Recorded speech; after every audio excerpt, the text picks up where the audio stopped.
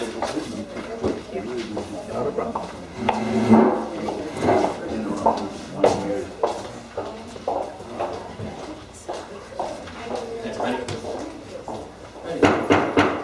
Good evening and welcome to the May 1st meeting of the Loxahatchee Groves County Council. If we could have the roll call, please. Councilman Wilson. Present. Councilman Gerald. Present. Councilman Liang. Here. Vice Mayor Rocket. Here. Mayor Brown. Here. If we could stand for the pledge, remain standing for the invocation. I pledge allegiance to the flag of the United States of America and to the republic for which it stands, one nation, under God, indivisible, with liberty and justice for all. Heavenly Father, again, we ask for wisdom and guidance. We thank you for the rain that you've sent. Our hearts go out to those that got more than they need, but we could sure use more. So be with us in this meeting, we pray in your name. Amen.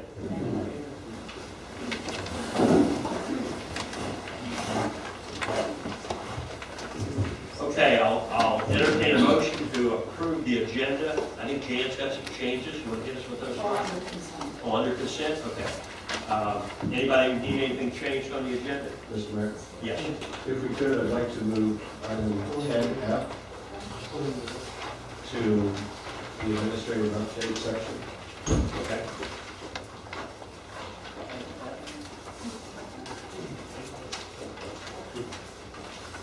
You have that, Mark?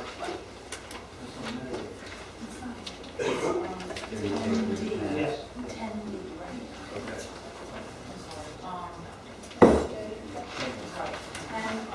And yeah, 8 will become 8B. The other, we also have an administrative request to have 10D, hurricane debris management, postponed to the tentative May 21st town council meeting. If you approve it at May 21st. To a later meeting. Next meeting. The next meeting, that's good. Okay. Thank you. All right. Any other changes to the agenda? If not, I'll entertain a motion to accept the agenda. Motion. Motion by Tom to approve the agenda. Second. Second by Ryan. Further discussion. All in favor signify by saying aye. Aye. Any opposed, same sign. Motion passes. Moving to the consent agenda. Jan? Okay, you want to do this right now? Yes, Okay. First off, we have a public notice.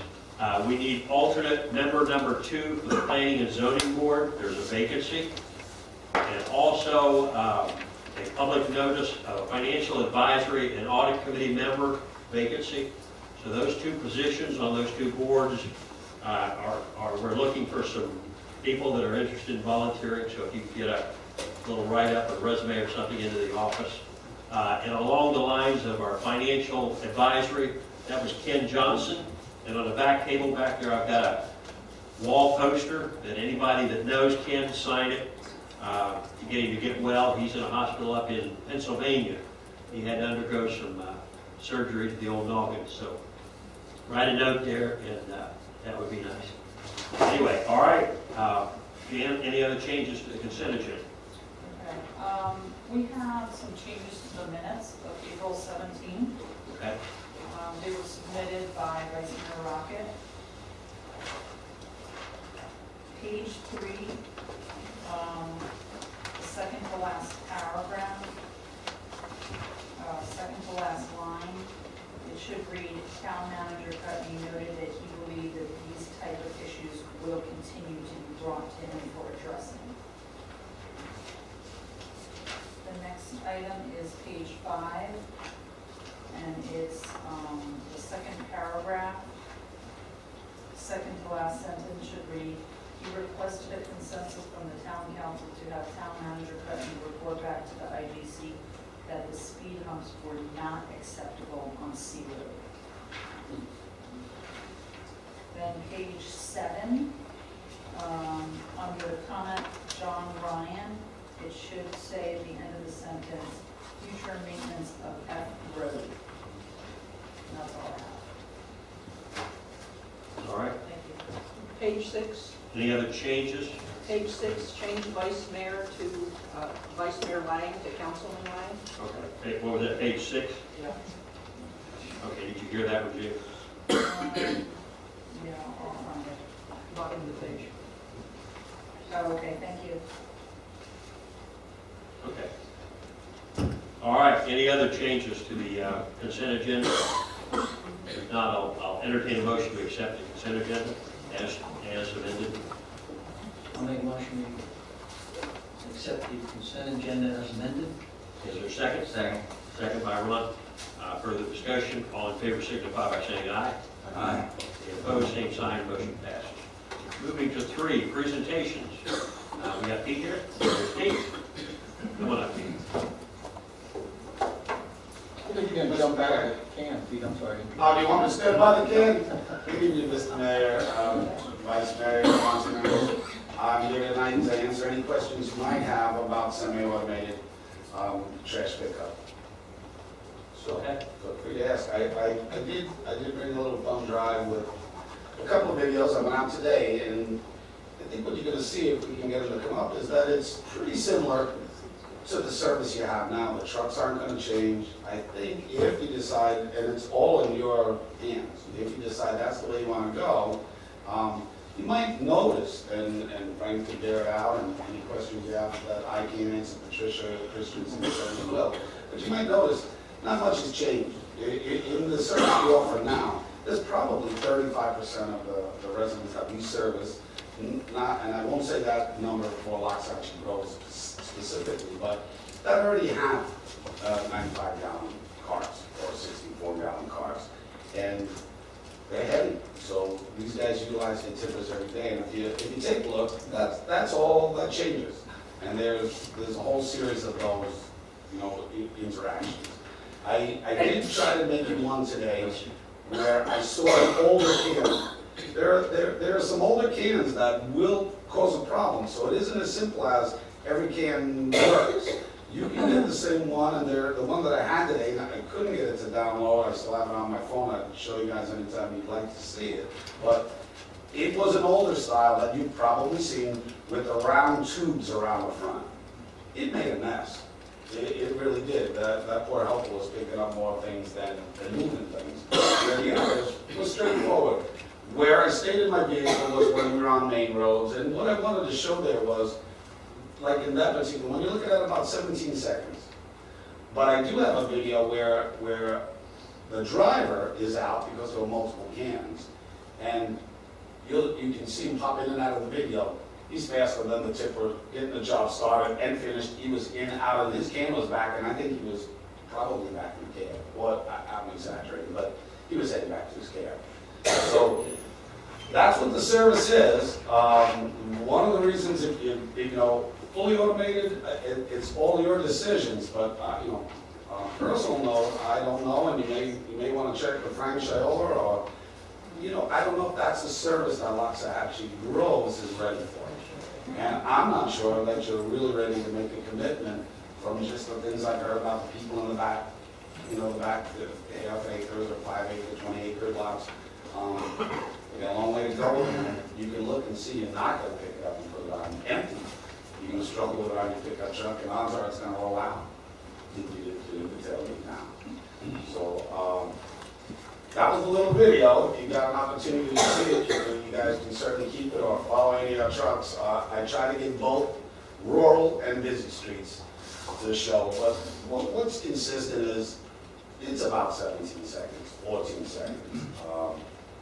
You guys can actually work faster, or one guy can actually work faster. Have a tail back and have a tail up. So that's what the service is. For some of you in here that this might be totally unknown, we are considering to save money on our garbage pickup, going with maybe a semi-automated, not a totally automated, but a semi-automated. We would go with larger cans. We have not made a decision. We're looking for input from the residents. There are some advantages. It costs less money. The fully automatic does not involve any workers. The semi-automatic, you still have somebody there. In case something falls out, they can put it back in. Pete, tell me if I'm wrong, or anybody else want to add anything. There's some advantages. Everything's into one big what is that, a 90-gallon? 95 gallon, that's good. Some places call it 96. Yeah. In Germany, call it. I think that, to me, probably the biggest drawback would be people in the back fives having to get it out to the road. Although at the same time, Loxahatchee growers are pretty ingenious, and you could probably hook something up to the golf cart or the back of the pickup truck and pull it out there, or get the guy in the front half to let you keep the can out there behind some trees. And so you just have to fill it up when you take the stuff out. There's some options, but we're considering this. We're looking to the future, to keep our costs down. One last thing that I might want to say that would be important to you guys making a decision is that it's big. It may not look it, but that's a lot of stuff in there. So you may find, for some people, it's going to be ideal. For some people, it's going to be a bag or 2 bags. But if you wanted to stuff it, you're looking at almost a half a yard. So you basically get about a yard of meat. If you're like our house, of course, the kids are going down, we don't, I don't fill up a, 30-gallon can a week, so, or at the most. At the same time, pass some homes, and they've got 10 bags and 4 cans and everything else, where they get all the garbage, but anyway. So it's something that we're looking for feedback, and it will be something we'll be dealing with in the future. Any council members want to add anything to that? Well, I had asked them to bring one of the cans in, and it was actually smaller than I thought it would be. When you look at what was used, and so this is 95, I thought it was big as Pete. No, that's a 95. I mean, it's got lots of space in it. Like you said, if not everybody is filling it, it becomes the same weight as what, pretty much the same weight as what they used to. And I know I can drag that around with a golf cart attached to it, or They are larger wheels. Larger wheels, they're very durable. Yeah. They really are. I mean, they're going to last and last and last. It's like a wheel. The cans themselves will not cost anybody anything. Maybe eliminate some of these people that put their garbage out in bags, and the neighborhood dogs get into them, and then every Wednesday morning and Saturday morning, and then I guess on the road, it's scattered all over the place. So That was one question that was raised. Can they be sealed? Can they be locked? You can take a bunch of them. You can do a little bunch of things from the back to the front. There's a lot of ways you can do it that it's heavy to begin with. That's going to stop some of the raccoons anyway. Knock it over and eat it first. Okay. I haven't been here a long time before. I think I'm going to make one statement since it's been so long. I'm very thankful to have Frank Shiola working for the town. He's been a great asset to me too. It really has it's made it mixed together perfectly for our waste program. good deal. Thank you. All right, moving on to committee reports. Elise, you got the finance? We met April 26th, and we reviewed the March financials, through March 31st.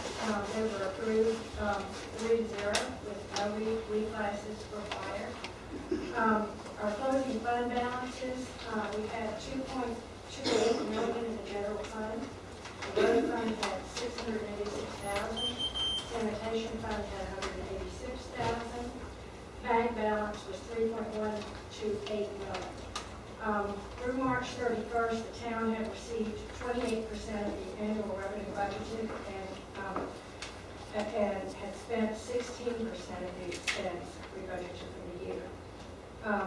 Year-to-date revenues exceeded expenses by $482,000. We reviewed Wells Fargo and Bank United's responses to the committee's questions on the RFP for banking services, and we decided to ask banks to present to the committee in person at a future meeting. We also reviewed a draft calendar budgeting process and discussed some accounting issues related to the gas tax. One of our committee members, Cheryl Miller, has been accepted to the IRS Enrolled Agents Training and was not able to attend the meeting because of conflicted with the training. So we rescheduled our future meeting dates so that Cheryl can get her certification and also still be a member of the Finance Committee. And so now we're going to be meeting on Tuesday instead of Monday, May 22nd. We were very sad about Ken Johnson and the news of his continuing illness, and I think everyone very, very much appreciated the contributions that he made to the committee. I'm really sorry that he wasn't meeting with us. Thank you, Elise. Any questions by council members? Thank you very much. All right, moving to the Oh, we just need an approval of, the March, we need a motion to approve March Okay. 2012 financial report, sorry. I'll entertain a motion. We'll make that motion to approve March 20. Brian makes a motion to approve the March financial. Second. Second by Jim.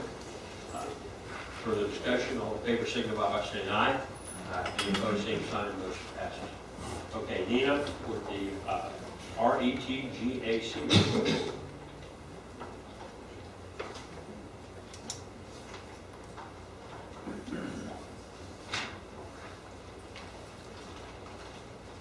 Hi, Nina Corning, Roadway Equestrian Trails and Greenway Advisory Committee.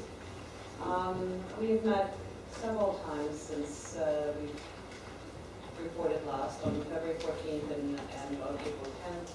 Our March meeting was canceled due to the election.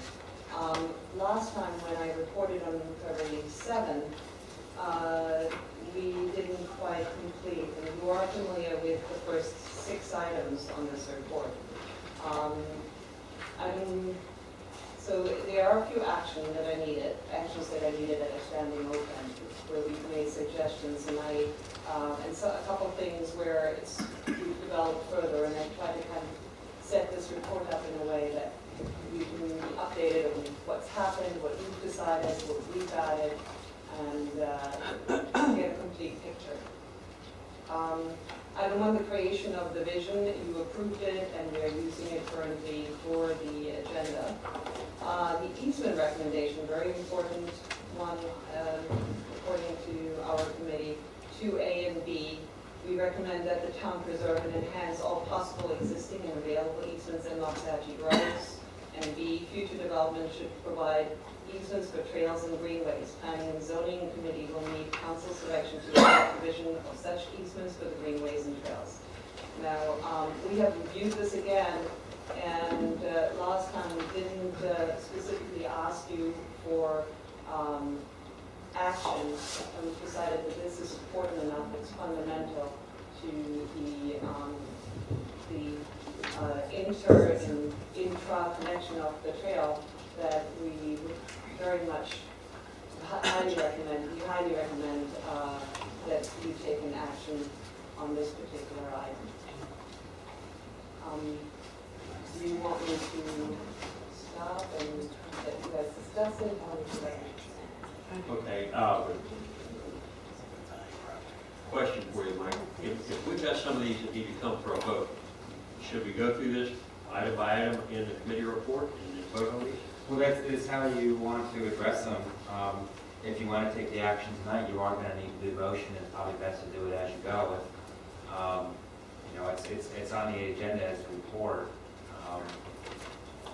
How you take your action, I think, has to be discussed as the council. You might want to hear the whole report and decide whether there's any action to take tonight or and come back to them. But that's your prerogative. This was presented to you on February 7th, and we kind of set it aside then. I brought it back up again, and we've had 4 meetings in total. So how many motions do you need in this report? We're asking for this motion. We're asking for the grant writer. We're asking for recognition.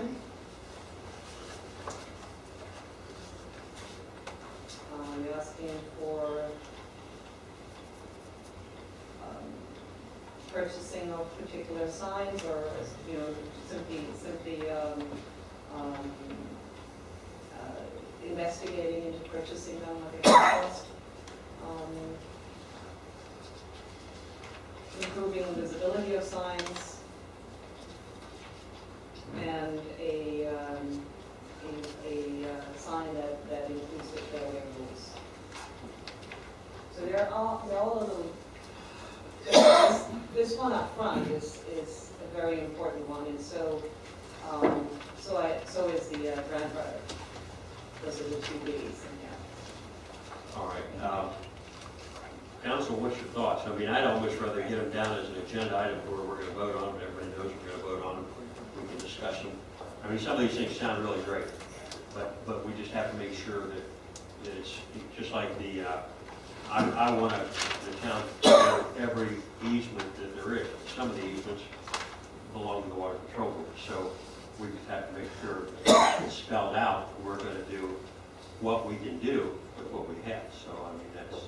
Well, the idea behind it is that we have a gift in this town. And the gift in this town is that the easements that are currently existing is something that we can use that no other town has, instead of having to try to get them back.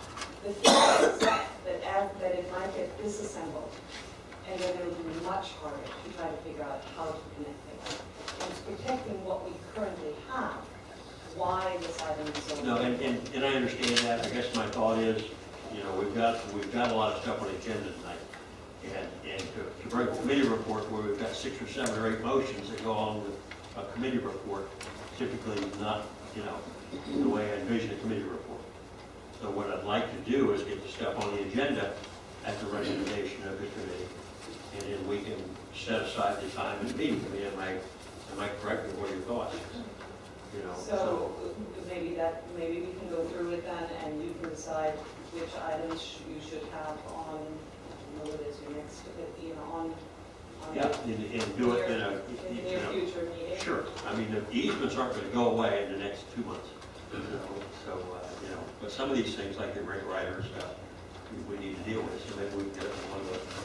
So it became, in particular with the planning and zoning, it has really become an issue for us to see that there's communication between the committees, and that only you can facilitate. So it's... Okay, well, go ahead and give your report, and okay. let us know which ones you're going to want in the form of a motion, and write them down, and then what we'll do in the future meetings, you know, we'll be able to address them. You know, one of the things I always want to do is make sure everything we do is very open to the public. Well, this has been... No, I understand, but it's down under the agenda as a committee report. It's been in the And so- agenda. The first 6 items have been in the agenda. They've been in... I understand, the as minutes. a committee Been in report. Mr. Mayor, as the liaison for this committee, let me just say that I'll work with Mark to put the motions that are needed on the agenda. that would be and we're going to deal with those at that point. And if Nina wants to take the time now to just explain Okay, why sure. that would be a good idea, we can do that and we'll make the motions And that would be and put them on the agenda. Item 3, grants. We met with the staff, grant writer twice. We have met with them. You in the meantime have approved the grant match. The gratitude is very much appreciated. Town management submitted the RTP grant in March. The committee has not reviewed the grant yet, as it's just been made available. However, very importantly, the committee has recently been made aware that we currently do not have a grant writer assigned for future grants, including the FRDAP grant in August. We are asking town council to take action in this matter. So it is an August deadline that's coming up, and that I actually was going to put this on my last agenda and was told I don't have a right to grant writer. Item 4, you have already taken action and addressed this item. You've connected our east-west connection on 6th Court. So the report says it all. Priority was mentioned earlier in reference to F-Road approving park-to-park connection and completing it all the way to the park. As you know, the F-Road stops at Lucky Canal and needs to see itself all the way through to the park. And that would obviously take some coordination with with what I can go. Item 5B, you have assisted in assigned funding for the easement on 6th Court. It's very much appreciated. Not only did you address the issue of the current need for a better easement from D to E Road, but additionally addressed the easement west from A Road and east to 7 Boulevard, while not limiting the future width of the 7 Greenway and buffer, which is what we have asked you to do. Item 6, the committee has reviewed examples of signage, street crossing, non-motorized access, and bridges nearby, and within Los Angeles Roads, and we will have more items to go and update you. Item 7, non-motorized trail access has made great progress. It is not ready for presentation. Item 8, signs ready for action. A slow for horses sign, slow for horses signs are recommended to be placed at all major entrances of the town. The committee is recommending action to purchase 10 to 12 slow for horses signs. We discussed the town's logo, replacing the equestrian trails logo, as well as the sign's color and size. The committee also recommends placing a diamond horse sign at entrances on every road. The diamond horse sign is a less expensive solution than placing the slow for horses sign more often. Item B, the committee is recommending action to improve the visibility of signs. Foliage needs to be kept under control to ensure all road and trail signs are highly visible.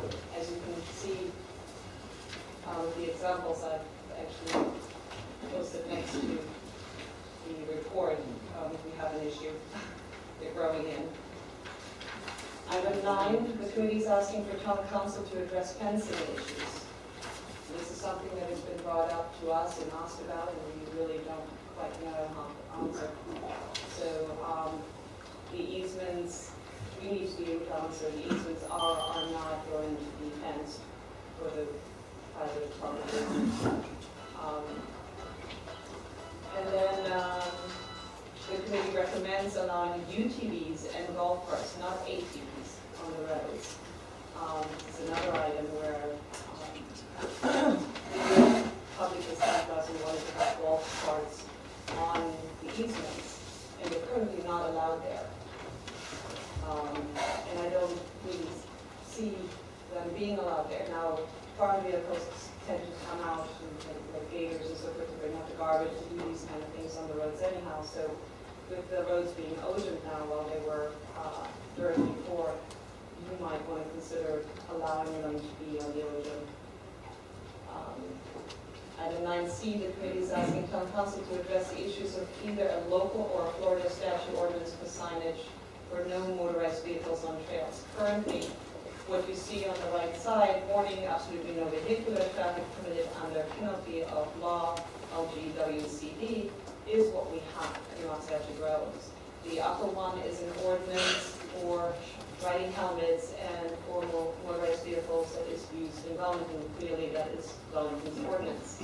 So we're just looking for some guideline of, how do you want to coordinate this with the Florida statute ordinance? Do you want to, how do you want to address that issue, and how do you want to enforce it if you do enforce it?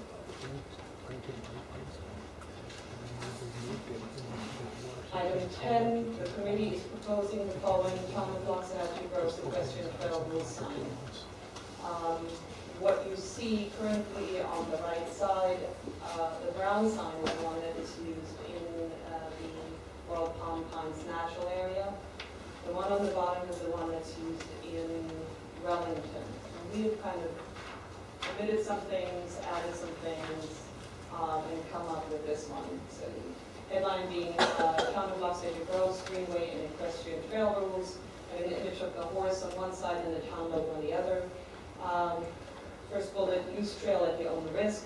Second, warning, no motorized vehicles of any kind on off-road portion of trails at any time other than for maintenance and emergency purposes. Third, all riders must wear approved helmets according to state statute. 4, do not disturb plants or animals as they are protected by law. 5, always yield to equestrians. 6, be courteous to all trail users and property owners. Stay alert, no littering. 7, horses must be under control at all times. 8, all dogs on trails are to be leashed and are subject to Palm Beach County laws. And last but not least, please stay on trails. And that is it. Okay. All right, so you'll get with now the grant, what's our system for running it through the financial committee? Don't they get a look at that grant, or how does that happen? I mean, in other words, does it come straight to us after the grant writer gets it, or will the financial committee have a chance to look at it? Or Well, the way we operated with the first grant mayor was we actually discussed it with you and got your authorization to submit. You submitted before the deadline. And then we presented it to the committee, provided some copies for them to take a look at. There's really no procedure on this grant, and that's something we're going to talk about. okay, so I mean, Yeah. would probably think it would be a good idea to at least let the financial committee take a look at any grant that we do. I mean, there will be grants in the future for all kinds of stuff.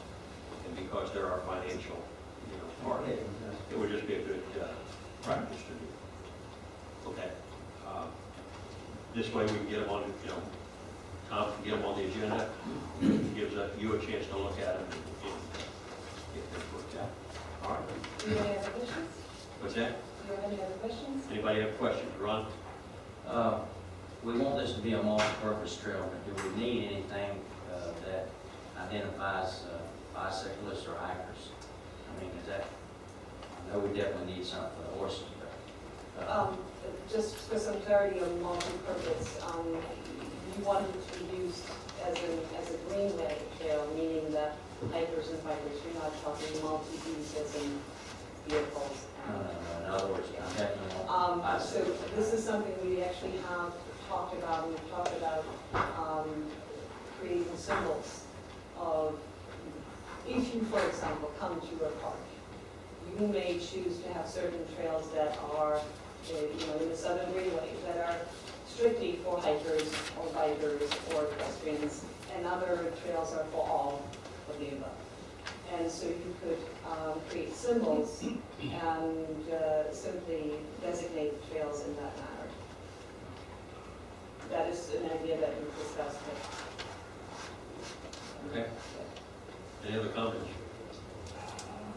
I think one issue that arises and has concern of is the grant writing for this particular grant in August. And I don't know if the council could, by consensus, allow her to at least check into if she can find somebody who will do it on contingency, whereas we don't pay if we don't get it, or something like that. If you'd like, Tom, as a council member, you can make that motion. Okay, well, I would make that motion that we allow them to investigate the possibility and come back to us at the next meeting. So we can find a grant writer. Okay. Second. And also the second part to that, just an add note, is you have to address once you acquire the grant, because you're paying contingency on getting the grant, who is also going to administer and handle it. That would be on general management staff or on the grants person doing the grant. That's an issue. We'll be getting into some of that stuff later. It's not just Okay, so, but if we get a motion tonight, getting the ball rolling for that, because it is August, and it's very close. All right, so we have a second to Tom's second motion. Second by Ryan. Any further discussion by council members? All in favor, signify by saying aye. Aye. Any opposed, same sign. Motion passed. So that part of it is on its way. Mr. Mayor, may I suggest that when we get to the laundry list of to-dos, that we put this in there, pencil it in, and then considering all the other things that we have to put a priority on, we prioritize accordingly? Sure. Okay. I like the idea too, and I think that one of the things we might want to address in the future is the idea of golf cart on the Ocean roads. I mean, we've got the traffic calm. We want to do everything we can to keep, the gas usage as low as possible. And I think a person using something with, common sense, I'm not talking ATVs that are going 80 miles an hour, something like that, I think would not be just to a disadvantage of our community, so I think that'd be good. Yeah, that was a committee recommendation. Okay, It'll be on it. good deal. Thank you, Nina. All right, moving on to administrative update. Thank you, Your Honor. The first thing we're going to address is, I'm going to give you an overview of the IGC meeting. We held a meeting on the 24th due to the League of Cities meeting, so that was actually on Tuesday. We had basically 5 items under old business. We talked about the traffic signal at City Boulevard and D Road. One of the big issues that we talked about was the future town and district joint workshops, which council and the district have talked about resurrecting sometime maybe later this summer and later in the year for a series of workshops. Now, I presented the issues that were developed by the town council, the district supervisors, and facilitator during all that prep work prior to that work session. Just to recap, those main issues were roads and merger, which we concentrated on at the workshop, and then there were 4 other ancillary issues which we didn't have time to get to at the workshop, but could also be discussed in conjunction with those first 2 main issues. And those issues were traffic lights, development, communication with the public, and then CIP rank order priorities. And a final discussion issue, which kind of touched on a couple of those, was the town district communication and coordination with the community and the public. So the IGC committee will continue to refine and work on these issues as we try to get a future workshop with the district and town council. There was a lot of discussion relative to future modifications to the interlocal agreement between the district and the town. We did discuss some additional items relative to collecting Canal Road, and I did report that both Mike and I would like to work with Cleat and Mary Viator a little further in terms of working out some of the issues with some of the concerns, and to assess whether we need additional surveys in the future. And then we also talked about discussion of the speed humps on the improved roads. There is one template that the district is working with. There are some folks that would like to see the speed humps on C Road especially addressed or in a like manner, like the speed humps on North and on A. Yet the template, as I understand it, on C Road is really the template that they're looking at. So that's something that Clea has been working on in conjunction with the Ocean contract. And then we set our time and date for our next meeting. Okay, Tom? Just to add, I did express as the minutes reflected, I should have, that we were not satisfied with the current state of the C Road speed bumps, and that we were looking for them to be modified. Did they do a survey on their C Road and they were not according to the template? It was in process. It's in process. Okay. Okay. And that's the same template they basically used on D and A, right? That's our understanding, but I guess they did a couple tests as clearly indicated, and I think they're still deep into that process. So I would imagine he's trying to have it ready for his board at their monthly meeting in May. All right.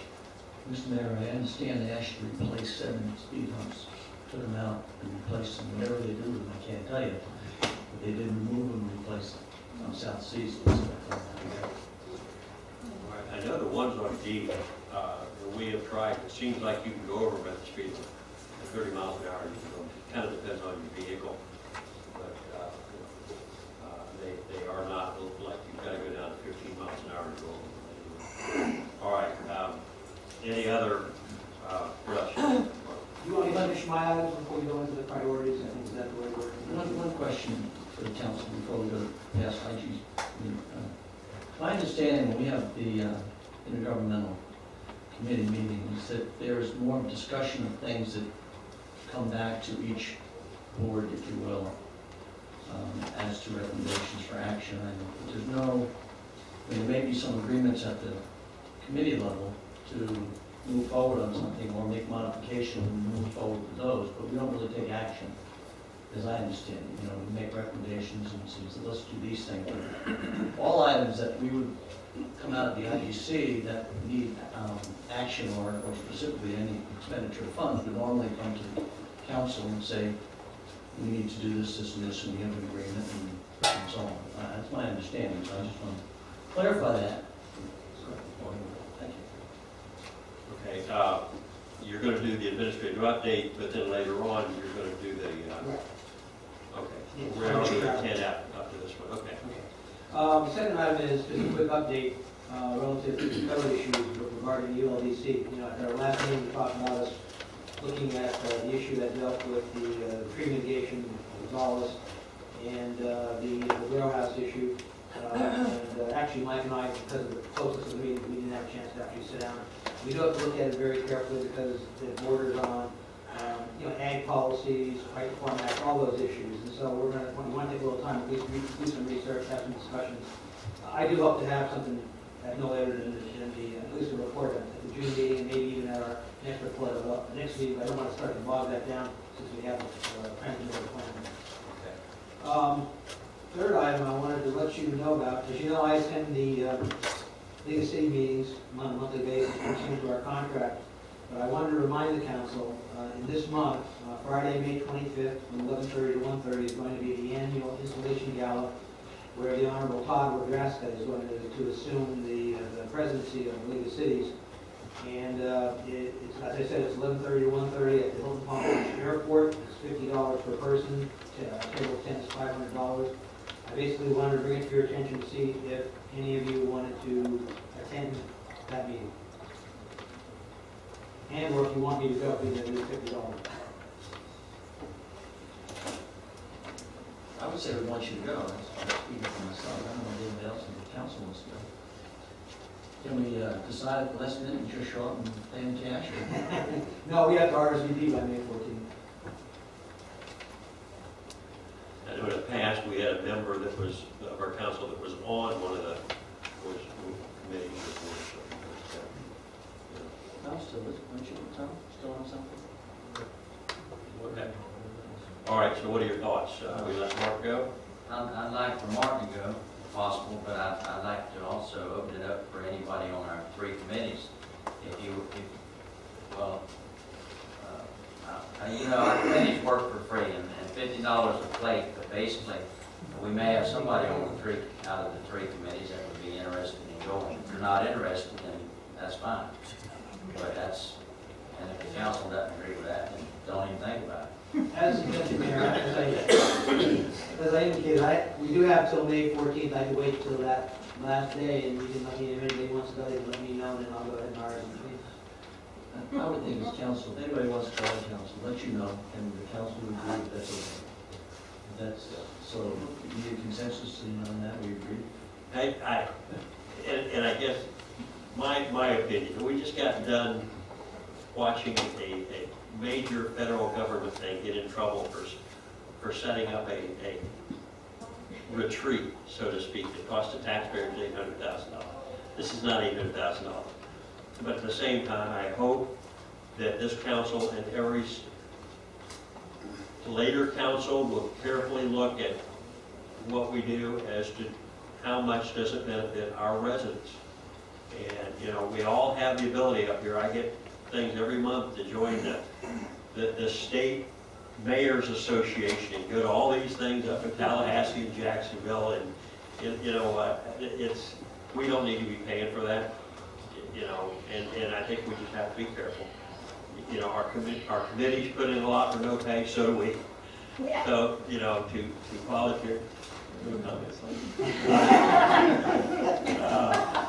You know, so we volunteer to serve our community, and we appreciate everything you do. But at the same time, sometimes these galas, if I thought you got a meal worth $50, you know, that would be one thing. But it becomes a precedent that we just have to be careful, I think, about. So, but anyway, that's my thought. If anybody wants to get with Mark and let him know that you want to go to the gala, that'll be fine. Thank you, Mayor. The next item I wanted to bring to you is just to try to get some policy direction. Recently, I received 2 requests to do like a proclamation. One was basically for missing and exploited children, and one was the South Florida Water Management District. I think it was Water Resource Week or whatever.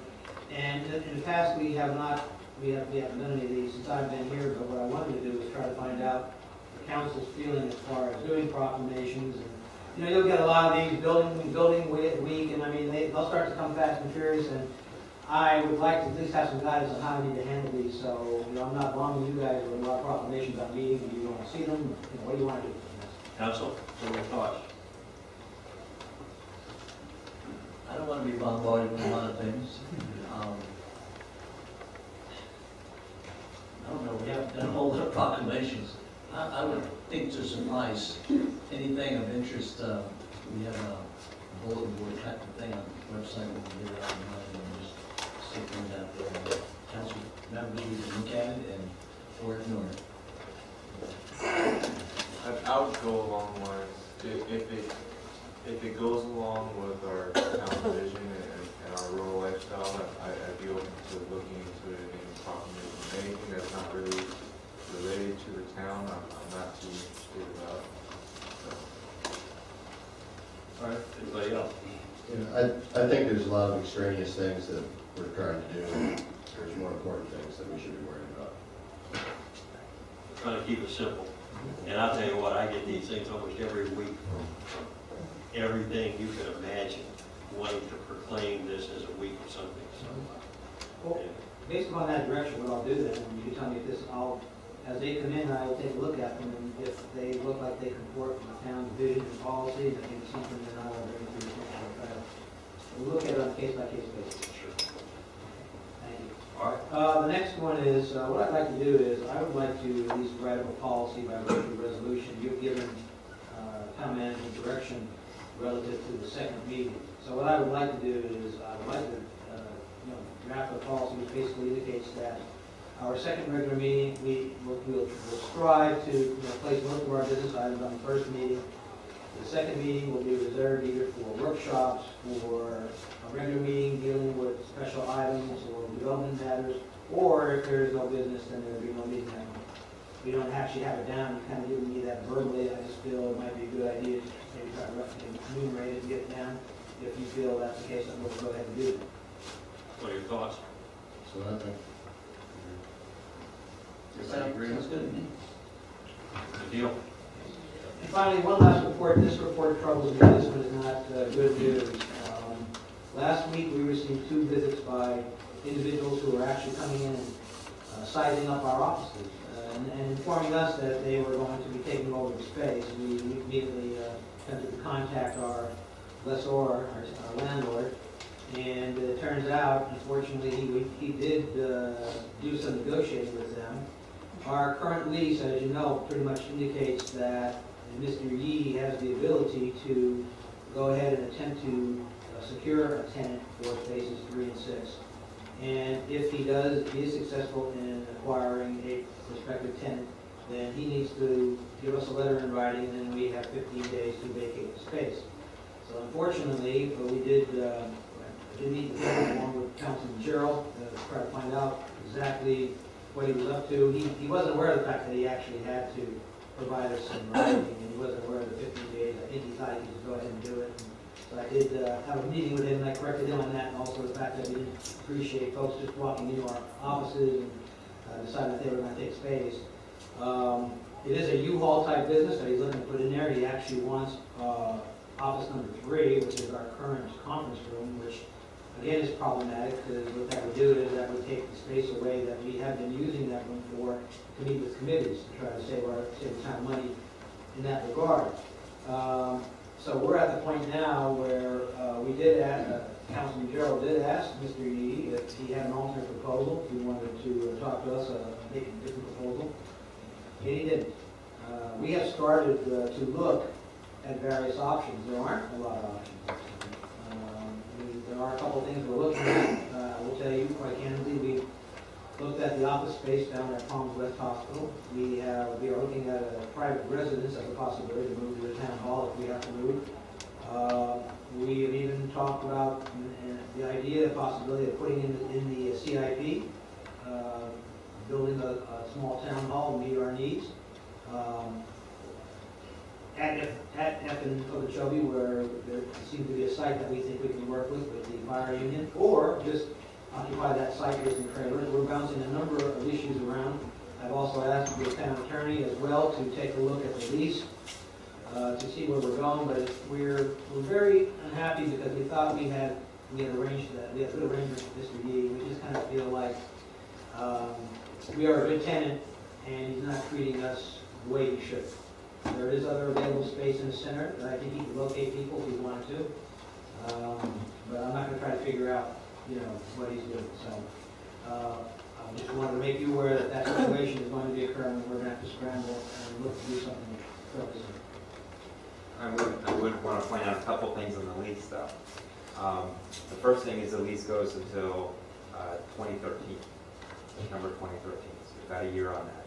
Second thing is the lease did recognize that he was going to look to lease out those spaces, so we acknowledge that. So if he follows the lease, he's not going to be in breach. We don't have to like what he's doing, but there's a difference between working with him and trying to get a better deal or a good relationship or a gentleman's type thing and an actual legal breach which would allow us to do something. I'm looking at those issues, but I wanted to put those on the record just so you have an understanding of the perspective we're going to be dealing with on those two issues. I didn't want to create a misperception that there was something illegal going on that, or at least, unfortunately, when it was negotiated, I think we get the space for if he does lease that out, the rent goes down. That's in our lease. So, but we would have liked to have known that he would have done better with us. That's all. The original agreement, as you know, he had allowed the town to use the space and didn't charge us. So I sat down with Mr. Yee, negotiated the fact that if we gave him $200 extra a month, well, along with that proviso that he could look for another tenant. But we also did improve the space very much, and so he's taking advantage of that now. And, needless to say, that's All right, so he's not interested in even if we're paying more rent for that? it doesn't appear he hasn't given us an offer. Councilman Gerald asked him yesterday to provide an offer to us, and he's not come back. Okay. All right, you're going to stay on that. My next thing is if he's got a U-Haul business, what's he doing? Going to fill up that parking lot with U-Haul? You're watching that very carefully. But yeah. I mean, we've got a parking lot there that's approved for parking, not for staging of a U-Haul business. Well, the other concern is, you bring all that, you start to bring traffic, I don't know what the volume of the traffic is going to be, you start to bring that traffic into our office space, and now we have to be a little less open. We got to make sure, we close doors and watch, so that we just have a lot of people in there that we don't have right now, other than citizens coming to the town. All right, well, let's keep on it. Any comments by council members? Yeah, probably a lot.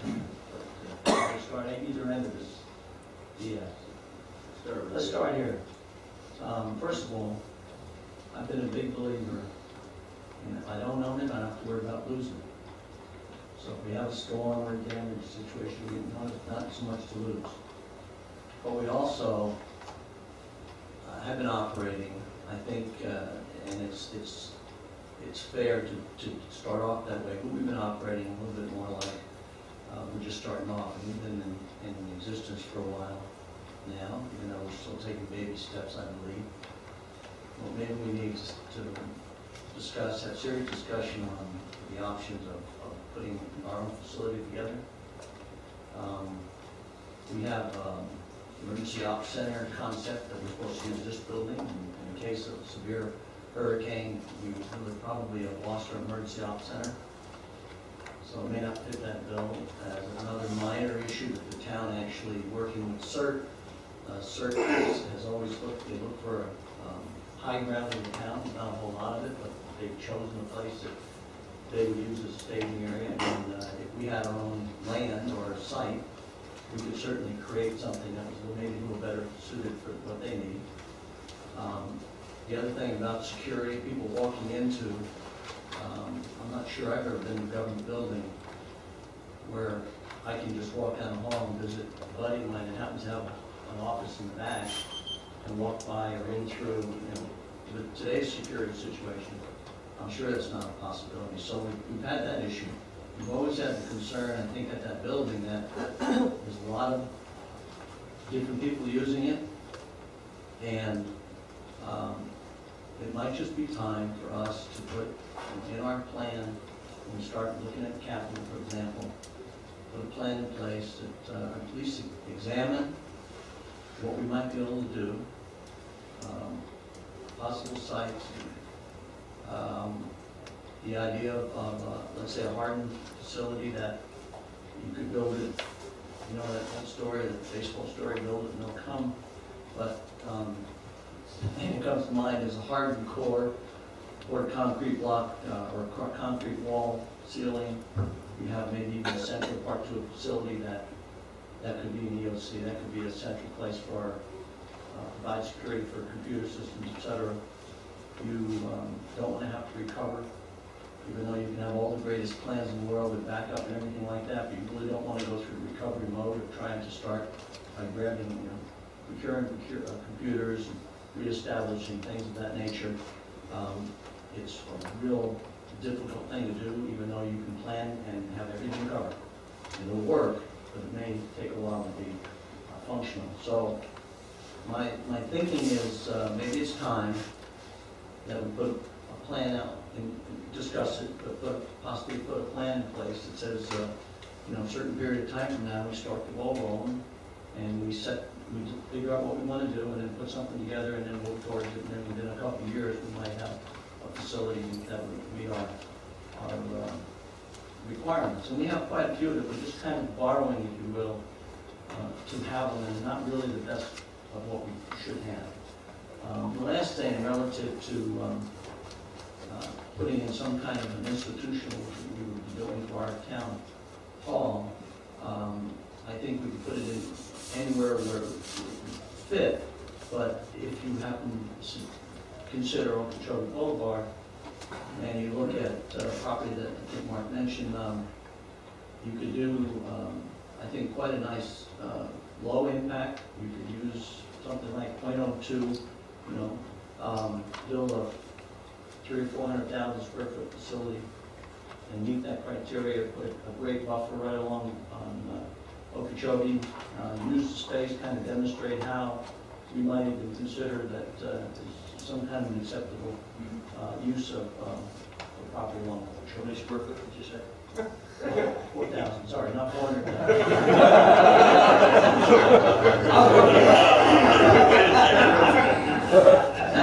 that was the dollars to do it. Sorry. Thank you, Mr. Mayor, correcting me on that. That's kind of where my thinking is on that, and like I said, I've been very tight with the funds, and I did not think we really needed to do that, but now it's just becoming more and more evident that we really need to step into that. Okay, right. I think this issue has two different things we have to look at. One is the short-term need. What are we going to do if we lose that space? And also, I know Circle keeps quite a few things in that second office, so you have to look at storage and also alternate meeting places for our committees. And then the other would be a long-term solution. So I think we have to look at both of those, and you know, if we decide to build a facility, if that's the most cost-effective and practical thing to do, obviously it's not going to get built in less than a year. So we do have to think about short-term options as well. So. Okay. Rob? It's a wake-up call. We thought we were going to have this for as long as we needed until we could get our own town center. And what happened last week, what I witnessed was Al with the mechanic shop just walks through there like he owned the place and basically told our staff that he would be moving in on Monday. And we had to correct him on that, you know, due to the 15-day written notice. And then when I talked to Mr. Yees, and I told him, I directed him to talk with town management if he could come up with a solution where we could hold on to it, but we would have a contract this time to where we wouldn't be able to do that with a 15-day notice. But for somebody to be able to walk in there and say, hey, we'll be out 15 days, that was uncalled for. And the shame is all the work that our staff, and Frank Shiola, and a number of people have put into upgrading those offices. And then we finally have a place where our committees can meet and can probably feel more at ease than going to Palms West Hospital or traveling on the outskirts of town. So no, we definitely, I hope the direction of the council is to tell staff to go ahead and prior to our next workshop time, come up with some solutions, temporary solutions, but we also need to have a permanent solution that we need to start building for. And to me, this kind of takes a priority now because it has caught us. So to me, as far as capital improvements, it would get up there high on the list. Especially now is the time to buy property if that's what we want to do. I'm thinking along the lines of modulars or something like that, but that would be more or less temporary. But whatever we do, now is the time to do it, and it should be one of our priorities. Hey, Tom? Well, there's a lot of different levels. And I guess my concern would be going ahead and ourselves trying to build on Okeechobee when we're saying that we don't want that kind of development on Okeechobee.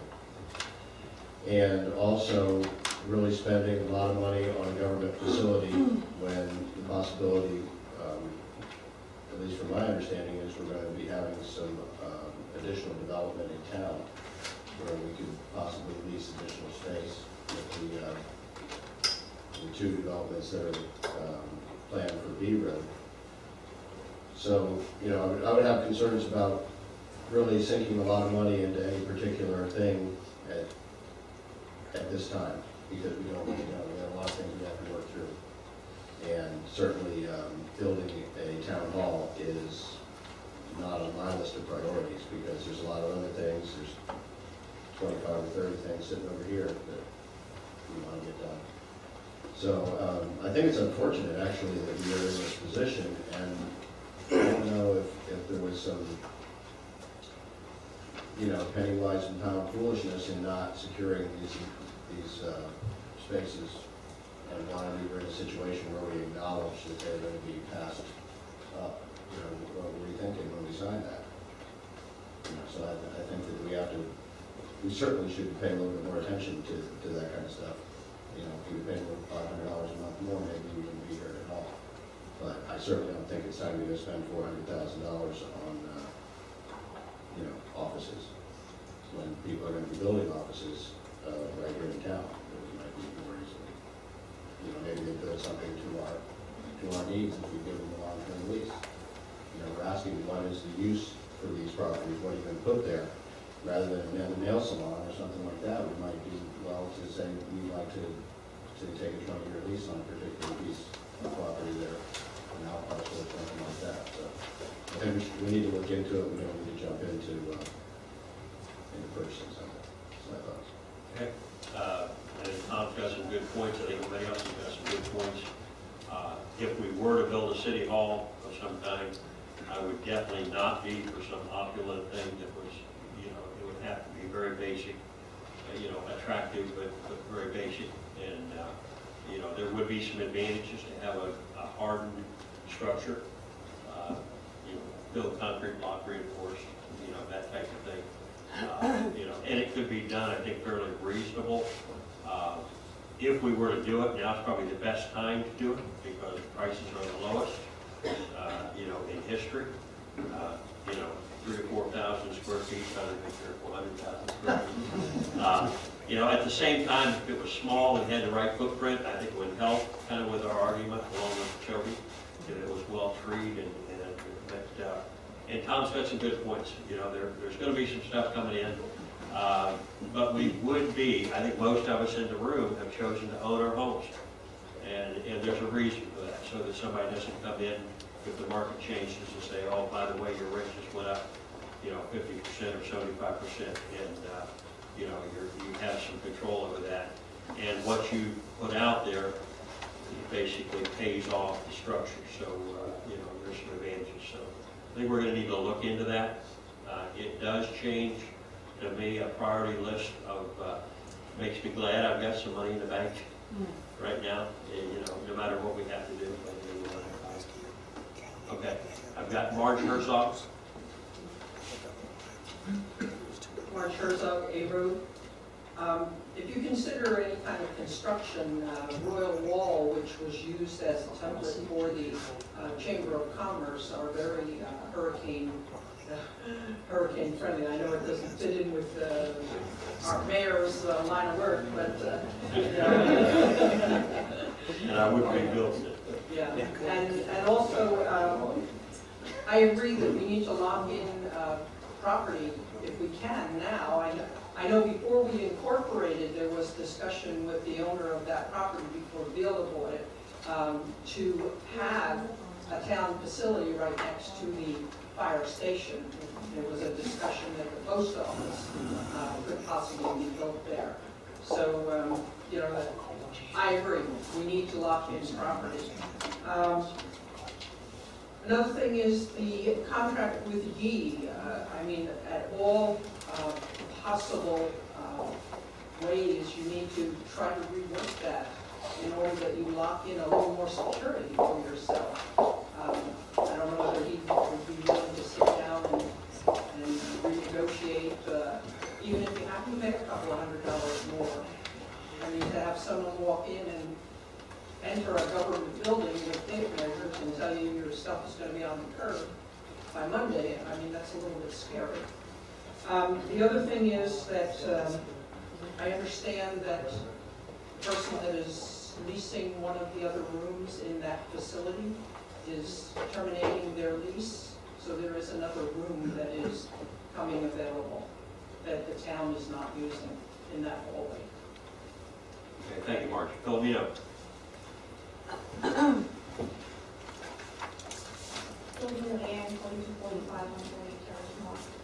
I do understand the situation regarding space, and I know as elected officials, we're supposed to look out for the best interest of the town. And we all know this is the best time to buy. Yeah, we might get clobbered and say, why are you spending the money there? But I think if you look, the price is going to go up, not down from here.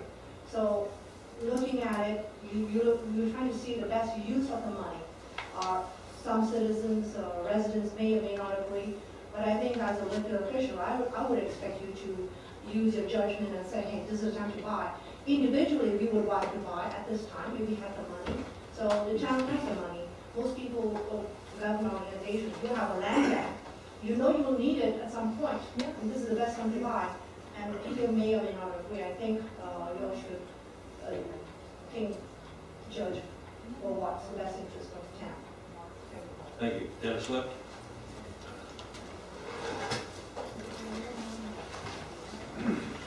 Mr. Mayor, council members, for the record, Dennis Lip, 13402 North Road. I think if you're looking at this, we really need to consider where we're sitting, because this building is in a good storm. So I think that as we move forward, we need to look at eventually we're going to become one entity and make it such so that we have the water building in the same facility. The same conference room. Just to consolidate things, they can leave their trucks parked here, they don't park there. But I would think that was something that would Thank you, Dennis. All right, so direction is going to be look into it, give us some options. Mark. We're going to continue to do that, yes. Okay.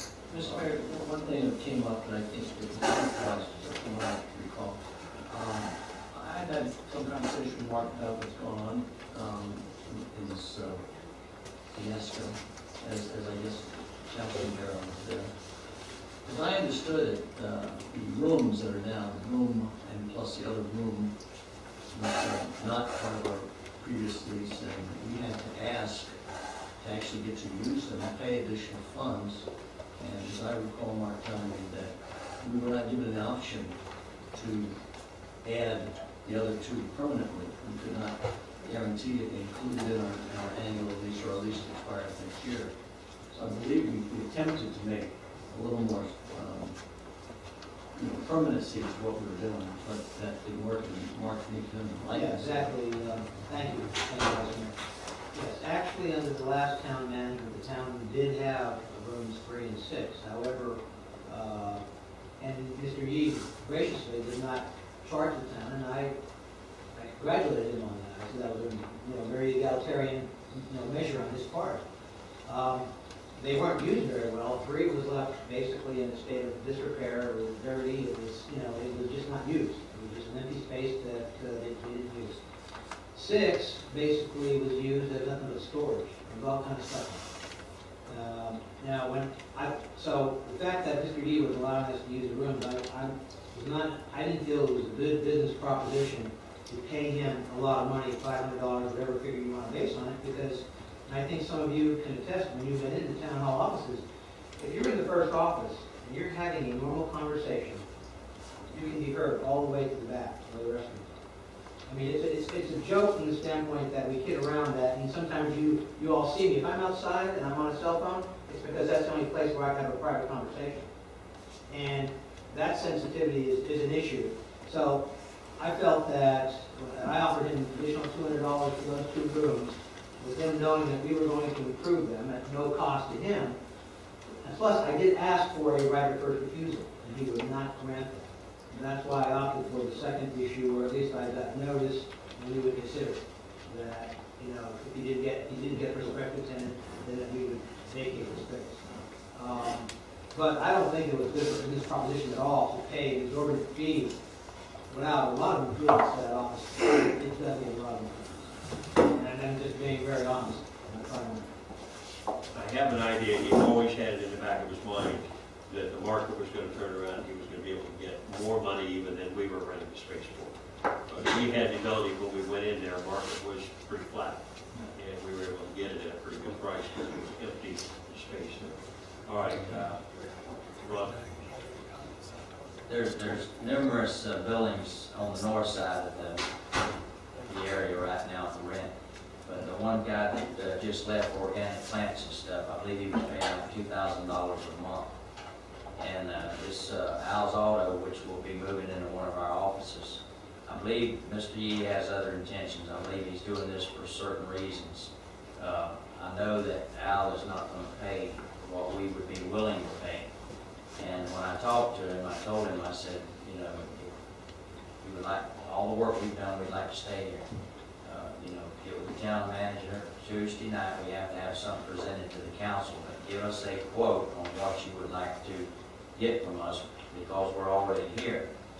And he didn't show up with any quotes to the town manager. So something tells me there's something else behind it. Basically he probably wants us out of there. And no matter what we do, Senate Quorum was renting one room, which is next to our offices, for $50 a month. $50 a month.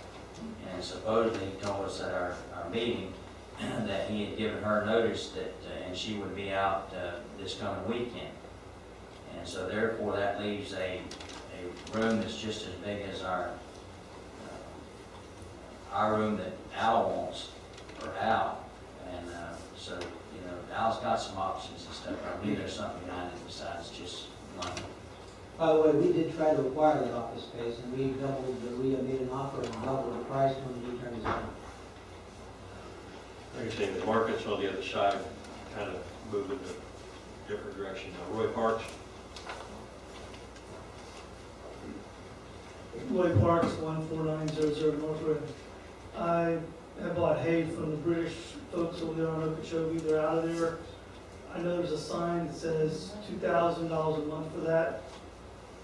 I don't think it's worth that, but the building there looks like a solid concrete building. It's got an extra couple garage bays. It's not beautiful, but it might be something that you could lock in for a little while. It looks like there's other things there on the property. I don't know what sort of that is. I don't know if we want to have something on Okeechobee, but since I had some information I wanted to share with you, just like Councilman Gerald knows some spots. So thank you. Thank you, Roy. All right, any other comments? Moving on. Mark, you got more? That's it, sir. Okay. Well, it's not the greatest news, but anyway. All right, moving to old business. 9A.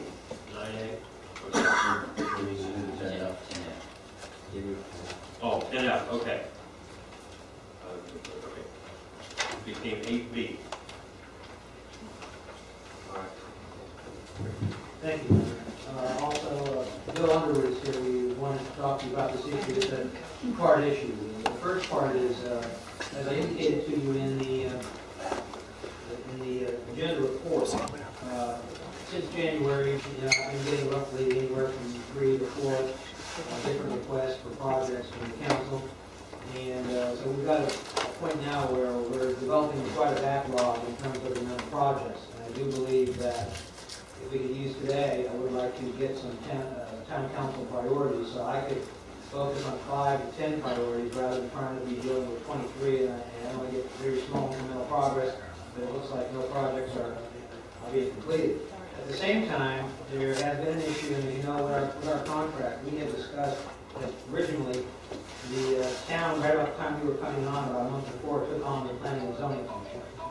And the planning and zoning function has added extensive amount of time to the current staff. And we do believe that we need to actually address that and talk about that in conjunction with the priorities. So if you want to, we can try to do the priorities first and then talk about the contractual issues with planning and zoning or however you'd like to handle it. Okay. You've got the floor. Okay. In your report, under the attachment section, I indicated there are no attachments, but I did identify 23 separate projects. And I tried to order them, but I'm not going to say that was a perfect ordering. That was just a rough idea on my part. But what I would like to do is see if the town council can rank at least your top 5 to 10 projects that we can focus on as a priority, and then as we knock one off, we can move another up the list. So I'd be happy to provide any input you need if you need to actually try to review these. I know some projects are very important to individual councilmen. So, I think this is an attempt to just try to establish those priorities.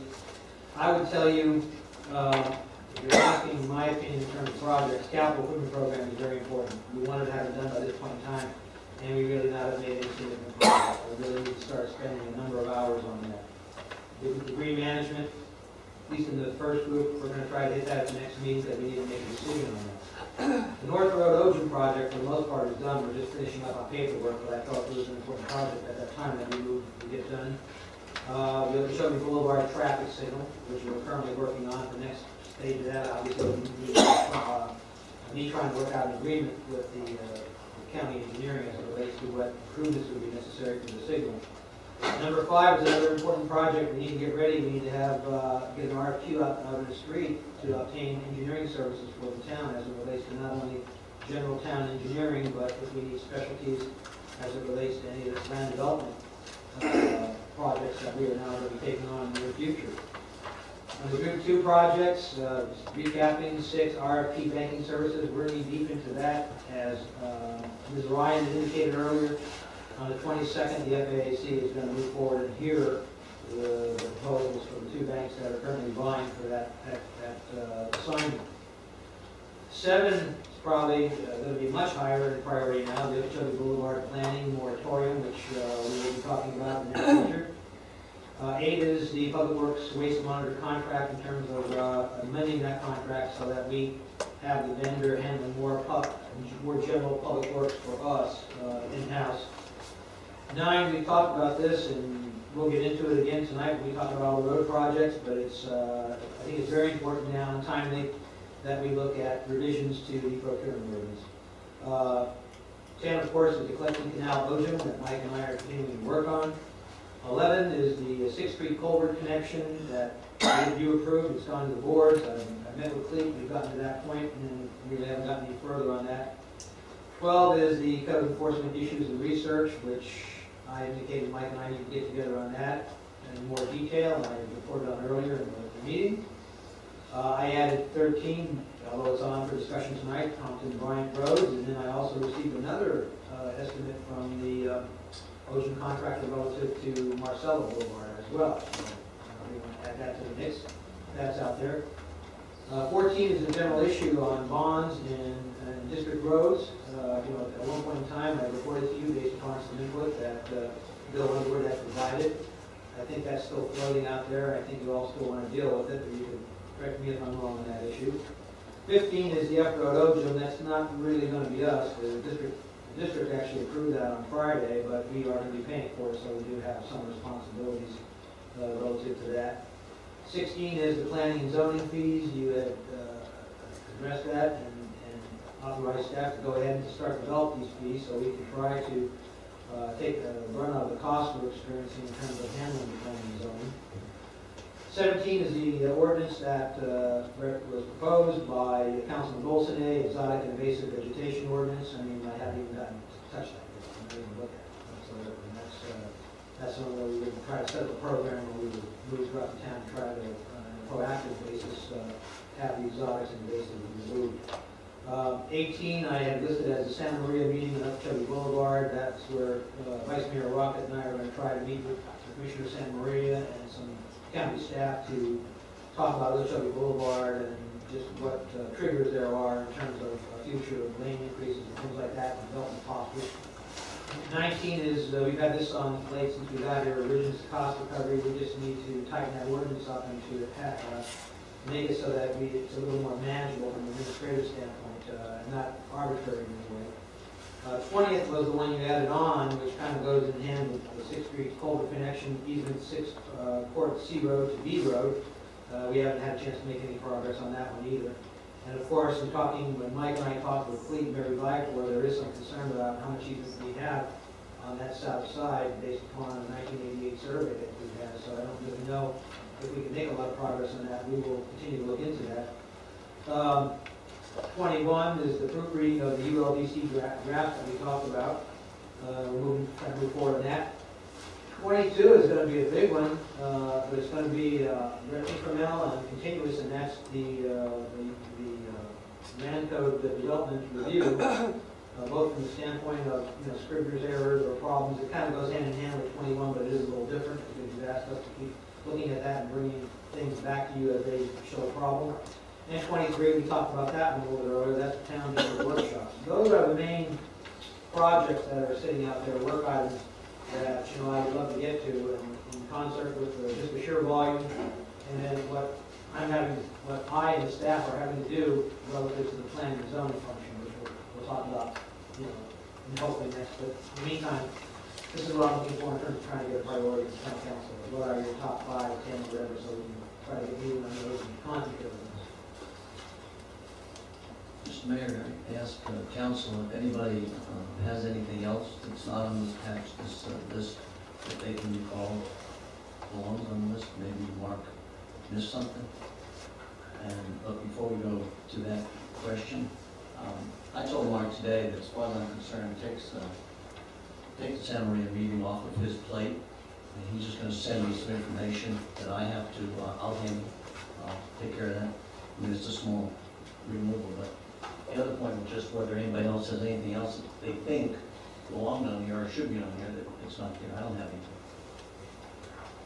We just put a big one on tonight. Anybody else?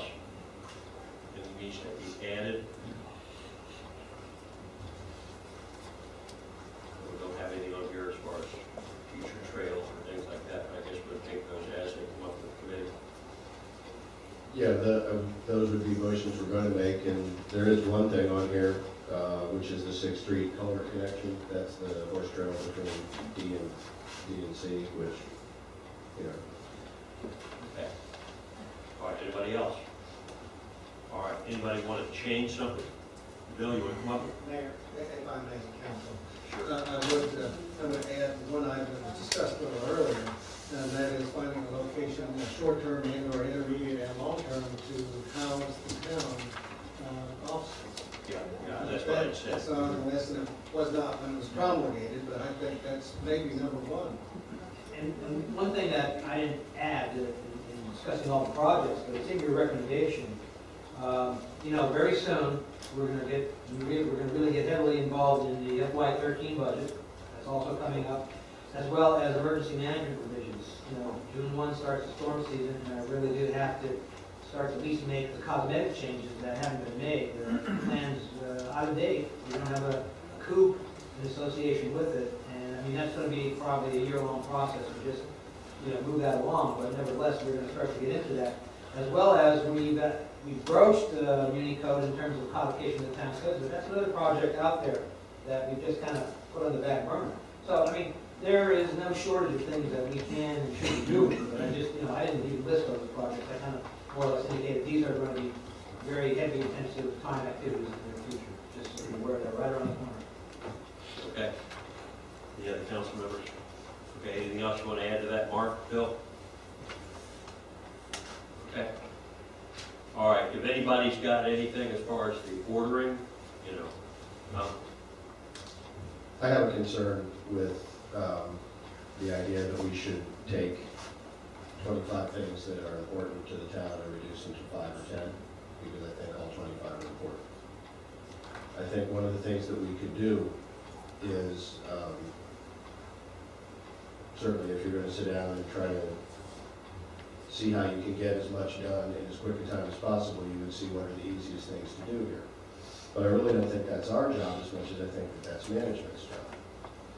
And I think that perhaps one of the most cooperative things we could do is to stop loading new things on until they've absorbed that which they're doing. Much of the problem, and I think the elephant in the room, is the development and the time that's being taken with development instead of with the business of the town.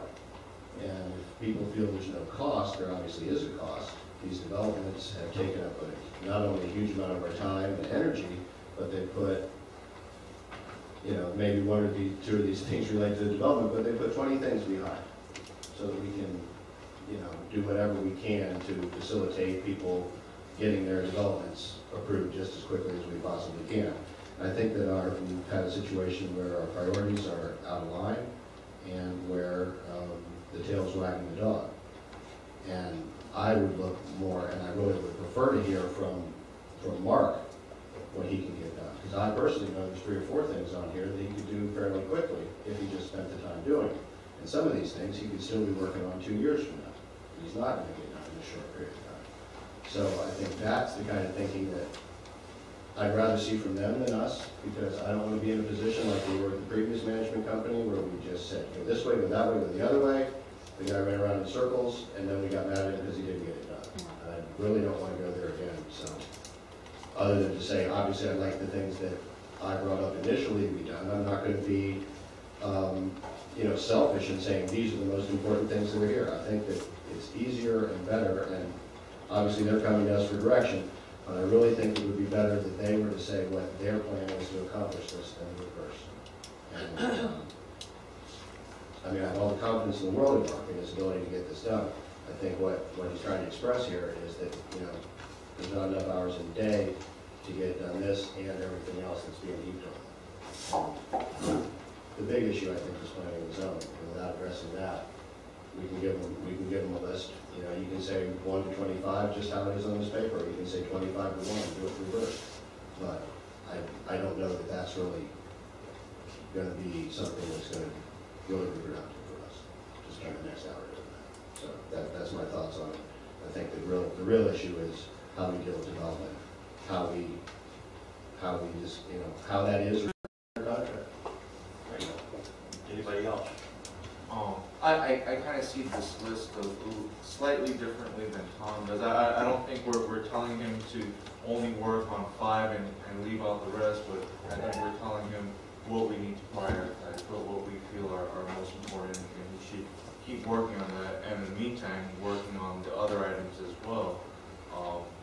I personally feel that, capital improvement projects deserves to be at 1, and, a few other items I might move up and move down, but, I think it's good to give the staff a good idea of what needs to be prioritized, and, obviously they're going to try to work on everything, but we should tell them what we want them to do.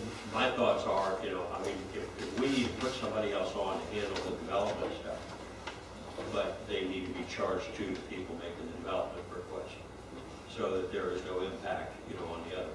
And I agree with Tom. I think there's some things that probably won't take much time on the list. At the same time, there's others that will take a tremendous amount of time. So, and I'm looking more for feedback from you as to what we can do. But at the same time, I would be open to somebody like that to take care of those issues that have grown, that, you know, that if we're looking to put another staff person on, that would more or less pay for themselves, then I think that's the right way to go, to handle that kind of stuff. Let them do that. Your Honor, I would say, you know, I have no problems putting together this, and I can have a memorandum to you by 40 weeks out, which I can give you my ranking. My only concern here was I wanted to try to please the council collectively, because some of these projects are, you know, projects that, as individual council members, you have advocated for, you know, you are sponsoring, and they're near and dear to your heart. And certainly, I just wanted the opportunity to give you the opportunity to tell me, you know, from a collective standpoint, which of those, but I'll be more than happy to tell you, okay, I'm going to work on these first 8 or 10, and then hopefully we can come to some consensus. I just, you know, because that's what I'm going to put my energies on, and I'll be happy to do that. I guess that then leads into the second part. I mean, I'll do that if that's the way you want me to go. The second part of this is, and this is where Bill and I are going to get together and talk to you about the contract, because Bill has some handouts for you. And both Councilman Golson and Mayor, you addressed it, you hit it right on the head. You know, what we're finding out is after, and I keep a very detailed work diary, but since we took on the contract October 1st, I'm actually spending roughly 24% of my time, my work time, dealing with planning and zoning matters. That although it's mentioned in our contract, at the time we took on planning and zoning from Palm Beach County, we didn't have a vendor or anybody specifically doing it. And that's the day-to-day stuff, the people coming in for information, people wanting to know what they can do with their property, people actually coming in and dealing with, you know, British hay, the one that you've seen. Vice Mayor and I had a very interesting conversation about British hay today, but nevertheless, you will also see in that handout, actually, Steve Anine was our office coordinator. He's spending 90% of his time doing nothing but that. When you take into account the NOR, code enforcement, all those activities, and he's answering every phone. You know, 9 out of 10 phone calls coming in are actually related to one of those issues: planning and zoning, code enforcement, NOR, one of those items. Now, you know, in terms of that, the other thing I need to tell you is, since we've come on, we have, you know, pretty much gotten a number of things moving that weren't moving previously. For example, there was no functioning special magistrate. We had it, but it wasn't happening. We have now gotten that function moving, and we have special magistrate meetings, and there are cases being enforced on a monthly basis. The Rural Equestrian Committee, you can see they're doing a lot of work. We're now spending a lot of time. They weren't even, they were formed by resolution, but nothing was going on with them. In fact, actually, even planning and zoning at that point had not really gotten into a lot of items on a basis. They just started, and now they're moving forward. They're going to be a very busy board coming up in the next 3 or 4 months. So I'm going to, with that intro, I'm going to turn it to Bill, but basically what we're telling you is, and I think Councilman Golson hit it right in the planning and zoning right now has really hurt us from the standpoint of completing the projects. It's not, I mean, the planning and zoning has to be done. It's an important function, especially since we've taken it on. But from the standpoint of getting, especially, you know, I think I mentioned this to Vice Mayor Rocket today, procurement has really suffered because of this, because that's an area where I would be spending a lot more time, you know, trying to get these RFPs out, working on templates to get us moving forward. And instead, I'm dealing with doing zoning determinations and trying to resolve planning and zoning matters that are related to code enforcement. And that's the key. I want to tell you, at least 90% of our cases in code enforcement are not overgrown weeds and things like that you would have in a normal city. They are planning and zoning matters. So with that, Bill, I may have gone on and on. Take it away. Thank you for handling it quite well. Mayor and Council, I think the information we just provided you gives you a sampling of what it is that we've been doing, and we've been tracking this for at least 6 months. We wanted to have a representative sample. My experience in 33 years now is, while I agree wholeheartedly with cost recovery, I'm not aware of any governmental entity in any part of the country that has a full 100% cost recovery system in place. There's always some subsidy, and I think we can make great strides in trying to get that accomplished. I think we can implement more fees. I know my discussions with Mark have surrounded the current cost recovery ordinance may need to be tweaked to accommodate some reimbursements. We did recently receive, for instance, from, and it's up for discussion, one person's being special magistrate indicated, according to, we haven't just studied it, but I guess in summary warrant, he indicated that he's not cost recoverable. So it's not like those things, not everything is cost recoverable. So what we've done is try to track what we're doing. We think we're a service organization. We serve you, we serve the residents of Loxahatchee, and that's our goal, is to provide that service to the best of our ability. That is, answer the phone, answer questions, do those things. A full cost recovery, as it could be deemed, would be when you come in the door, it's $20 to walk in the door, $50 to ask a question, and if we think about the answer, it'll be $150, and if we actually write it down, then it's another $50. And then we say, okay, you can leave. I don't think that's the service that the residents want. I'm not a proponent of providing that type of service. I'm a proponent of trying to do it as economically as possible. I think we can do that for you. I think we can implement work authorizations so that you know in advance we have something that is particularly burdensome, the planning, zoning, or code enforcement. We bring it to you and say, this is our best estimate, these are the costs to do that work. Other than that, we are looking at what we would anticipate is adding a new employee, a new position to handle, and this is day to day, this is not the major projects. If you notice, phone inquiries 29% of the time consumed. This is off payroll. Mark's time, fortunately for me, he's salaried. So he works his 60 hours a week, and I take advantage of him. I might beat him every other week just to make sure he knows what he's doing. But we try to provide that level of service, and what we're looking for is the council's direction to modify the contract to afford an additional position and implement a work authorization program. All right. Do you have a proposal? I have a verbal proposal I can tell you. Okay. We believe that in order to answer all of the items that we're currently doing, phone calls, people walking in, we will try to charge more, we'll try to modify the ordinance and get more funding, but it's kind of hard when somebody's calling you and say, well, send me $20 and I can talk to you. What I'm thinking is that we would need a funding mechanism of subsidy of $75,000 per position. We would do work authorizations, and we would try to beef up to supplement that cost as much of the cost recovery as we can. All right, so the 75,000 then would be, then the cost recovery would come out of that 75,000? Well, reduce that? The cost recovery comes to the town. No, I understand that. It'd be off, whatever we get there just offsets the cost. You get more revenue, so you wouldn't notice the expense. All right. So you're saying $75,000 additional? Yes. Okay. Council members? What I've seen in the last 6 months, I've seen we've got all these items, 23 items here that would be good for the people. Some of them can be done quick, some of them's going to be time consuming. Our contract for staff or the town management team, 40 hours for Mark, 28 for Steve, 21 for the town clerk, and 21 for another clerk that comes in. Okay, that gives us 100 hours a week. Now, I know for a fact Mark puts in 60 hours, okay, most of the time, between all the committee meetings, Western Trails Committee meeting, I think it was almost midnight before they walked out of there. Started at 7, I believe, left at midnight.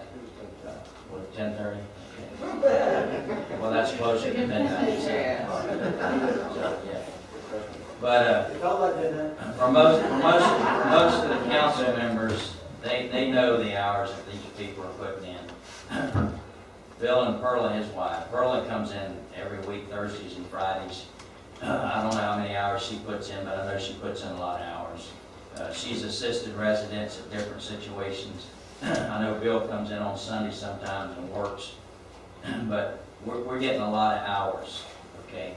To be able to do all this stuff with an increase of $75,000 to the budget, I just don't have a problem with that.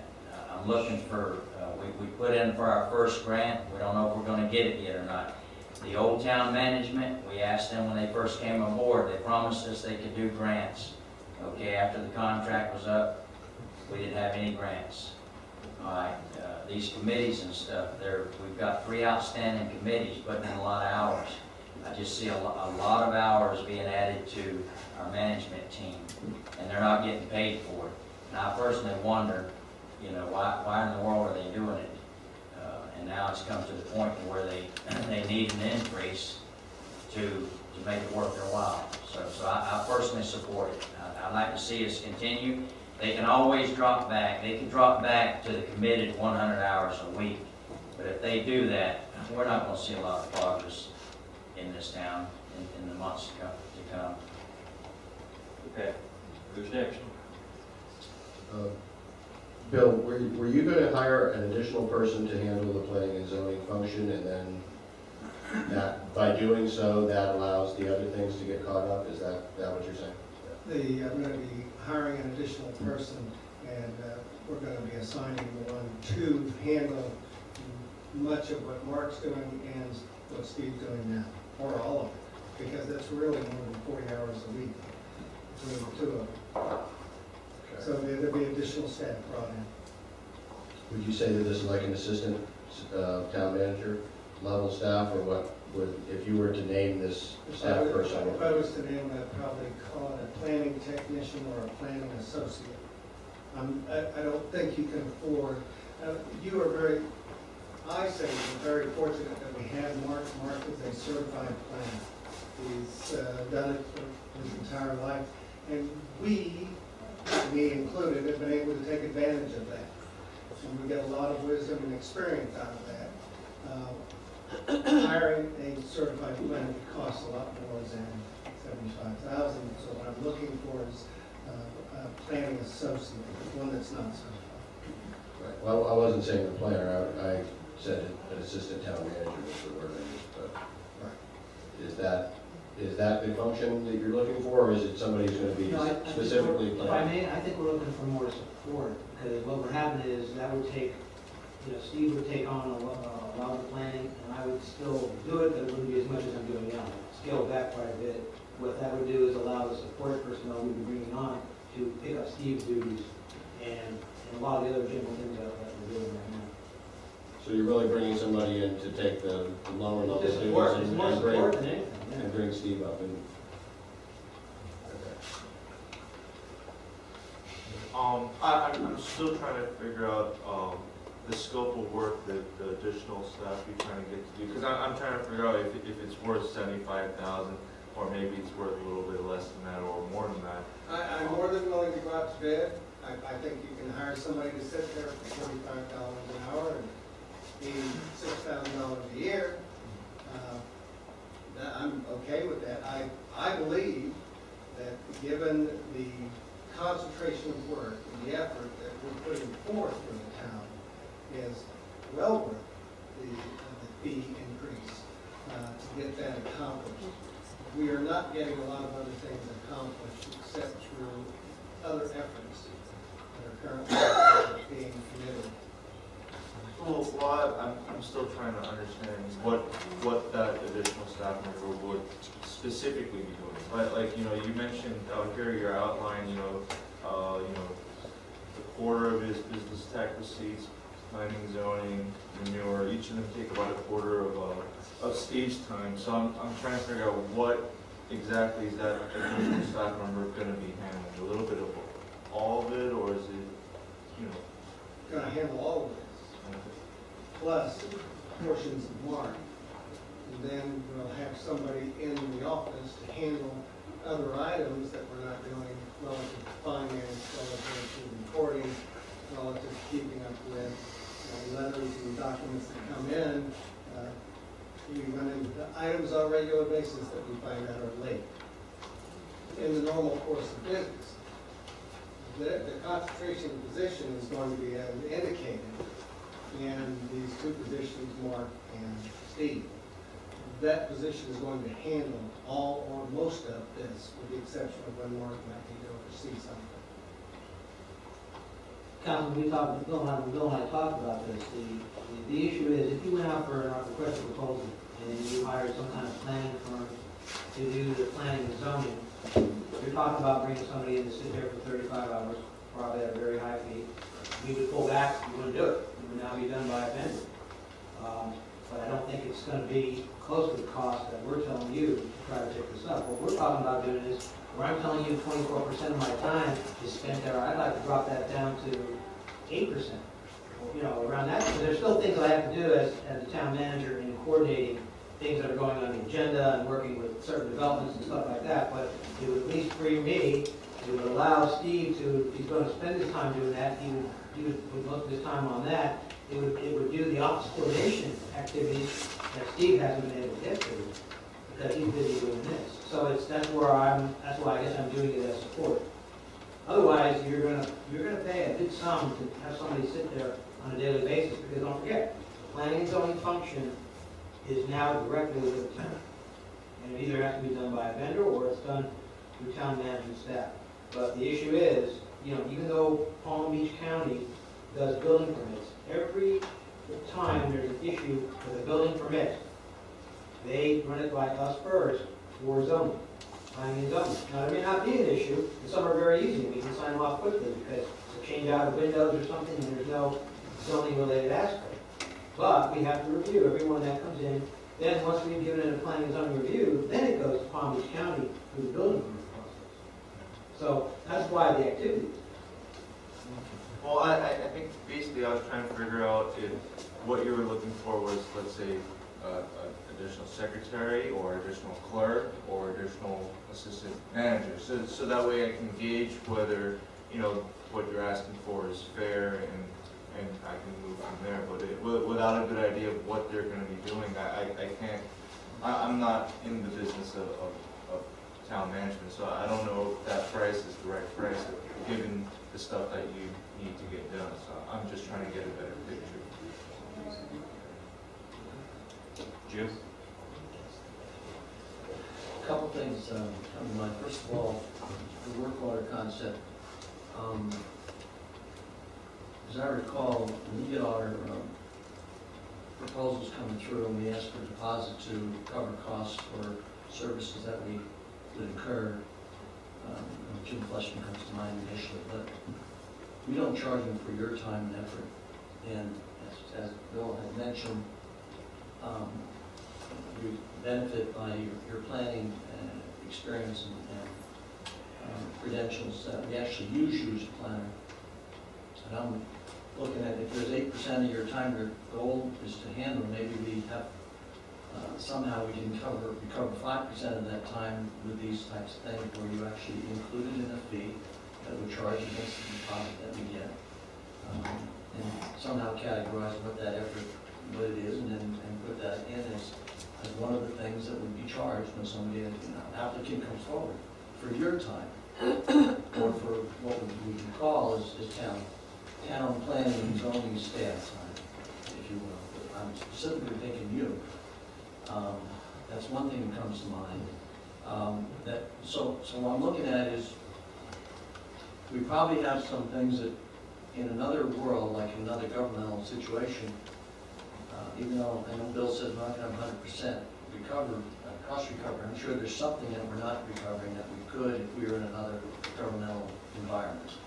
I can give you an idea of that, and I guess the best example is in the area of zoning determinations. I'll give you two examples. In one of our code enforcement cases, the respondent, there was an issue about what their actual use was and whether the use was appropriate pursuant to the Unified Land Development Code. That was about six hours of my time where actually I sit down and write out based upon what the codes say, what general planning practice, all those things, and come up with an interpretation relative to that case. We have another applicant in right now. The request has been sitting on my desk. they are it's a religious affiliation, but they would do some religious activities, but yet they're talking about it being a resort for their religion. So, and then they talk about having some commercial aspect to it. It's got like 5 or 6 different aspects that I have to sit down, pull up those sources and the books and everything to make a determination based upon central zoning and planning practice, and give them an idea what they are, so we can determine if they're even the use is even feasible to be allowed in the town. Those examples, I think, are the kind where I think, as you're talking about cost recovery, those might be something that can be cost recovered. Because now the applicant is requiring us to go up and beyond what we should be doing as far as the normal processing of an item. The only question I would have is they have not made a formal application, so how do you charge? And Yeah. that's a legal issue, but how do you charge somebody that has not made a formal application? That's kind of where the subsidy comes from. Yeah, I mean, that's why we have the grandchildren that we have, so to speak, on town staff, and. That's who we're hiring, Bill. You would. We are, we're telling you how to resolve it. You would propose, I mean, maybe you've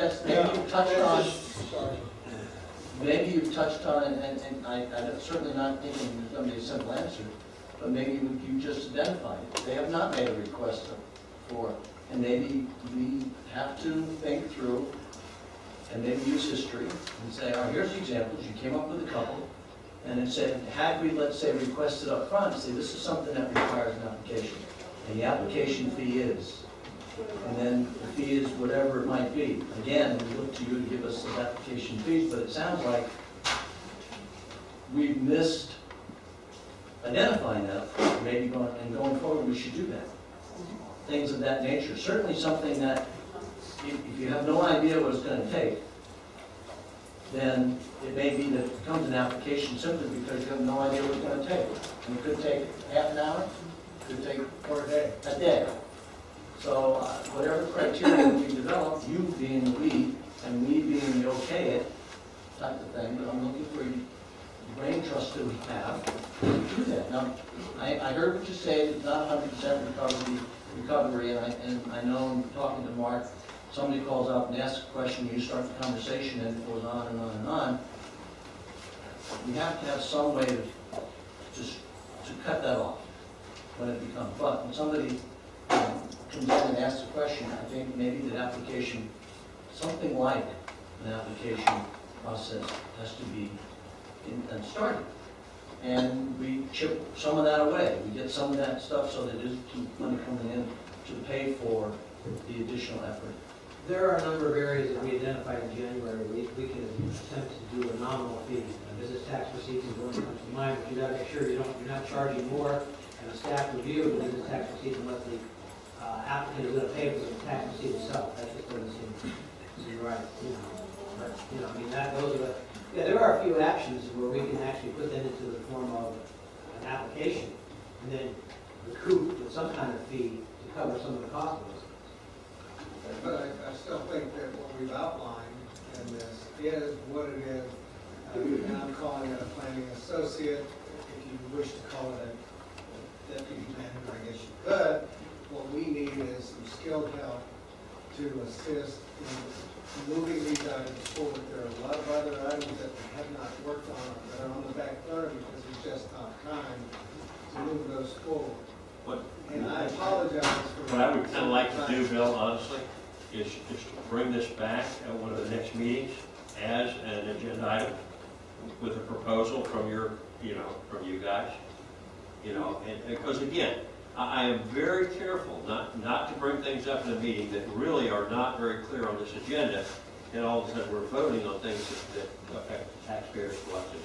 I really had no intention except someone asked.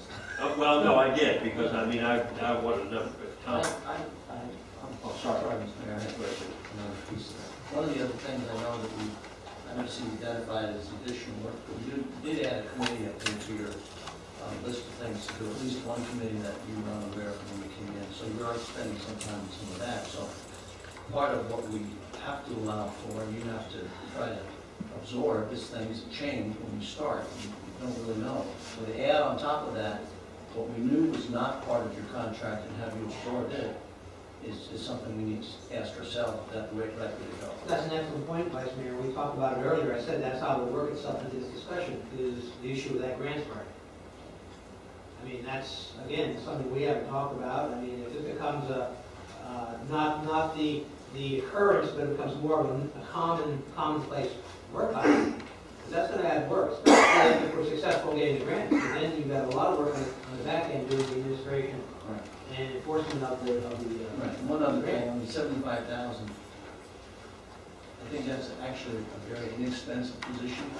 I'm not sure how many of us have actually tried to secure help. The cost of an employee might be paid for the employee as far as in-pocket salary, and the rest of the cost is as much. So we might be talking about somebody in the $40,000 range salary that you're going to be spending 75 to actually have.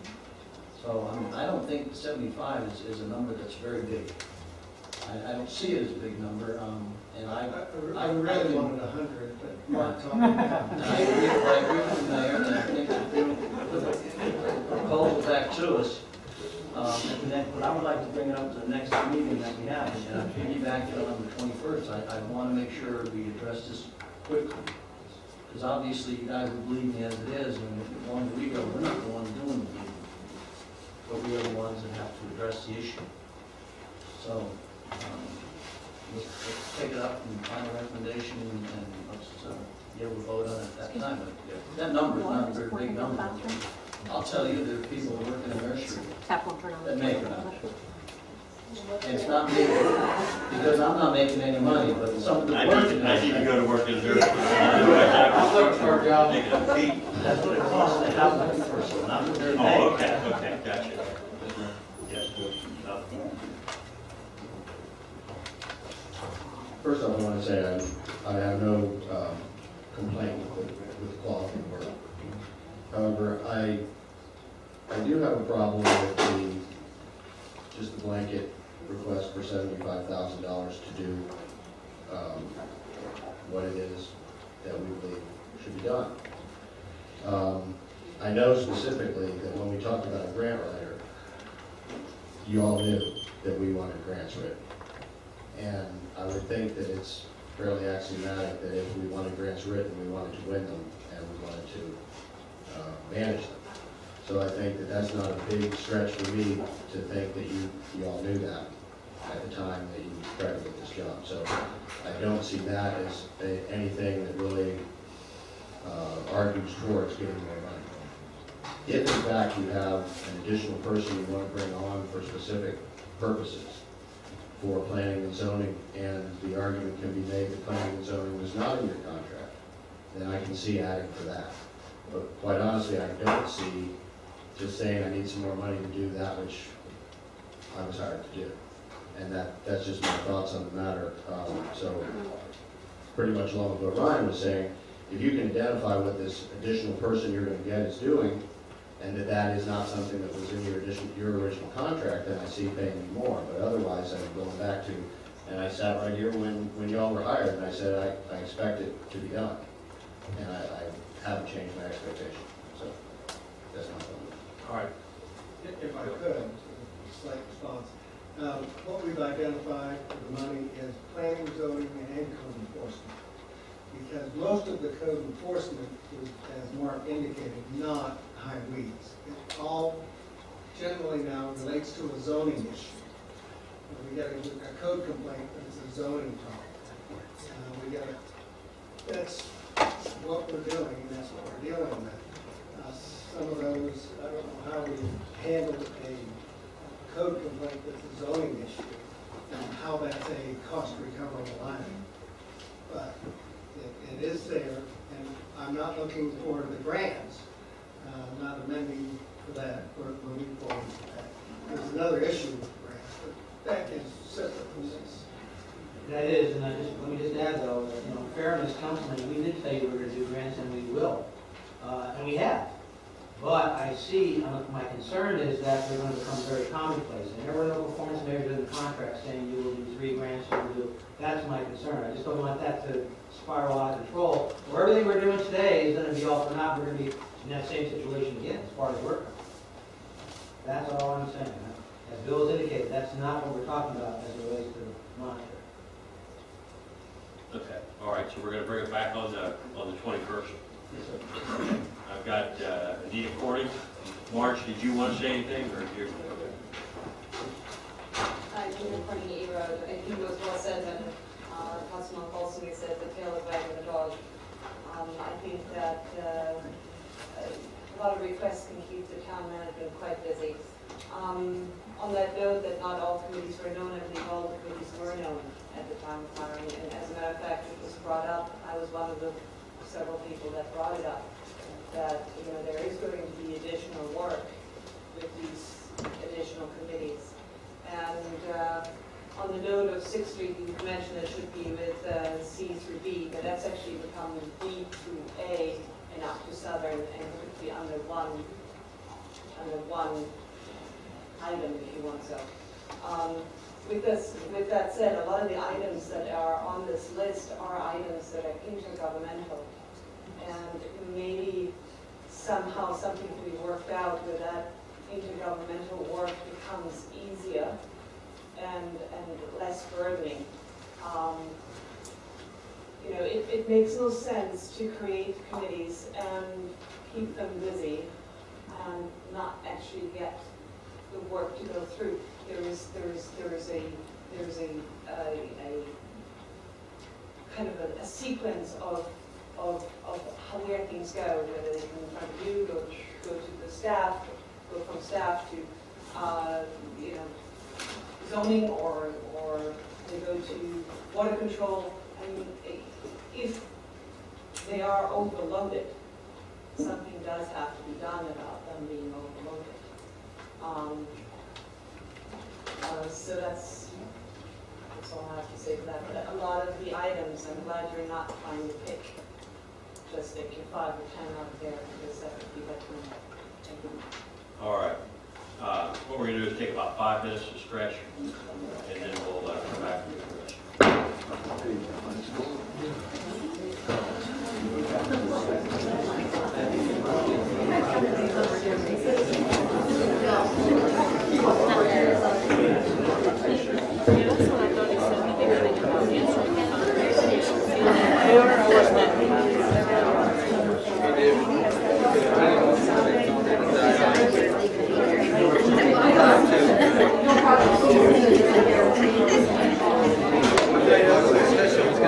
What's the list of 45 lives that they have?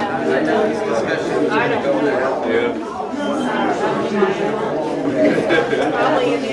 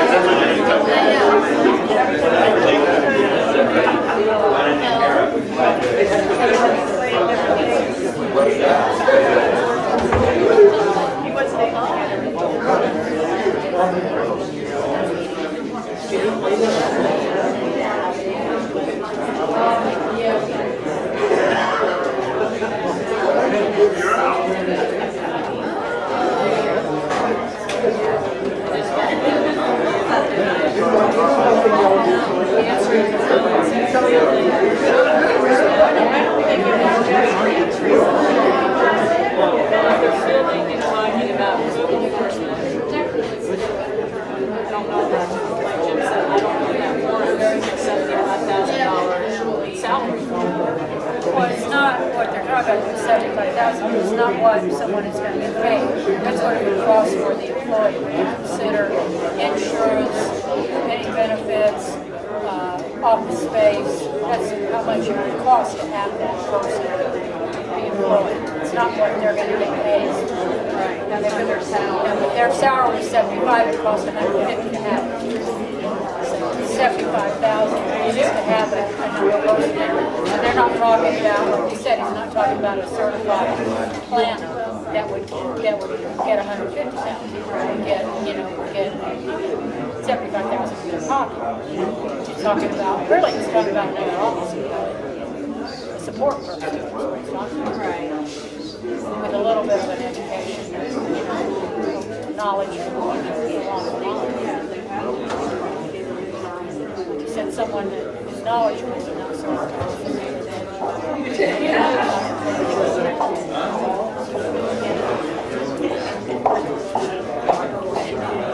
sounds like someone screen and filter.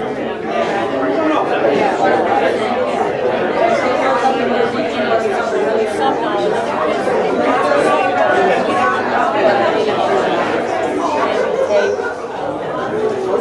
take inquiries, schedule. I wonder if they left those phone calls to the answering machine. How many messages they get a week are to be answered in a certain period of time. So you think your messages and phone calls of that nature would be answered from. Then you have people here complaining because they didn't get a real person. Yeah. I get a real person, but just not 8 hours a day. Yeah, but that would be hard. I'm trying to get it off. Well, you don't get anything from the answer machine. No, I think the better solution would be to have someone who's just answering screen who knows what goes on. Handle what they can and then filter the rest. Take a message and have it schedule this time. It's just this trying to do your normal work and answer. That's what I meant. Not, because an 8-hour day, if he's fielding, All he's doing is answering it's a phone. Right, so that's what I'm saying. It should be whether they have a person. So whether it files it to an answer machine or have a person that picks up and then goes and qualifies, I guess, the phone call and it says, okay, you can call such and such time, someone will call you back on vacation. At least then it takes it away from the phone call.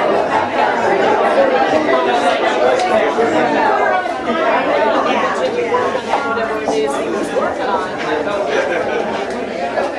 It's hard to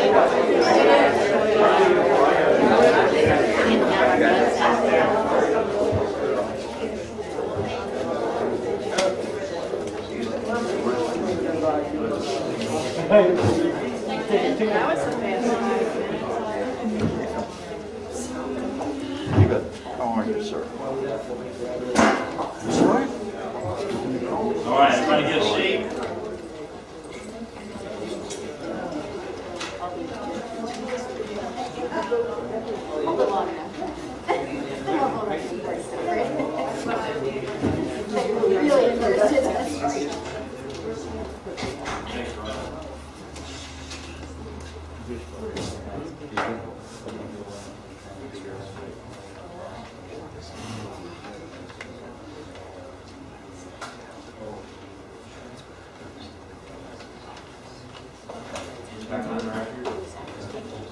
Yeah, we are. All right, moving to 9A. This is Ron. 9A, last council meeting, I brought it up, recommended that we do a repair and maintenance for Bryan and Compton Road. Somebody mentioned Marcella, somebody did an estimate on Marcella. I don't know about Marcella, but we had 2 estimates on these roads. We're going to bring it back and discuss it tonight, put it on the agenda, because we didn't have it on the agenda last time. I spoke with the Ojum contractor to see if he was even going to be in town to do this before he left, if the council even agreed to it. He says that he's trying to get out of here as quick as he can, that he should be back or available in a month and a half. A couple things. I was hoping that if we approved it, that we could piggyback it off the water control district, mainly because of the cost. I know in the near future, hopefully in the near future, we're going to do RFPs for collecting canal from A Road to Folsom Road. And we do have to do an RFP because you're talking anywhere from $200,000 to $300,000 to do that project. Bryan Road and Compton Road is a different situation. We've already got the estimated prices that we had with North and South F Road. Supposedly, I believe the contractor said he'll finish up with North and South F Road by Friday. If I'm right, the weather kind of messed him up today. He said that what they're doing on North and South F Road would extend the life of the road. He told me 10 years, and I think Mike could address it a little bit better than that. But basically what they're doing, I asked him, my main concern was Compton and Bryan Road. He said on those two roads from the east to the west end, they would patch all the holes and stuff, and they would put a half-inch coating from one end to the other. And that would give the life of the road 10 years. Both those roads, along with Marcella, was put down by the county funds. In other words, all three roads did not cost Waxahachie a dime. So what my main concern is, I've had numerous residents for over a year call and complain about Bryan and Compton roads. Why can't we patch it? Why can't we fix the holes and stuff like that? So what it boiled down tonight is either we give them a yes or no. It's not necessarily how fast we do it. I'm looking for a consensus from the council or a vote tonight that we put them on the list, and when the opportunity arises, whether it's when they do collecting canal or when they come back in to do something else, that these roads be done. We were talking about all the projects and stuff we had on our plate. When it comes to these roads and stuff, I believe the water control district could take care of those problems. As far as they did an excellent job with A, C, D, both North and South C Road, and the town wasn't really involved in that except agreeing to pay for North Road from one end to the other to cut the cost down on the residents. We've got about 39 comment cards. Some of the residents couldn't make it. One young man just come out of the hospital. Some of them are too old to come. But we've got 39 comment cards. Probably at least 10 or more cards when you're talking about Bryan's Road as residents that they're all Edith across on the west side of the canal and other roads that use Bryan Road for cut through. What hurts the people on Bryan's Road is they do not have speed humps.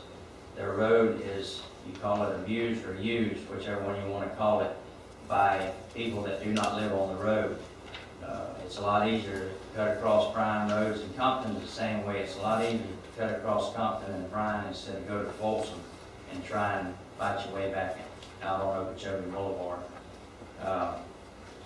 So I'm making a motion tonight. I'd like to hear from, there's a couple of people that want to get up and speak that actually live on the road that are here tonight. I'd like for them to get up and speak, and then I'll make a motion. Why don't you make a motion in a second, and then we'll have comments by council members. I'd like to make a motion that that we do the maintenance and repairs on both Bryan and Compton Road. Okay, is there a second? Do you have the numbers? Would you repeat the number on that? Okay, Compton Road is $25,176. And that's right, that's in the near future. Bryan's Road, and this was without speed humps. Okay, Bryan's Road is $26,676. Any idea what the speed humps are? Speed humps are $400 a piece, but the thing about the speed humps, they wouldn't have to be 500 feet apart for the simple fact there's no canal on either side of the road. So we could put the speed humps out as far as 1,000 feet apart, or maybe even farther. The importance to the residents is that we slow the through traffic down. They've got kids that live on the street, people that like to walk on the street, and it's pretty dangerous, especially with the potholes and stuff that's in the road now. People swerve to miss the potholes, and people that's walking on the opposite side of the street have to worry about getting hit. All right. Second motion. Okay, Jim seconds the motion. Council members. Tom? I have more questions, actually, than comments. I would wonder, is this money going to come from gas tax, or is this money going to come from our CIP budget? What is the source of the funds? That'd be my first question. Okay, let me answer one at a time. Town management says we can take the money from the gas tax funds, or we can take it from capital improvement, or we can take it from the contingency fund. It seems like certain people frown on coming from gas tax funds or whatever. I personally prefer the gas tax fund, because if you figured up over a 6-year period, we've been in town for 6 years, these roads have not cost us anything yet. Now, these people have accumulated so much money per mile out of gas tax money, and I don't have it figured out. I should have, but something tells me that over a 6-year period that we've been receiving gas tax money, they might have accumulated enough to actually pay for it. Thank you. The next question, and well, I guess, so to confirm, we would be taking this out of the gas tax money in this motion, is that correct? Yes. The next question I would have,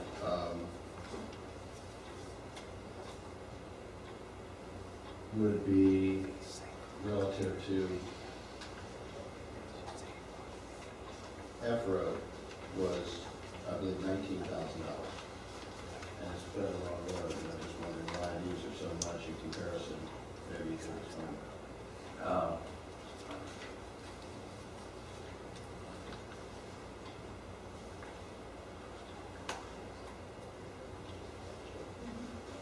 I would, Cleve would have to explain that for me, or the contractor.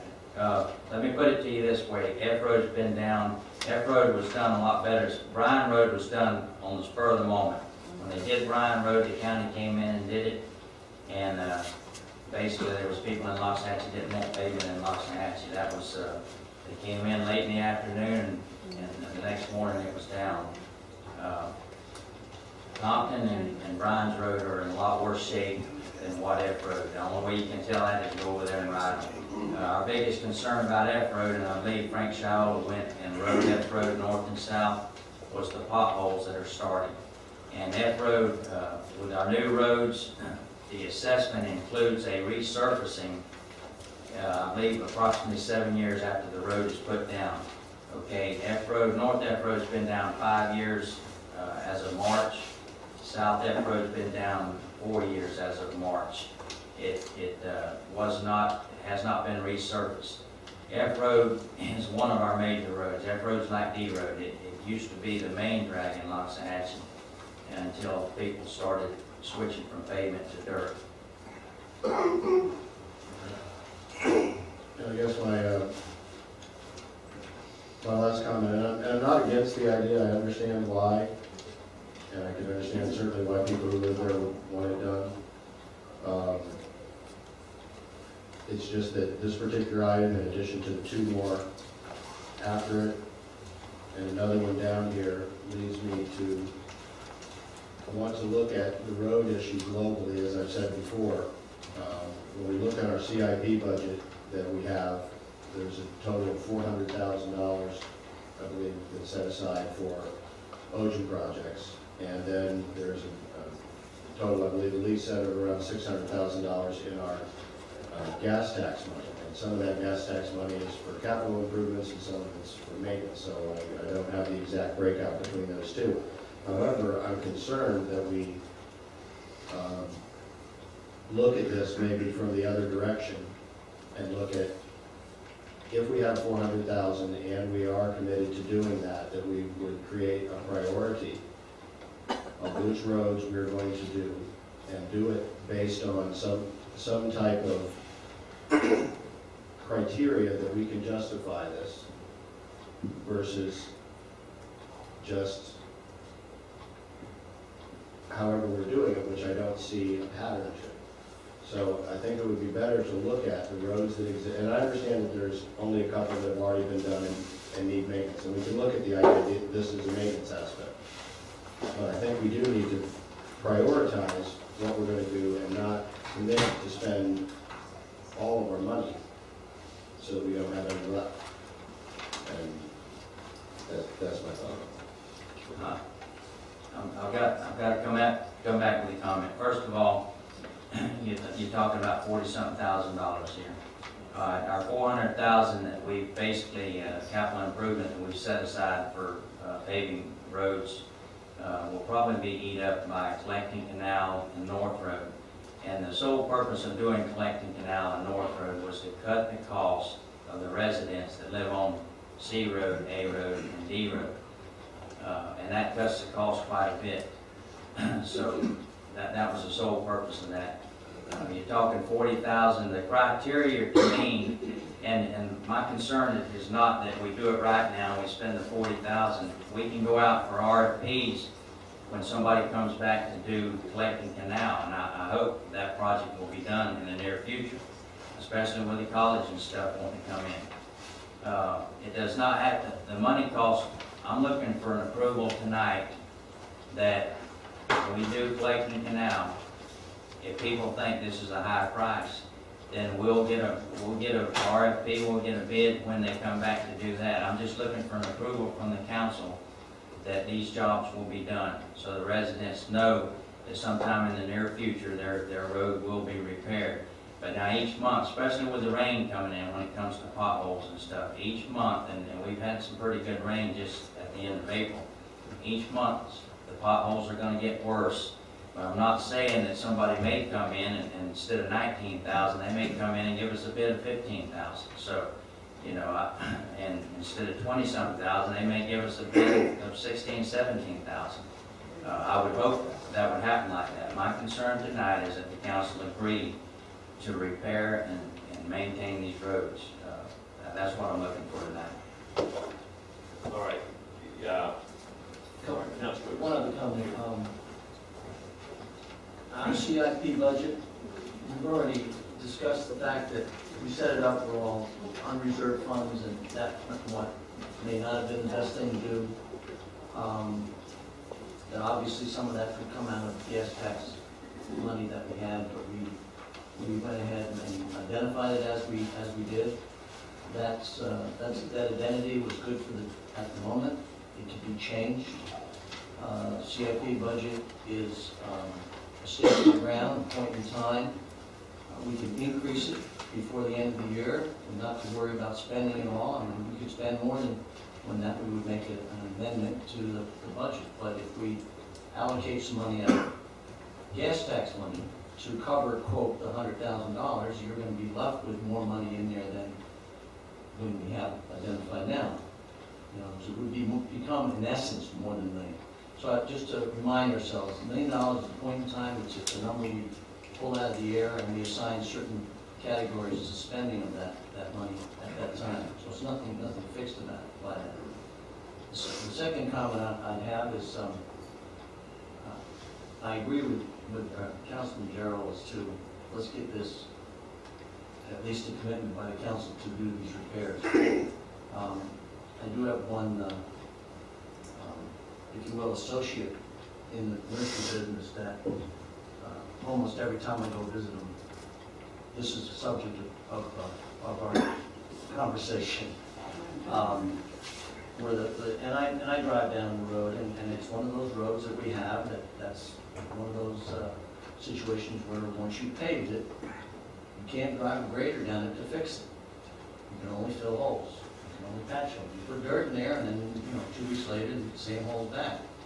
So we really just need to understand, and I think we all do, that this is something that's what you have to maintain, and when you have potholes, you've got to address it. Tom's comment about many items that we have to how we come about selecting them, I share his concern. These are kind of unique in that they are pothole-ridden roads that we should address. I'm a little surprised, based on Councilman Jarrell's reputation, that he's not asking us to move ahead tomorrow because he usually doesn't want to wait for anything once we decide to do it. And I agree, if we can do it, let's move ahead and get it done. I don't really think we're going to get any better numbers, but we always could. But the thing is, Ron forget to mention, we could get higher numbers. So I think it'd go either way.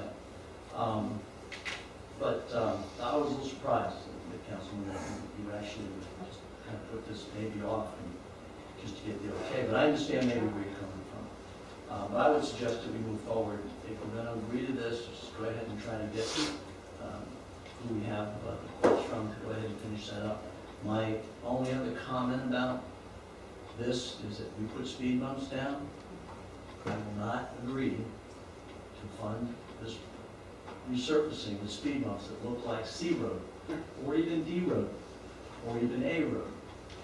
We need to look at a road bump or surface that recognizes that we're not in a urban community, we're in a very rural community, and the vehicles that have to go over that bump have to be understood, all the different varieties, especially some box trucks and dualies and pickups and stuff like that. So I would say, I would like to see us look hard at the bumps that we see for our neighbors to the east, northeast, specifically 44th, off 140th, going east, and the other one I believe was off of Ron, off of Persimmon. Right. Okay. So those are a couple of things that I think work very well. I've driven them, but we've had the issue with speed bumps. If we're going to go ahead and add them, and we're going to be the one to add them. This will come up again on Collecting Canal, and I would have the same opinion at that time. I'd like to, make sure we look at them with our eyes more wide open. This would be an opportunity for us to put a couple in and see how they work with a different design. Okay, Ryan? Tom touched on my concern, which I brought up last time when Ron mentioned this, is mainly the funding. I want to make sure we have enough funding for all the projects we're trying to get done. So I do agree with Ron that we need to fix these roads, and it needs to get done.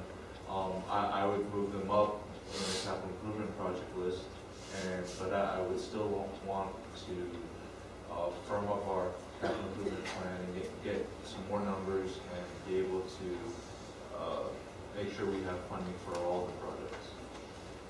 Okay. My thought on these two roads, it didn't cost us anything to get the ocean down there in the first place. I kind of disagree with Jim on the speed humps. Our letter roads, you want to make sure somebody can go over them at the speed limit. I don't know that we need people going down Bryan Road or any of the other roads at 30 or 35 miles an hour. So, I mean, I think if they got the same type of speed humps we have on D Road, you can go over at 30 miles an hour, but those roads have a lot of houses on both sides. So they're almost a different purpose. On the letter roads, they're to keep the traffic calm and where they don't go into the canal. On those roads, really as much as anything, to discourage cut-through traffic as anything. But anyway, as far as the repair, I do want to do it out of the gas tax money. I think that's very important. The gas tax money, we've got $660,000 sitting there.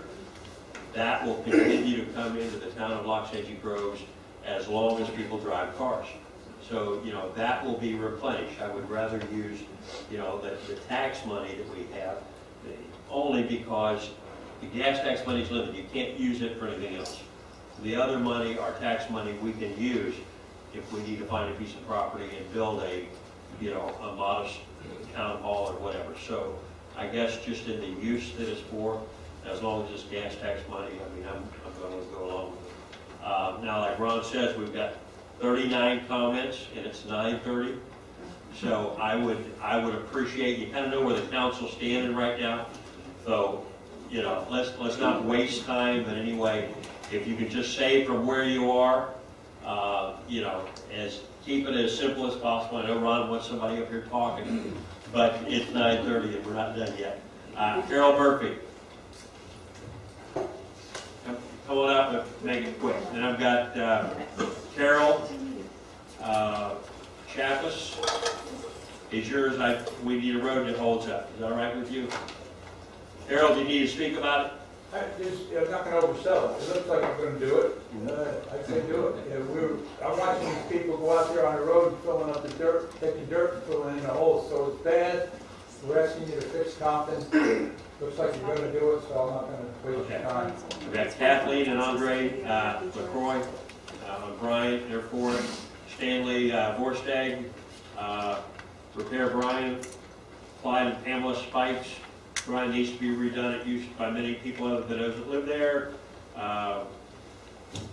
Peggy Larson, our road is worse than a dirt road. Please repair it. Katie and Jim Longo, Ryan Road, needs to be resurfaced, heavy traffic cutting through, again, that cut through. Brett and Suzanne Davis, Bryan Road needs to be resurfaced, very heavy speeding traffic, speed humps, please.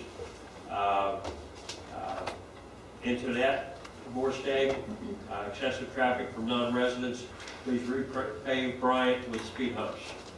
Trevor and Esther Ellis, Bryant Road has holes and needs repair. Frank and Beverly Thomas, road needs resurfaced, poor condition, excessive speed and traffic. Hazel and Harold, no, what is it? Hazel, Harold and Diane, Bryant Road. For resurfacing Bryant Road is a total mess. Was done once, had a complete mess. Okay, Armando and Violet Perales of Bryant. Read into the meeting, Bryant Road needs to be fixed and repaved. At Patricia and Jerry Perkins. Road is in bad shape, needs to be redone. David and Ozzy, what is it, Vinaga? Fix the road, please. Lynn Roche, Bryant Road, such high traffic, bad holes in surface, needs resurfaced badly. Charles and Donna Worcester, Bryant Road, need them for paving, very large potholes need repair. Thomas Wolf, Bryant, we need road paved badly, road is in very bad shape and getting worse every day. Lorraine M., I think it's Corrigan. Too many potholes, always have to drive on left side when heading to Folsom Road. Doug Johnston, Ryan is in desperate need of resurfacing. The condition of the road is terrible.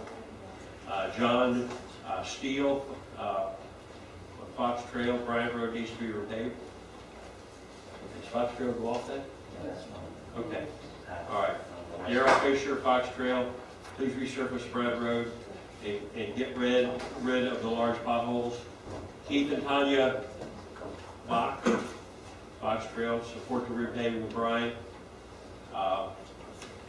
Eva, and I can't read the last name, please repave holes bad. Dorothy Pennick, Harley Road, potholes of Bryant are horrible. Even when they are spot fixed, they are horrible the next week. Renee Galera, please repave Bryant Road. Sherry Tetrault, for driving and walking, please repave. Brenda Demari, needs repaved, potholes very bad, have to drive on opposite side of the road. Thomas O'Grady, this needs to be done. Michael Riley, this is a key this is a key line of transportation. Please be guided by this. Sandra Saglin, somewhat paved and needs to be resurfaced. Raymond Stevens, it's bad. Classic cars bottom out. Well, that's terrible. Horses, horse pulled up drive. Okay. And Simrall coming apart after drive on the wrong side of the road. Cheryl Marlowe, numerous continuous potholes. It is dangerous because cars dart around them in your lane. Robert Brunk, please repave Compton Road. It is getting very bad. Drew and Dorothy Flynn, they wrote a letter here. Compton Road has potholes in it, in dire need of repairs. Says we've set aside $600,000 for improvements. They're for the repaving. Owen and Diane, my husband is being operated on Tuesday, and we won't be able to make it. But she supports the paving. Thomas Portal, take out the medians to widen the road, and they're dangerous and cause accidents. Hard to see at night. Michael Dixon, he's on Compton, needs a lot of repairs. All right. And then Harold, that's your letter here. Raymond and Rona Martino, due to the poor condition of Compton Road and potholes, it is worse now than prior to it being paved. Okay, Drew and Dorothy Flynn. Compton Road has potholes, dire need of repair. And again, Sarah Ford, you wish to speak? If we get Compton Road repaved, if we could get rid of the big rock that makes you drive into the pothole on the side, on the east median. There's a Okay. huge rock that sticks out into the road, so it makes you drive into the... Okay, so your issue is a big rock? Yeah, in addition Okay. to the potholes, but there's also a big rock which we could get Okay. rid of. So, but you're for the research Yes. and remove the big rock? You might live on that road, got a friend and loader on their tractor to move the rock.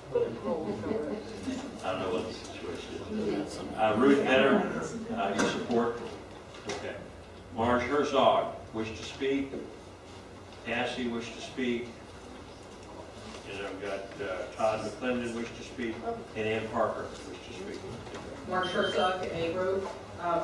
I agree that these roads need to have attention. The only thing that I'm concerned about is why wasn't the money that these people have been paying over the years set aside so that it could be taken out of what they've been paying as their assessment? And also the gas tax money, you know. There are other roads that have not even received the benefit of gas tax already, and here we are going back and using gas tax money for these roads that have already had one shot at free. These, though, were never district roads, so they wouldn't have got any maintenance from assessors. So, you know. They're charged maintenance, road maintenance. They're charged assessment for district roads. But that's like everybody, those were not district roads. They're not district roads. Okay, Cassie? No, I don't need it. Okay. Todd? Is it Ian Parker?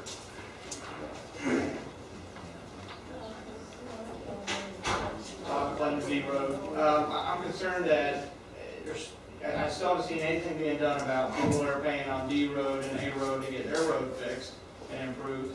But now we're going back and spending money for free to fix roads that have been done for years ago. Why aren't these people voting, paying an assessment like we are on D Road to get theirs redone? Now, if you guys want to supplement part of that, and you're going to supplement everybody else, then that would be fine. It just doesn't seem right. We're paying all this money on D Road, A Road, C Road, you know, and then all these other people are getting it for free. Something's not, it's just not right. So if they want to get these roads fixed, they can do a referendum like they're doing B Road. They can all get charged for it, just like everybody else has been charged for it, and they can get it fixed. I mean, I know there's probably a lot of people here who would love to get it free. I would too. But what's fair is fair. Thank you. Ann Parker? Todd, just one comment. First of all, we had town management come to this board with a proposed bonded type issue where we could pay for all district roads now with the gas tax fund, but it would have taken all our gas tax money for a period of 8 to 10 years. Okay, this council voted it down.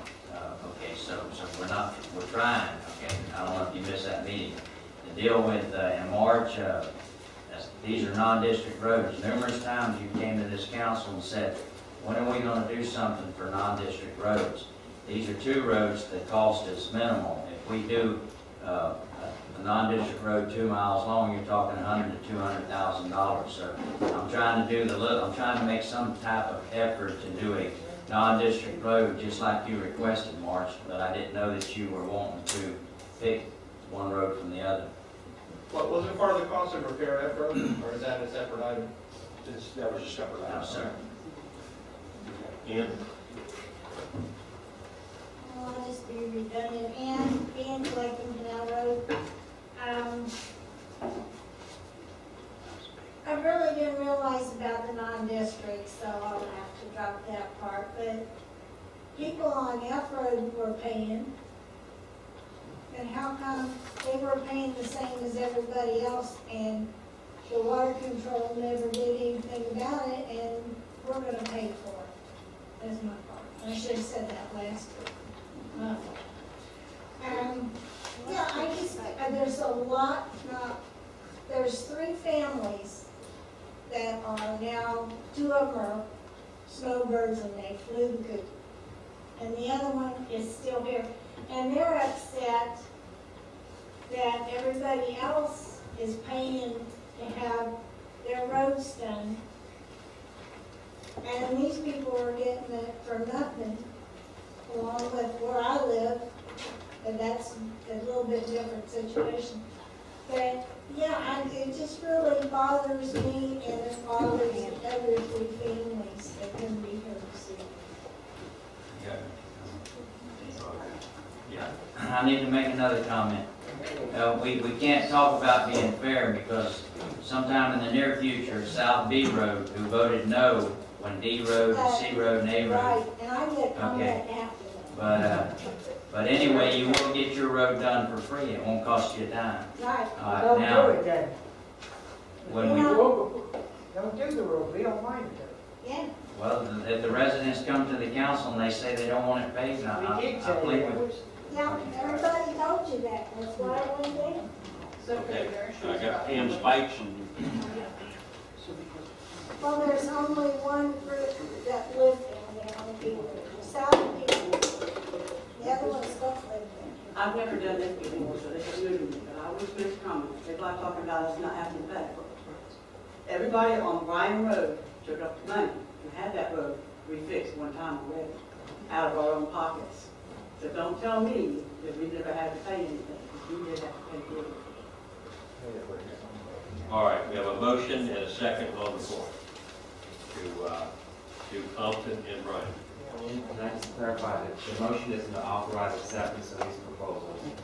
I understood that was for informational purposes, so you can understand. And informational purposes, because we really have to put it out. Because if we're going, yeah, if you're gonna put it on, it just authorize the work, and what it does is it comes to town management to put it together and determine the best way to get it done, and to come back to you with a bid or a proposal to waive bids, to accept proposal, and the funding source. Right. And we understood the debate about preferences and timing and whatnot, but all the motions for tonight is get it on the list and find a way to get it done. Resurfacing of both roads and speed. Your Honor, while we're on that, I was the one who brought up what Councilman Joe referred to earlier.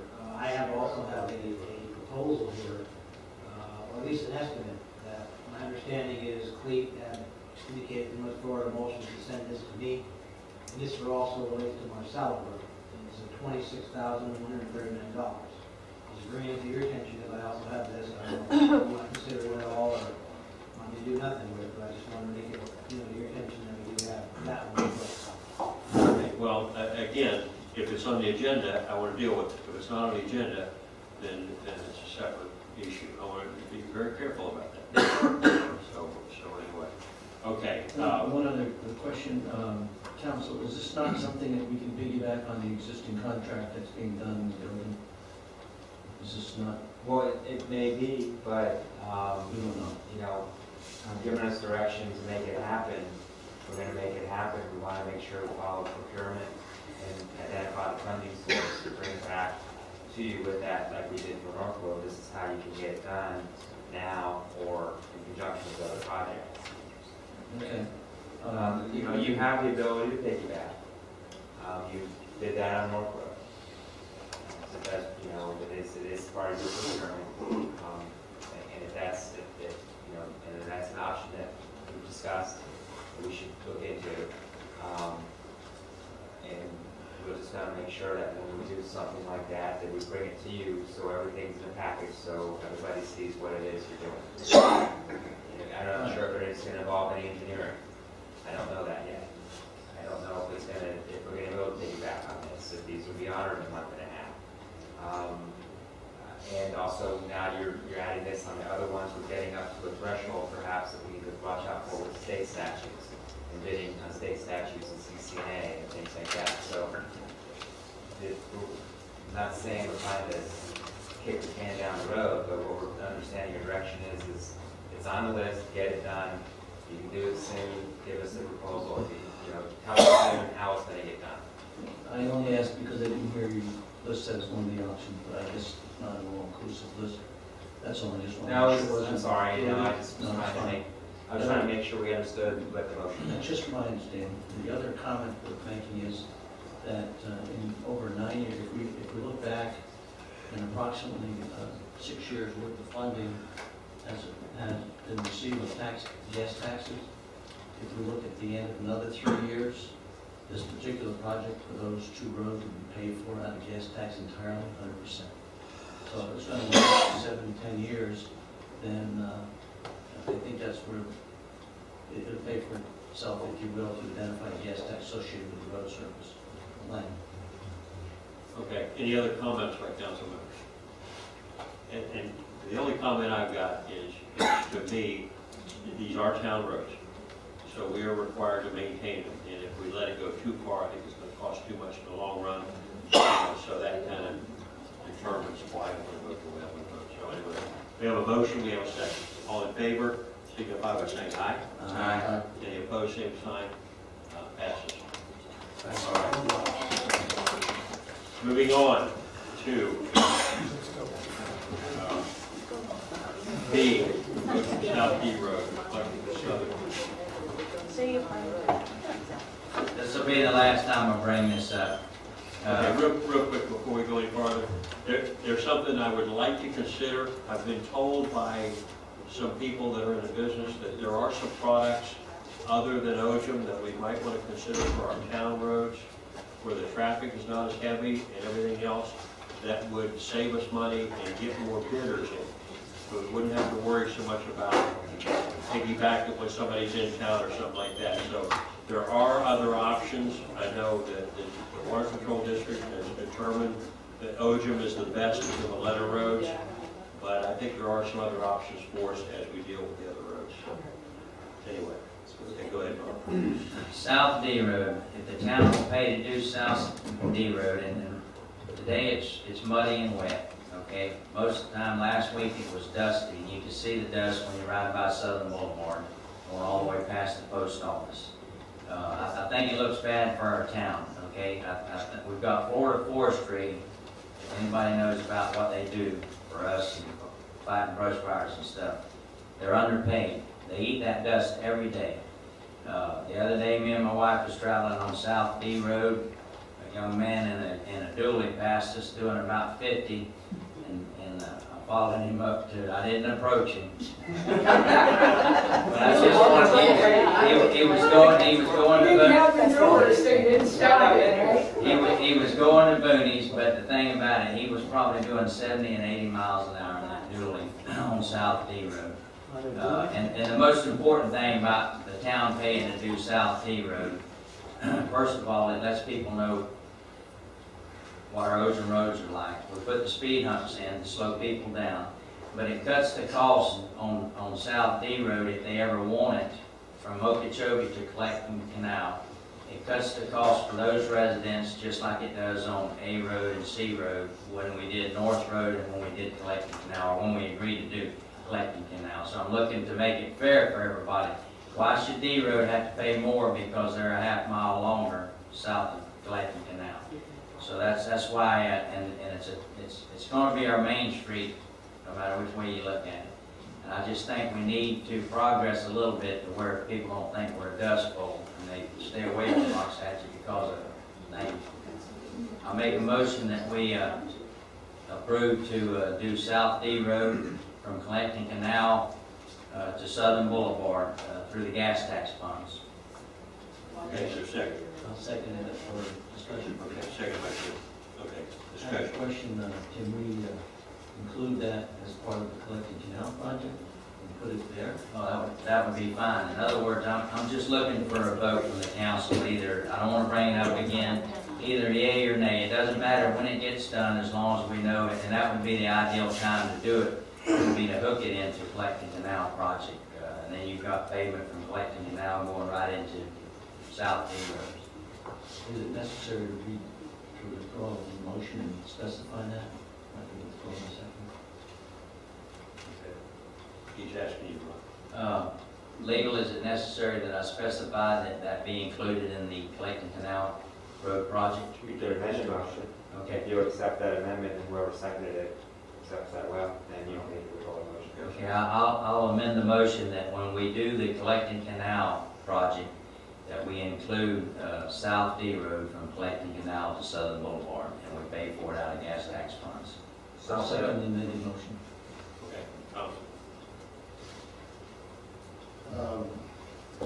One thing I didn't understand was the concept that Okeechobee, or the D road is longer, and so somehow that's gonna cost the residents more, because it would seem to me that if it's longer, then that means there's more acreage by which to divide it. So I don't think that that's really a valid argument. I also have a concern with this particular stretch of road that, were I a developer, I would think that that's a really good spot. And I'm wondering why the town wants to pay for that. I also think that we have commercial properties that are adjacent to it that would take benefit from it, that maybe ought to be assessed for that. So I have a concern, as I know many people in the town do, that we are really creating an absolute mishmash of who pays for what road, where, and how, and that the fairness is completely gone. And, you know, in this particular case, what we would do is if the people who want to pay the little piece of D road that's left, once we're done doing this, do it, they're going to get a cheaper cost than everybody else, and I don't think that's right. So, while I can see, and I do agree with Ron, it's a complete mess out here, it needs to be taken care of, I think that's also something that people ought to be saying, isn't that the district's job? Isn't that huge lake out there something that the district should have filled in? Because instead of filling in that lake, and instead of dealing with that, they came and graded my road for the third time this year. Because they ran out of, they never used to grade it but once a year, but now they've graded it 3 times and it's only May. So it seems to me that district priorities are messed up. District work isn't getting done. Now we're fixing to pay the district roads for it. So I don't get it. I don't get that part. I just don't. So I don't really see that I can support doing that. I'm also, and I should have brought it up on the last thing, with the maintenance I understand, but with the oceaning of more and more roads that are town roads, I thought the reason why the district had to get a special exemption was because the town had to get a special legislative act, was because the town did not have the prescriptive easements to do the work. So if we didn't have the prescriptive easement to do the work, why are we doing the work? And why hasn't this been brought up by legal to say this isn't what we ought to be doing here? You know, we're getting way far afield trying to pay the town over. And we really ought to think about what it is we're doing and how it is we're going to do it. We're going to have, if these things that we've approved or are fixing to approve are done, we're going to have more than 50% of the roads paved, and we haven't even talked about the CIP budget. So we're just going to do it all, and then at the end, we'll adjust the budget to make it done. Well, that's just completely backwards. That we just do whatever the heck we want and then write a budget to say that's what we did. I mean, that's not the way this should be done. And just randomly picking roads and saying, let's do this one or that one, or going out and getting a bunch of folks to come in and say, do my road for free. I think I could handle that too. I think if I went out and found it, just pick a road, I could get everybody to sign a piece of paper to say, I like my road for free. So we need to come up with a cogent global plan for what we're doing and not just pick. So I can guarantee you, everybody on South Sea Road would also like to have the road done for free. Okay? But it's not one that I would pick because almost no one lives on it. And we don't have traffic.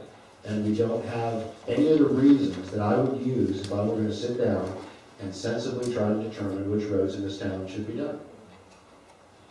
So I think we need criteria, I think we need a plan, and I think we need to look at that plan and judge things based on it connects. It's a high traffic road. Here's the traffic that's on it. Tell me something tell me information, not just emotion. And we shouldn't do everything based on emotion or on how many pieces of paper we can get signed. We need to look at what is the sensible and proper thing to do. That's the time. I've got to make a comment as a council member. First of all, you made 2 comments. Does it connect? Is it a high traffic road? Okay. South D Road in front of the forestry and is highly traveled. It's very high traffic. Okay, all I'm looking to do is, we've got residents out there that are complaining that we're not putting money back into this town. And we've got over $3 million in the budget, not counting $600,000 for the gas taxes. Now, you talk about plans and stuff. You've been on the board for over a year. We've been in town for 6 years. Is anybody going to come up with a plan that'll work? It seems like no matter what kind of plan we come up with, we have a problem approving it. Now, and it will cut the cost. We got Bill and Son that's got over 40 acres that's out of business. That property is open. Nobody wants to buy it. They can't afford to buy it. Okay, when you talk about cost to the residents from Collecting Canal to Okeechobee Boulevard, if South D Road wanted to get their road paved through the district and stuff, it would cost them an arm and a leg because they don't have anybody to help them pay for it. So taking that little bit of section would cut the cost down to the residents. And the other thing, prospective easement, okay, that's things that we have graded for over 7 years. We went to Tallahassee and we got a bill passed because people voted to have that road paved and they were willing to pay for it. The main reason we had to get that bill and stuff was because people were required to pay for it. Okay, I'm trying to give them back, I'm trying to give them payment gas tax money that they've been getting for 6 years, and we're not showing anything for it. Mr. Mayor, when we talked about doing Ojum on North Road, one of the things we discussed was we would do some of the east-west roads out of fairness so that we didn't have the situation. But now we're going beyond that, and we're doing north-south roads. I'm only pointing out that we are just getting so far afield that there is no rhyme or reason left. And if that's okay with everybody, just understand it. But I see that there's no rhyme or reason to this at all. And it does approach unfairness to numerous people who, you know, whatever they're paying, they just don't feel that it's fair, that what we're doing here. And I don't know how better to say that. And further, to say that this particular piece of property, I think, is a very high, this particular piece of road is going to encourage development by us doing this work. And if we were going to do it, and if we do agree to do it, I think we ought to put something in there that anybody who gets commercial on this or redevelops commercial on these roads is going to give us a reimbursement. Because otherwise, I feel we're just improving an intersection for, you know, for the benefit of a future developer. And the idea that it's going to stay what it is today is not at all what the owners of the property intend. So I don't think that we should be naive and believe that we're going to continue with, you know, with a vegetable farm and a little nursery there. Plans are different, and we shouldn't work our best to make it happen any quicker. Sure. Tom, I hear what you're saying. I agree with some of the things you're saying. And I don't really disagree with anything you're saying. Good points about what we're potentially talking about on South D. One of the things one of the things, if you will, is missing yet from our plan is how to make the cost of roads more fair. We've talked about it, we've touched on it, we haven't ever really brought it forward, and I mentioned that we have something in mind, at least I have something in mind, but we've touched on it. And the idea is, in the grand scheme of things, you can help supplement what people are paying for each road. And an example would be, you have four segments. If we were to say that people pay $100 per acre up to, of those 4 road segments, just those 4, and we have different amounts of people on each road as they call, quote, the affected population. What would happen would be D Road would be receiving about $7,500 per year of the payment that they are entrusted to make from the town. South C Road would receive about $21,000 per year of the payment that they have to make to pay for that road segment. The period over, you're talking about on 10-year payments, which is what this note is for, which is what we're talking about, supplement the note repayment. You've got $280,000, almost $290,000 for those 2 road segments. That's over 10 years. So it's $28,000, $29,000 a year. Another way to supplement the cost of a road is not have the person have the people who live on that road have to pay for all the segments. And as we know, each road has a T to it, if you will, the top of a T. So North Road, you've got a T that way. When you go south, you've got Collecting Canal T. Now, if you pay for those segments, you may come back and find, well, the balance that's due when they do their road is $102 per person per acre in the scheme thing. So in our master plan, which we really kind of have touched on, and I think we've gotten some, I've heard some agreement along the idea of what's due in terms of adopting this concept. You're giving back money, you can do it in a couple of ways. Doing it with Collecting Canal, my way of thinking has been, well, we can wait until the roads get paved. We can add $28,000 per payment per year, for example, to that road segment. And at the end of that period of time, you're paying about the same as we would pay, but we're paying it up front. So it's not completely without design. And I don't expect everybody necessarily to follow me because I did not put together, more of a presentation where you could see it. But the idea is, one way or the other, we are trying to make things fair. And when it comes to the North Road piece, my thinking was, besides being silly to have ojum dirt, and the safety concerns, we were really stepping into the domain of putting back money to the community, and we could do it by paying out the money up front, and the residents wouldn't have to pay as much.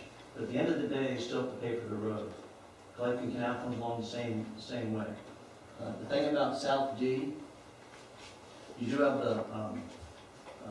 our forestry group there.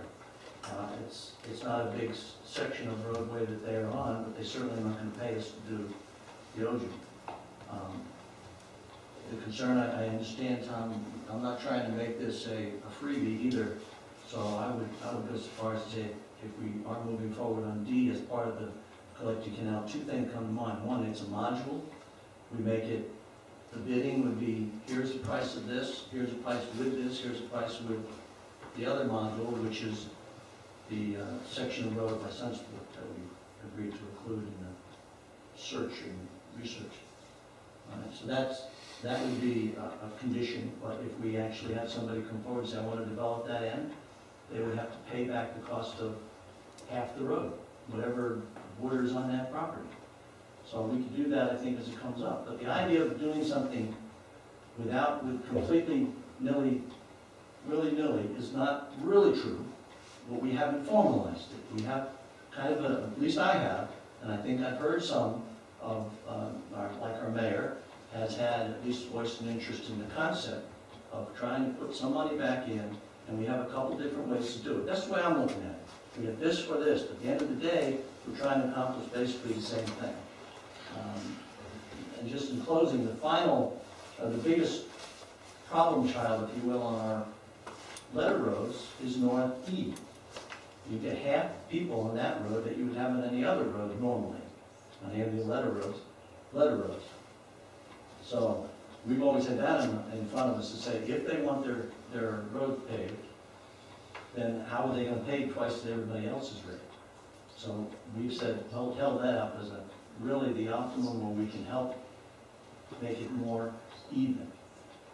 The point is that not every road that went in, we have 4 road segments, not every road segment went in with the same price tag per acre. And it's for a variety of reasons, primarily the number of people that were calculated into the effect group. So I look at D as another piece of the pie that we're looking at for South Collecting Canal. Let's see what it comes out to be. But certainly if it's a developer comes in to buy that property and wants to develop it, I think we have a price tag to be put on it for the cost of road improvements that they have to reimburse us for. Right. I think, we've touched on a lot of items, but the main thing I'm the most concerned about is D is a district road, and the district has policies on how it improves its roads. And also the other thing, none of us on the council live on South Beach, so we're making decisions for them, and we don't even know if they want ocean there or not. So and then the other issue is Jim brought up, is that, you know, we're trying to figure out a way to make it more fair. And if we keep on adding more projects, it makes it more difficult for us to figure out what's more fair. So I'm hesitant to move forward on this just because it complicates things in the future. Like I said, you know, first of all, is the will of the property owners, or do they even want open there? The other issue is the fact that it is a district road, and then also the fact that we are trying to make it more fair for all the residents. So, you know, those are all issues that I'd like to see resolved, or at least addressed, before I say yea or nay on this road. All right. Well, I think if anything, it may be something where, because in fact it's a district road, the district would have to really make the call what they would like to see. But we do have particular amounts which we fund the district for work on their district roads, and that might be similar to the F-road situation. That might be something that money could be used for. I don't know, but I don't think that we want to be in a position of telling the district, do this and do that on your roads until they turn the roads over to us, or we have a better arrangement with how these things are going to be handled. I think my thought is we've got a tool in place that if the people on a road want the road opened, they get a petition together, they put it together, they have a vote, and they come up with whether they want to pay it. D Road, South D Road, would not be paid just by 2 or 3 landowners. The way it's figured, all those people that go up Citrus and Tangerine, all those would contribute. All the ones going to the west would contribute to that road. All those on 6th Court going both ways would contribute to that road. That's the way the formula works. So my thought is we've already got a tool in place by the Water Control District, and so far I've heard of nobody that has said we need that road opened, and I would have thought they'd have come forward with a petition to say that they did. I think one of the things we have to be very careful about, and we tend to run ahead. You take B Road, it voted down a referendum to do the road, and then immediately we said, well, then the 2 developers are going to pay for opening B Road all the way to Okeechobee. So you know, I mean, if there's already a tool in place, I think we just have to be careful we don't outrun it. And there are my thoughts. But anyway, I just want to comment. I don't want Councilman Golsonay to think that the issue of prescriptive easements have been overlooked. Every road, I'm learning here, is unique in characteristics and the way it's been maintained and how it lines up and whether it's where it's supposed to be.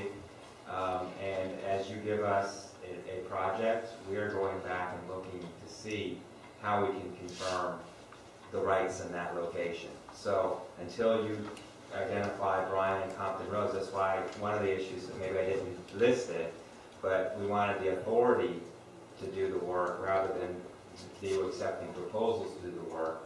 We bring it back to you. If you recall from North Road, we worked with the district to get a location use easement or a permit with them because it was their road. On this particular thing, it may be something different. We need to come back to you. But that's part of why I wanted to clarify that we weren't accepting the proposal.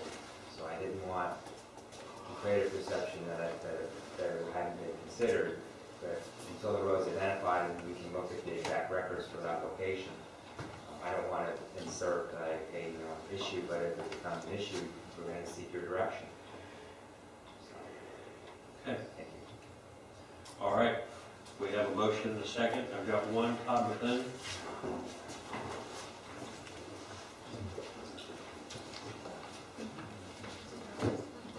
A couple of things. I want to reiterate, what Tom said, he hit a nail on the head. I like Jim Rocket's idea. He brought it up several times here. It looks like all of you are in agreement with this idea. when are you guys gonna do something and vote on it and say, let's do it? Let's put the numbers together, let's figure out how much we're willing to spend percentage-wise and do it. You guys have discussed it probably 4 times up here. You shook your head and said, yes, fantastic, but you haven't moved forward on it. When are you gonna move actually move forward on that idea and implement it, so it does look like, okay, it is fair what's being done now. You know, now let me get off on that. Now, by doing South D Road out here, you got all these heavy equipment trucks out here that go across that thing probably 50 times a day. How long is that Ojum gonna last under all those trucks? They're gonna tear it up in no time. So Ojum may not be the best product for out here. I mean, that could only last 2 years with all these trucks. Now, if you wait down the road, when more and more roads are Ojum, there's going to be less and less heavy equipment out here going up and down. Maybe it'll work at that point, but right now, it's not going to last out here. In addition to that, at some point, the district needs to, if more and more of these roads get Ojum, they need to start taking over maintenance of the potholes on the district roads and get rid of a grader and start getting equipment to maintain the Ojum roads. You know, you guys are giving them $100,000 a year. Maybe next year you say, we're going to give you $100,000, but $70,000 needs to be for equipment to maintain the Ojum roads. You know, and start scaling back all your dirt road equipment and start going towards what the roads are actually, you know, moving towards. Thank you. Thank you, Todd. All right, we have a motion and a second. Got no other public comment cards. All in favor, signify by saying aye. Aye. Those opposed? Aye. And I'm going opposed. So it fails 3-2. All right, moving on. We got C, cost of the traffic signal. Ron? I wanted to bring this up tonight because we've had comments that it may take millions of dollars to put this traffic signal in. I'd like to see a consensus tonight or a vote tonight from the town council that we'll only support $250,000 and then we'll try and retrieve our money back from the county. I said when we approached the traffic signal on Okeechobee and D Road, I said that the game plan was that we would, the county gave us authorization to get it done, okay? At first they told us we couldn't do it. So we take one step at a time. We're working to get the engineers. I'm surprised that the county doesn't already have the plans engineered for the red light at Okeechobee and D. But what I'd like to know tonight from the council is I will not put more than $250,000 in this red, I will not vote to put more than $250,000 in this red light without going to the county and trying to get our money back. And that's what I've said all along. For us to think about putting $1 million into a red light that goes on a county road, that is a waste of our taxpayers' dollars, and you talk about unfair. That's very unfair to the residents of Loxahatchee. So I would like I make a motion tonight that we direct staff that we will go up to $250,000 and then we'll approach the county, let them know where we stand and what we want, and try and get our money back before we move on to another step. Does that include for the engineering or just for the cost and installation of the traffic light? That's $250,000 period. I don't know how much it's going to cost for an engineer. I don't know how much it's going to cost for a red light. We were told the cost of a red light to be installed was $190,000 to $250,000. So I'll just say that we set the price, the initial price for $250,000. Before we go any farther than $250,000, we'll approach the county. We'll try and get our money back with people, with petitions, or whatever. And I've always said that I believe we can get our money back, but we won't know until we're tested. Awesome. Okay, we have a motion and a second. Discussion by council. Yeah, the question, how does the town staff move forward with a ceiling of 250? Is this going to be applying to 250 to, as we move forward and get a better idea of what it's going to cost, all the improvements to the intersection and things of that nature? I mean, there's a point where we need a total to say, whoops, we're beyond 250. I would not want us to be spending 250 and then done with that, find out that the number is going to be 800,000 and we've spent 250 of it, but we're stopping. So I'm just trying to get some feedback from the town management. If you give that direction How do you interpret and how do you respond to that? Because of the concerns that the cost could spiral out of control, when I did talk to the consulting engineers that currently have the contract with the county, they kind of gave me the figure would probably be around 254 to Sigma. The question that I posed to them, because I was concerned about that spiraling cost, would be if the county requires additional improvements, what are we looking at as far as the total? And that's where I was advised that, you know, the next step in the process is I have to talk to a Farouche at the county who generally handles working on these things as far as setting up a, you know, pretty much not a contract, but almost like an agreement as to what it's going to cost. And the question will be, when I sit down with her, is, you know, are there going to be additional infrastructure or intersection costs that's going to take that above the 250? And at that point, I think we're going to know where we're at. If that's going to exceed that, or come back, you know, what we're looking at that point. That's probably where we'll get the indication. Okay, that's fine. Yeah, I would hope that at this point, all we're doing is investigating the price and not spending anything. I don't think we've authorized any expenditures yet. And I still would like to see, since it is a traffic signal on a county road, that the county pays for it entirely. We don't pay the $250, we have that to use for other things.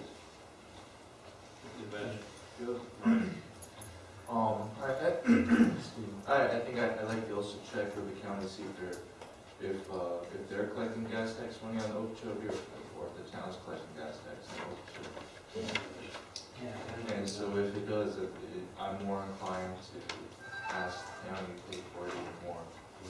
You know, it'd make a little more sense if we were collecting the gas tax money on that, because of the higher traffic and whatnot, we could get a higher rate. But and you know, there's also precedence to go to a higher government level and ask them to spend money on their road for a perceived problem, which we see. An example being Commissioner Santa Maria, who went to the DOT to pay for the guardrails on State Road 80. So once again, that's one lower level of government going to another level of government that has a little deeper pockets, that can afford to do this, who, as Ryan said, has been collecting the gas tax money. And if in fact the county acknowledges there's a need, then they ought to step up and do it. And so that's my thought.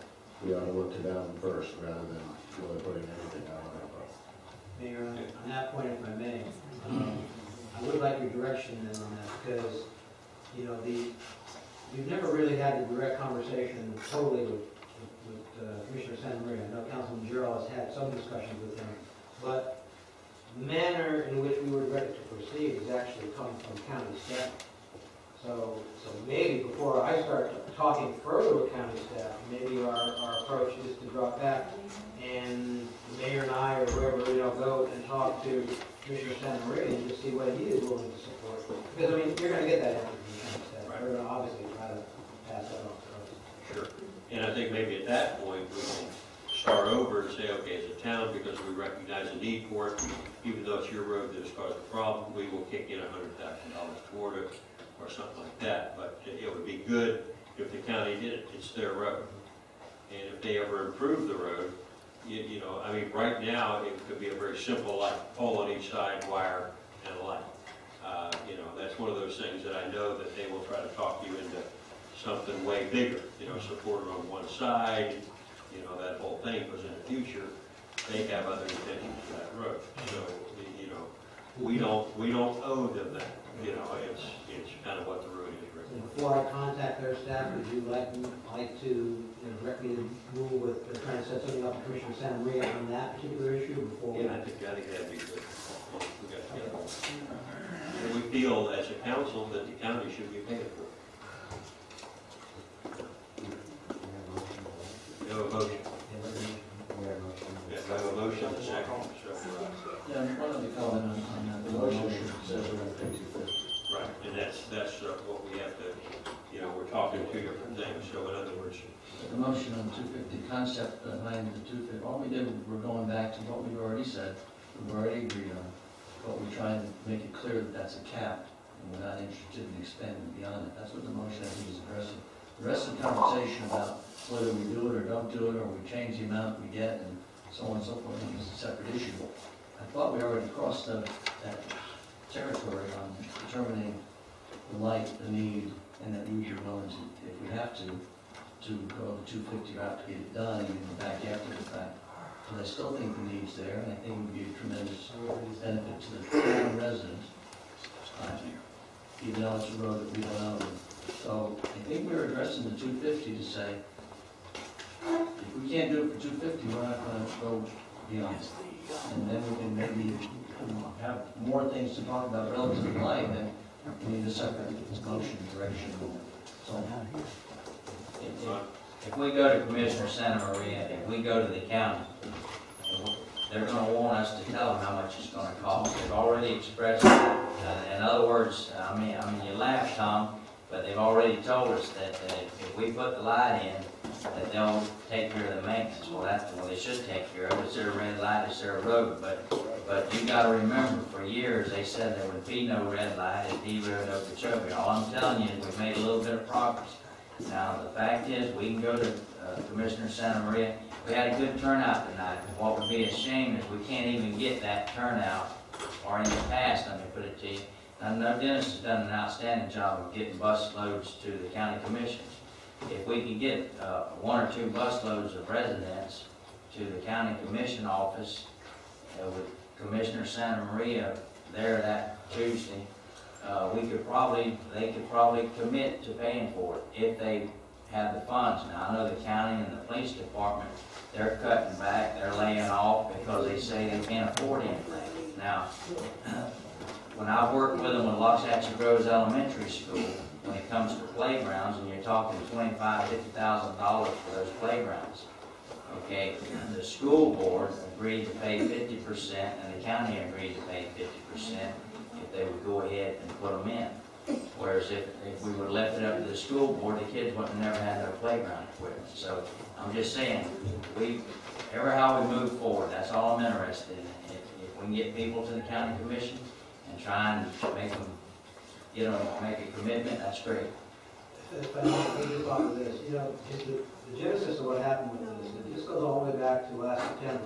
I wasn't even on board yet, but the mayor and I met with Commissioner Santa Maria and George Webb, because I think there was some concern about whether the county was going to entertain the issue. The mayor eloquently put the position on the table, and Commissioner Santa Maria pretty much got George Webb to go ahead and do the study. Now, the problem was, 2 or 3 months went by, and the county was dragging their feet in terms of letting us know that after they did their study, there was a warrant for the light. That's when I think you got involved, Councilman Gerald, and you had the conversation with Commissioner Santa Maria, and it started to move forward again. But I don't know what his viewpoint is after that point in time, because then he went back to the staff, and that's when the staff said, "Town, you're going to incur all the costs and do this, and we'll do the maintenance." So that's why there's a little bit, unless somebody knows something I don't know where the commissioner stands on this issue. Commissioner recommended to me that if we put forth any money, that we go to the county commission and ask for our money back with petitions and with people, and he would support us. Now, he may have changed his mind. We can approach him again, and he may say, "Hey, don't put any money forward. Come to the county commission." We'll approach them and see if they'll pay for it completely. So that's where I got that from, where we need to be willing to put some money into the project, come up with the plans, whatever. But no, it's there's nothing wrong with talking to him again. The more we talk to him about it, the more help we get from him. Okay, Tom. I really can't support putting out any money at this time. I certainly think it's worth talking to the commissioner and to other commissioners and whatever it takes, but I wouldn't support tonight saying that we would pay up to $250,000 for this. So I won't support that motion, but I would support a motion that says that we want to continue working on this. And really, why do you want to come up with a number tonight when if you sit here and say we'll pay $250 and anybody from the county heard you say that, well, they make sure you pay $250. Come on, let's tell them we don't want to pay it all. Well, start from zero. Tom, I got I mean, that's just how I negotiate. That's my personal thought. If you prefer to tell people how much more you'd like to pay for something, I don't see it as our responsibility to pay for this. The reason I brought it up tonight was we made comments on this council, and Tom, you have not spoken up. Okay, we made comments on this council that this light may cost us millions of dollars. Okay, I wanted to clarify that tonight. I wish you would have clarified back then. No, I I refuse to pay anything. It's I've not said gonna that, cost us I've $1 said million. that, honestly, Ron, I've said consistently that I felt it was the county's responsibility for that road, and I don't appreciate your misconstruing it. Okay, we've got any other council members on this? All right, we've got a motion and a second to spend up to $250,000 on this line.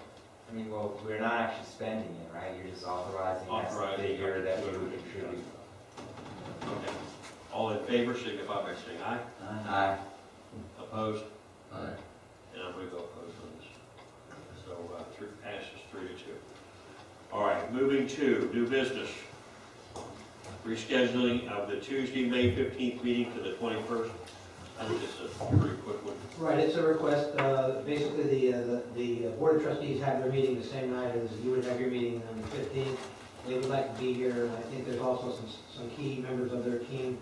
I said, I mean, Palm Beach State team that can't make it, so they would like us to have the plan that the second regular meeting on May 21st. Okay. And we check with the Commons, they're also okay with Okay, that. I'll entertain a motion to move the meeting to May 21st. I'll make the motion. Okay. Make a motion first, and then we'll... I was going to make a motion to not move it because number one, I have a personal conflict. Number two, I discussed at the last meeting that I'd like to set up a schedule that we can follow.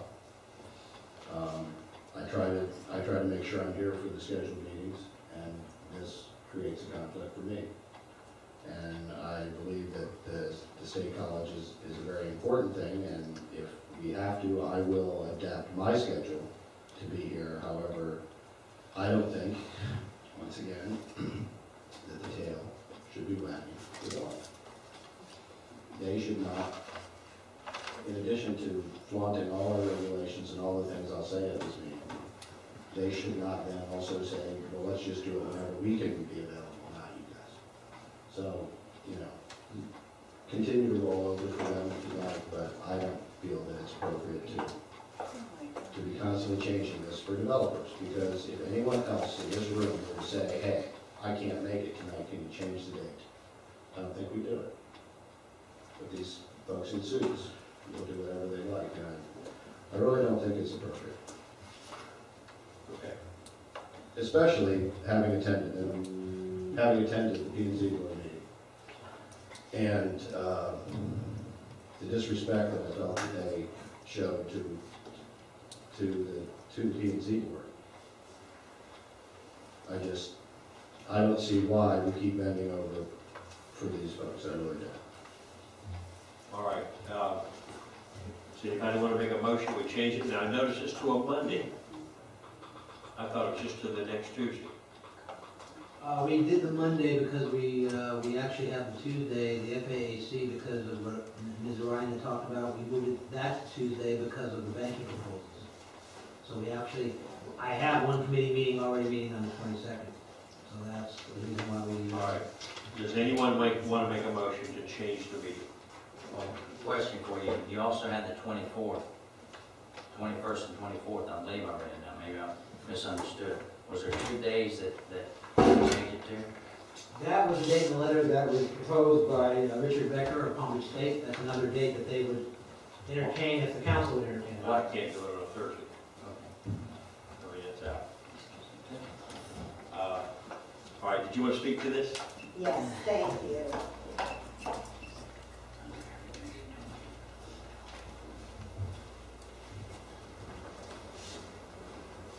Good evening, Colleen Walter with Urban Design here on behalf of Palm Beach State College. Just to let you know, the college did try to reschedule their Board of Trustees meeting.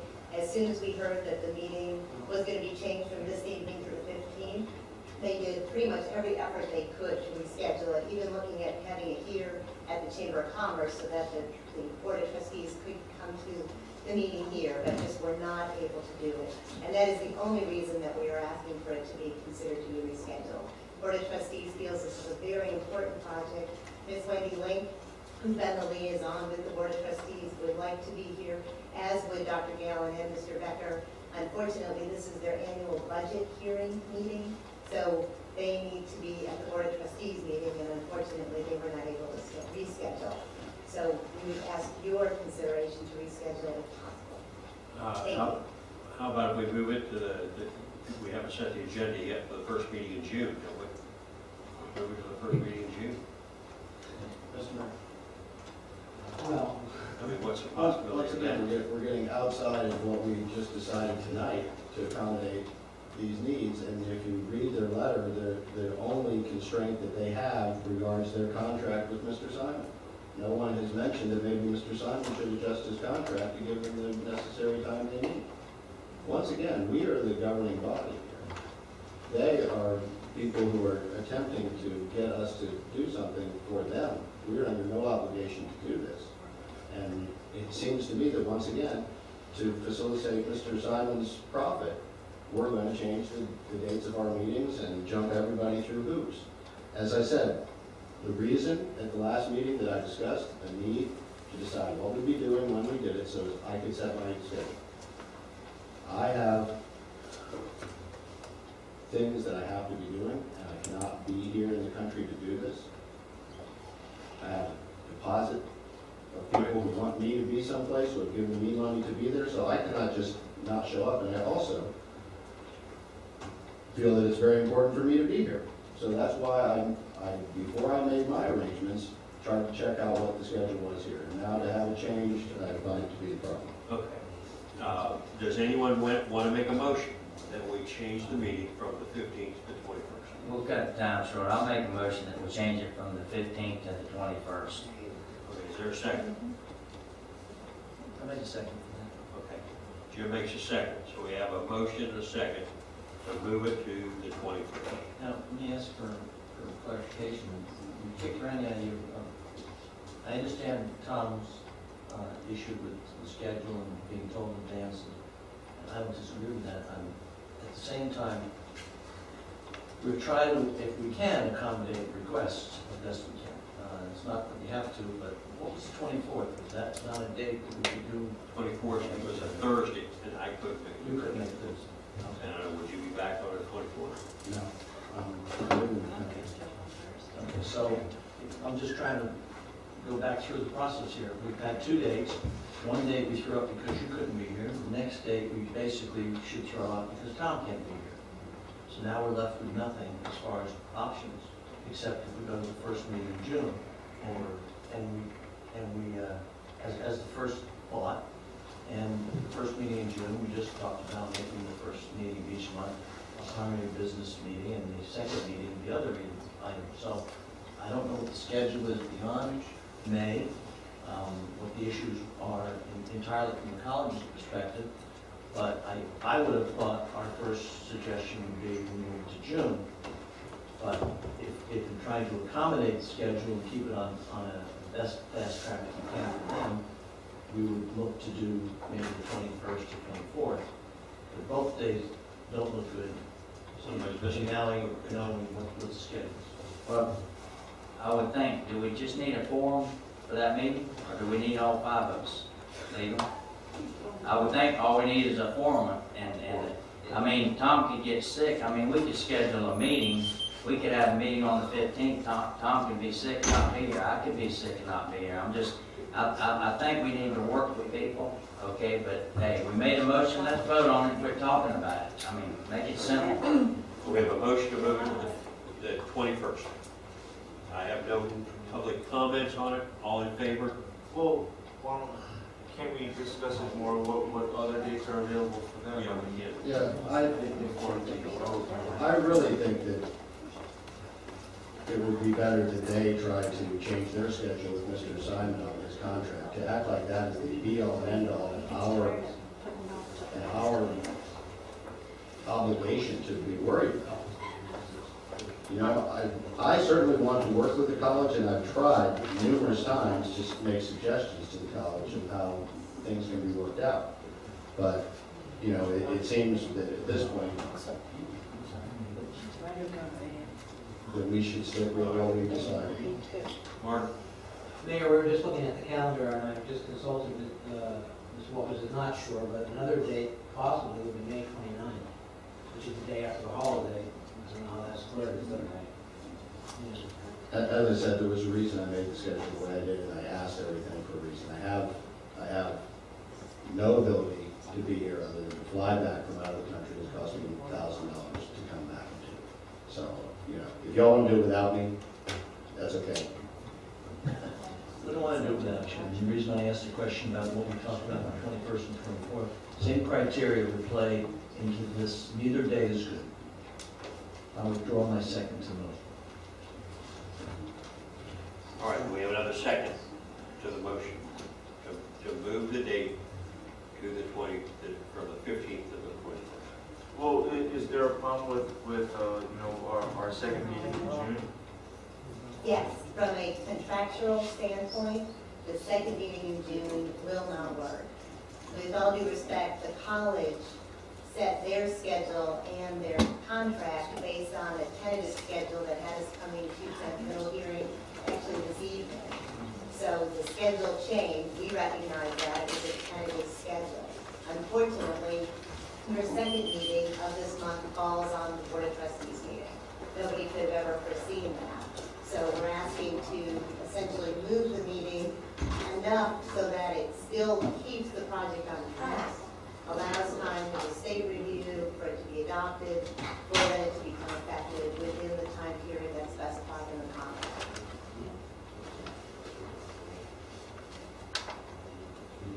Are you going to make you're going to second the motion? Well, I'm just trying to figure out a date where we can all be here. I mean, it could be that week of the 13th, but it doesn't have to be that Tuesday. There's some notice requirements. Oh, So that's. What's that? I think, you know, It's got to be noticed, and it hasn't been yet because we didn't have a date confirmed.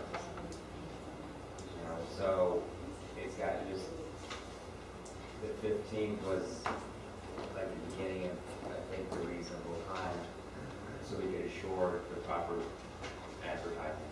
We could go to a couple other dates, or 16th and 17th. Well, how about moving it one day forward to the 14th? Tom would be out of town there. no, that's fine. I don't have a problem with any time next week. I don't know if you need I to mean, go to 15th. It might be close with publication. Well, but I mean, that way it seems, or Clete, you have a water control board meeting? that night? 14th is our board meeting. Yeah, 14th. We can have, We could have it So at, you could have it the 16th or 17th, or we could do it at the chamber if you want to do it on board. 16th or 17th, I got the same problem. Oh, you got the Wednesday, same problem? Thursday nights, I'm tied up. So, The other option. Wednesday would be, is an option. The 16th.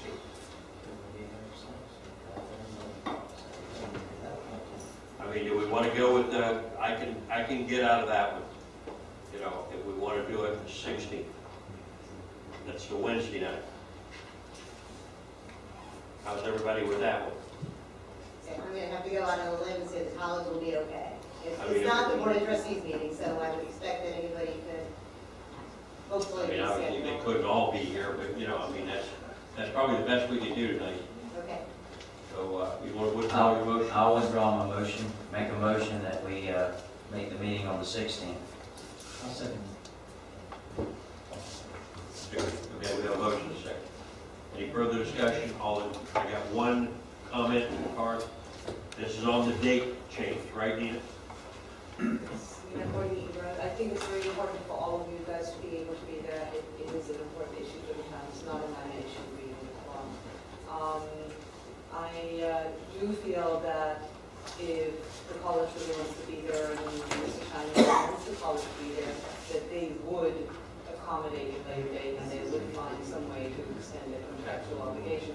I feel that you shouldn't feel pushed to do things sooner than you're ready for. Thank you, Nina. We have a motion and a second for the Wednesday, the 16th. All in favor, signify by saying aye. Aye. Any opposed, same sign. Motion passes. Thank you very much. All right, thank you. Moving to the item 10B. Yes, Mayor, this is the Florida League of Cities Institute for Municipal Elected Officials 3-day training, June 22nd through the 24th in Tampa. It's called EMO for short. As you know, our own Bill Underwood teaches the budgeting and financing module of that training.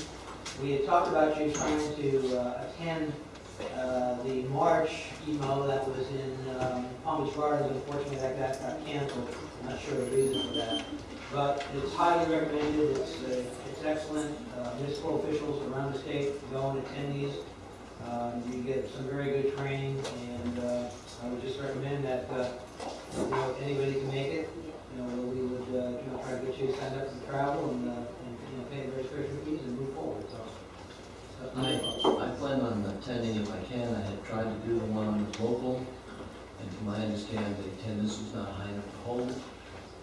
There was some other interest on the council to actually try to do something local because it makes it a little easier on the budget for no other reason. But I sign up for Tampa as long as I don't have to sit through Bill's portion.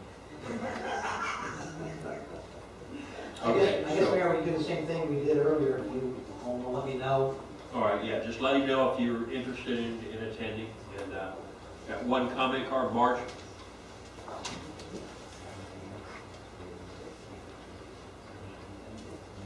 March Herzog, A Road. This is only for the council, correct? No other? Just for the council. Okay, and there was some discussion that you wanted to extend it to the finance. That's the next one. I don't see it as being the next one. See?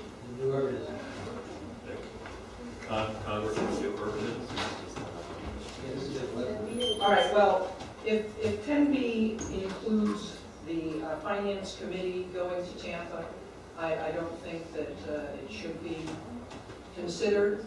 I think it should be either the council member or their appointed financial person. So whenever that's coming up. It's an elected official meeting, so I mean, it should be the council. Exactly. Anybody appointed. That's my feeling. Okay. So bottom line, anybody that wants to go, okay. Mr. Mayor, just going back to on May 16th, we did not change the regular meeting time, so it'll be 7 p.m. on May 16th. Because I heard a 6 p.m. floated up there, and I'm just confirming because we need to make sure we get the publication right. 7 o'clock. So I didn't hear any change in time, so it's going to be 7 p.m. May 16th here. And that means no meeting the night before on the 15th. Right. No meeting what I'll do myself. Okay. You don't want to have a 15th meeting? Sign me up. Okay. Item C. Yes, Your Honor, this one is the new urbanism conference that was talked about, I think by some of our planning folks. We have the information that's provided in your packet. It's May 9th through the 12th in West Palm Beach. This is local. However, I would call your attention in order to attend the 4-day registration. It is a little pricey. It's $665. So again, wanted to find out, number one, if you wanted to attend, anybody in the council, or are you opening it up to any of the boards for their attendance if they would like to go? I just need to know so we can start doing the registrations. Council, what do you think? No, I'm not going. Two, I was trying to read through this documentation and identify where it talks about rural and something like Waxahachie roads, and I can't find any. So until we really become urban, and I hope that never happens, and all the information is great, but there's maybe certain information that we can just do without for now. Is there anybody that you know are going that? I think Grace Joyce from our P&Z mentioned that she was going. Maybe we could get Grace's on to give us an update, maybe a report when she finishes, if she'd be so kind. Any other council members? I mean, I don't see anything that would, really. Yeah, I think some members of the P&Z thought it would be good because it was right here in West Palm Beach, but it is a little pricey, even though it's here. Well, $600 to learn about urbanism is a little much. I mean, it's much like the mayor's thing. Every one of them is like, how do I draw business and development to my town? I'd be the only one saying, how do I keep business and development?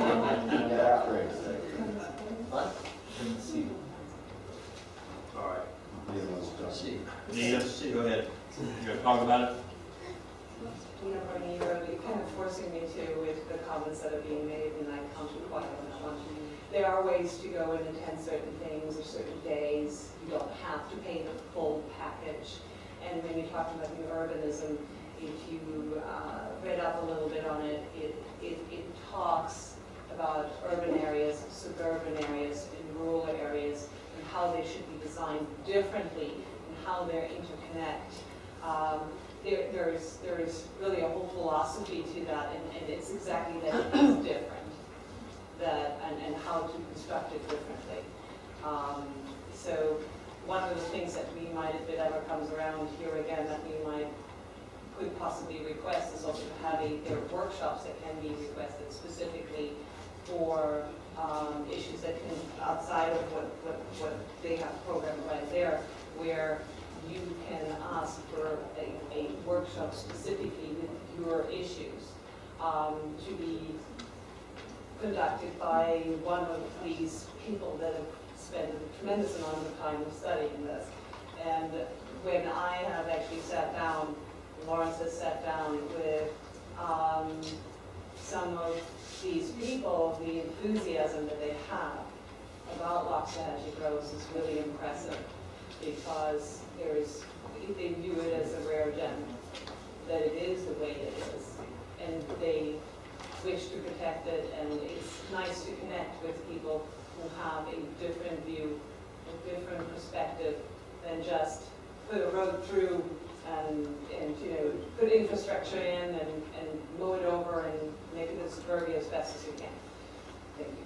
Thank you. And Your Honor, just for the record, Neve is correct, there are different packages, and that wasn't meant to dissuade anybody from going, but just a one day is $295.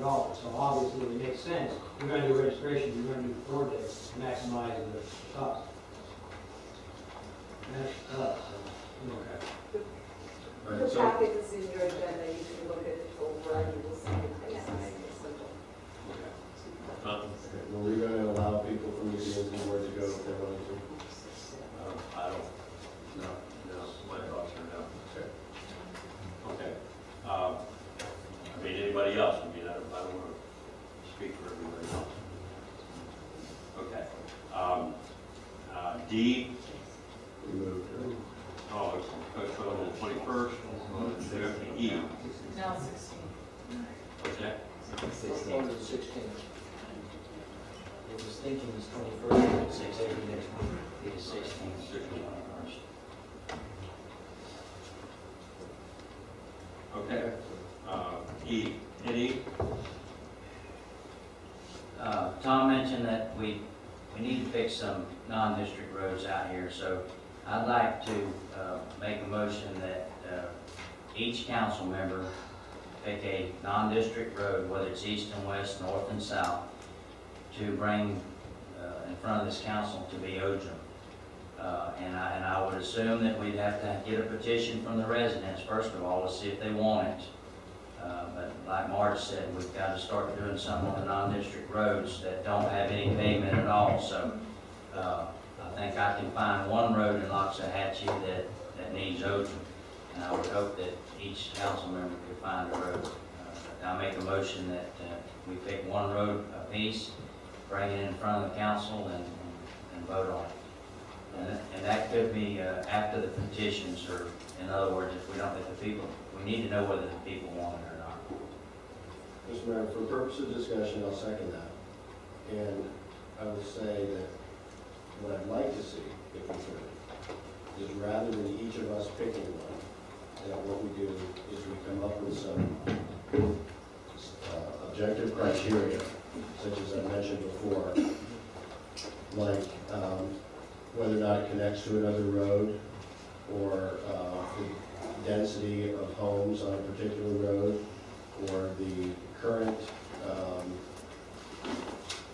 number of times that it's graded a month, as an example of the need for the road, and that we look at it rather than me picking my favorite road, more as let's pick the 5 roads that are most in need of improvement, and work towards that improvement, and have a way to explain to people why we did what it is we did. Because I could mention 5 roads right now that I all think are certainly within the criteria I'm talking about. Tangerine, Gruber, 22nd Court North, Los Angeles, some other areas up around North Road, all fall into the category I'm talking about. There's certainly some in the F Road Folsom area that probably would fall into that same category. And some between E and F, so you know, there's plenty of roads, and rather than doing it based on some formula like, I'd like this one, I'd like to be able to say, well, we set up a little ranking system based on 4 or 5 criteria, and these roads came up, the ones that most needed to be done, and that's why we're doing them this year. And we're going to spend this much money on doing it this year, and then next year, using those same criteria, we're going to do 5 more roads, and we're going to spend such an amount of money. And if we do that, then we have an ability to explain to folks what it is we're doing, how it is we're doing it, and how much it's going to cost. And I'm not trying to delay it or stop it or anything like that, because I had suggested earlier myself that some of these side roads needed to be done because of need, not because of want. So, anybody else? Let me clarify something. Okay, first of all, if I bring a road in front of me, I'll justify why I think it needs to be done. In other words, I'm not going to pick no favorites out there. I've tried to justify, I've tried to justify when I go for roads and stuff, I try and justify the cost and stuff. So initially, and if, in other words, I'd like to at least have the reasons we want the road, but I'll personally justify the road that I pick. And it'll be, like Tom said, it'll be important reasons, traffic flow, you know, the people that live on that road, how many people live on it. It'll be the things that mean a lot. It'll be mainly because the people want it. So no, I will come to you and justify why I want that certain road. Okay, Jim. We are, with all due respect, Councilman Guerra, I think we're way out in front of ourselves. I like the idea of considering how to put money back into the town. Certainly it's an issue. We're touching on it, scratching the surface, and I think it's something that needs to be maintained. So the urgency and the need is a little more evident. We have no idea how we fund these types of things. I mean, we can have money, we can have lots of money. But we've already, I mean, we have a process, as we all know, that if you have to feed a road, like where you live, and you feed a road onto A road, you have to contribute to the A road ODIM. When it comes to your road by yourself, nobody on A road is going to help you. At least we don't have a formula to do that. Maybe we can create one. But what I'm driving to is what Tom's saying, and I agree. We need some kind of criteria. We need to talk about one criteria, so we can go year to year to year. You know, let's count up the roads and try to get them on the list. But heretofore, what we've done is we've tried to identify the roads that just need basic debris removal, clearing, grading, so that you can use the road to really function, make the road function. And we did a lot of work on 22nd. We did work on the other roads from North End and South End. We've done some of those things that we've never done before as a town. We're starting to do that. So when I say we're out in front of ourselves, and I mean all due respect, I think we've just made a great stride in that arena of just trying to maintain an access to the roads that really weren't in good shape. So we've started down that path. We probably have a number of more roads that we haven't even addressed that may need just maintenance of debris, cutback and grading. I would think we also need to continue that process. Doesn't necessarily mean we do it in place of your idea, but we need criteria. We need to talk a little bit more about funding, because we've had other conversations about the OGM roads and the funding and the assistance and things of that nature. We've arrived at something. Whether we're all clear and have the same understanding is another thing. You know, whether it looks like we're not moving in an organized way or not.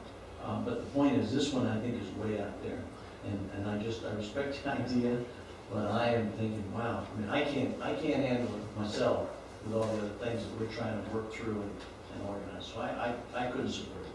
No, and I agree with you. In other words, but at least let's come up with a criteria. In other words, have a criteria so that if we do want to approach this, or if one person wants to approach to get there, we need to have a criteria so that they can go by that. So we can at least vote yea or nay if they want their road painted. Okay, Brian, any comment? Yeah, I think what Tom and Jim said pretty much goes along with what I was thinking. I think what kind of might have left a little bad taste in everyone's mouth is the same with town council selection. I think it's more like identifying what needs the most work, and instead of saying selection is just identifying what roads. And we're not deciding right now that we're going to do it right now, but we're just saying that these roads need some help. And setting the criteria is a very good idea. Mr. Mayor, Thank you. I'd like to make a suggestion which may or may not be in the thoughts of the town management at this point, but they've been using Frank Shinola to do some ranking of the roads from need for exotic vegetation control. And I think maybe we could look also at, you know, the kind of situation, maybe come up with some of those criteria that we're referring to and give us a little bit of feedback from the standpoint of maybe look into how often the district's been grading these roads, what condition they're in right now, what their traffic, you know, flow is, what's their geographic setup, you know, do they serve 3 people or 300, you know? And I think if we can come up with some of that, Fred, at a staff level, and they come back and say, these are the 5 things we think would be appropriate to go with, then we can say, yeah, that's fine, why don't you add this, or take that one out and put this in, and that would be the appropriate way to proceed. Okay. I think my thoughts are, we are doing something. Some of these town roads is the first time they've been graded. Some of them, it's the first time their vegetation is, we're considering cutting it back, we're paying for that. We're improving drainage on some of these roads. I would like to see us get the word out, whether it's maybe the next newsletter, but let people know we are considering improvements on the town roads, the non-district roads. So if people on those roads want improvements, then I think they can bring them to us. And then the residents, so if somebody doesn't want it, you know, then that's fine. We're not going to push something down their throat. So let them come to us with requests, and we will kind of grade them according to need. Like I said before, they don't have to be OJA. There's some other products out there that will, I know a lot of people, John, you did your driveway out of basically tailings that were rolled down. So maybe something like that on a road without as much traffic and no heavy trucks going through might work very well at half the cost of OJA, and we wouldn't have one contractor in the whole state as the only guy that can put it down. So we've got some other options here, but maybe open it up to people, you know, on these roads and say, I would like improvements on my road, and here's why. Much like they came in tonight with Brian and Compton, you know, and said, you know, these are the reasons we need help. And I think that would be a good way. Then we could look at them, and because honestly, there's a lot of roads out here that I don't think about because I don't drive by them every day.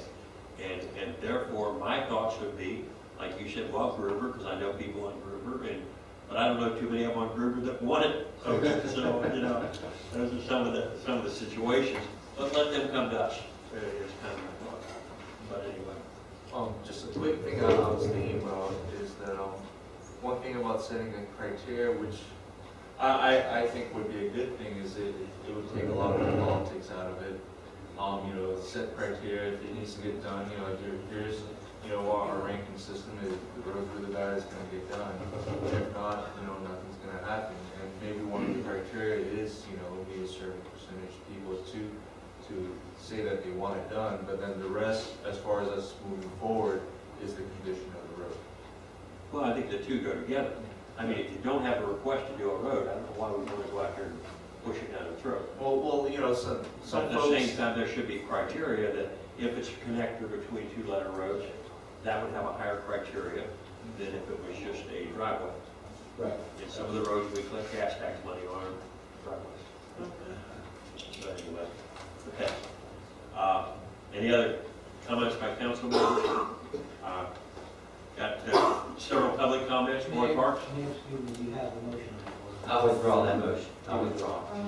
Okay, we're going to withdraw the motion? Yeah. All right, we'll go ahead and have the public comments for Roy. And then I've got... you need to withdraw. I withdraw my second. Thank you. Okay. voice purpose. Oh, I'm sorry, that's right. I'm sorry. I'm sorry. Shall I withdraw it? Yes, please, thank you. Thank you. I'm getting a little tired. I know officially we're still. Thank you. Question, in Robert's rules, if the motion is withdrawn, Why would you need to second withdraw? You know, I've always, it's almost like.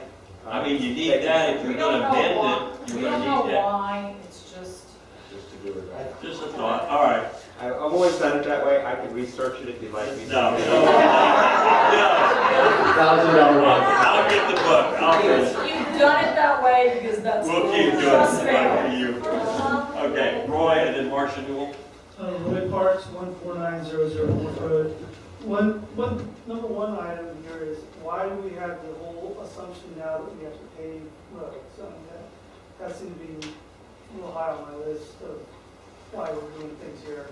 The other one, if we're looking at paving some of these that are like driveways, I've got 400 feet of dirt driveway in my yard that I'd love to have paved. Yeah. But yeah, back to the fairness, if there could be some additional contribution back to the folks that voted to have the roads that really have a higher grade of road to take care of that, that'd be great. The other item is we're already getting hit with maintenance on roads that have been there for a period of time. The more roads we have out there that become paved, the more potholes we now are really mandatory we have to take care of. So I agree with stuff that's, you got a leaky roof, you gotta go fix your roof, but it's, definitely if they, bring in some loads of rock and upgrade a road that needs drainage and make sure folks can get mail to their house and, all the basic necessities of fire rescue, you gotta do that, but it doesn't have to be a paved road to do that. And I think even the, some of the pieces when they measured it out, the cost of maintaining a dirt road versus the cost of maintaining, well-maintained dirt road, I'll put it that way, instead of just a mud hole, is it's less money on something that's not high traffic, especially on a short road, it's going to have the high speed, won't have dust, just want to make sure that was as well thought of as possible. Thank you. I know several of the comments in there on Brian and Compton said that it was better when it was dirt rather than the potholes. Okay, Marcia. Okay. Congratulations on making a decision to not go more roads. That's terrific for right now because we really are going the wagging the tail before the whatever. I talked to you before about speed bumps on C. You did bring it up. I measured things today. Speed bumps are supposed to be, according to plan, 14 feet across. There are 21 speed bumps on North Sea Road. They range in 12 feet 6 inches to 15 feet 5 inches.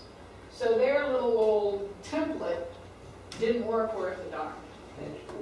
They're supposed to be 500 feet apart. They range from, and I'm not talking about the little bit on each end of the road, they range from 394 to 578. So you guys are not getting what you're paying for. You're getting a mess. It needs to be cleaned up. I told you before I have back issues. I just had surgery again 2 weeks ago. Every speed bump sends shivers up my spine. It's proven that speed bumps hurt people with degenerative disc disease and people with the disease where the bones go away in old ladies. There you go. So I really think it's horribly, horribly, horribly important to pay attention to fix this issue before you do more roads. Because C Road is a mess. It also has potholes. And another thing, he could spend a lot more time working if you nursery people quit using the manure. Then the big trucks aren't on the road and people don't pitch. I mean, it's simple. There's dump trucks that go down to the end of of C Road, I can't imagine whose nursery it is.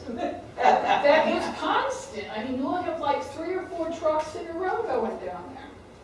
And they're big dump trucks and they don't slow down for the speed bumps. Okay, Ann Parker, and then I've got Cassie. Read Ann into the record. What's that? She left, read it into the record. Read her Oh, comment. okay, Ann. Is, where is this money coming from? Do they want this done out of OSHA? Okay, I guess that's regarding these town roads.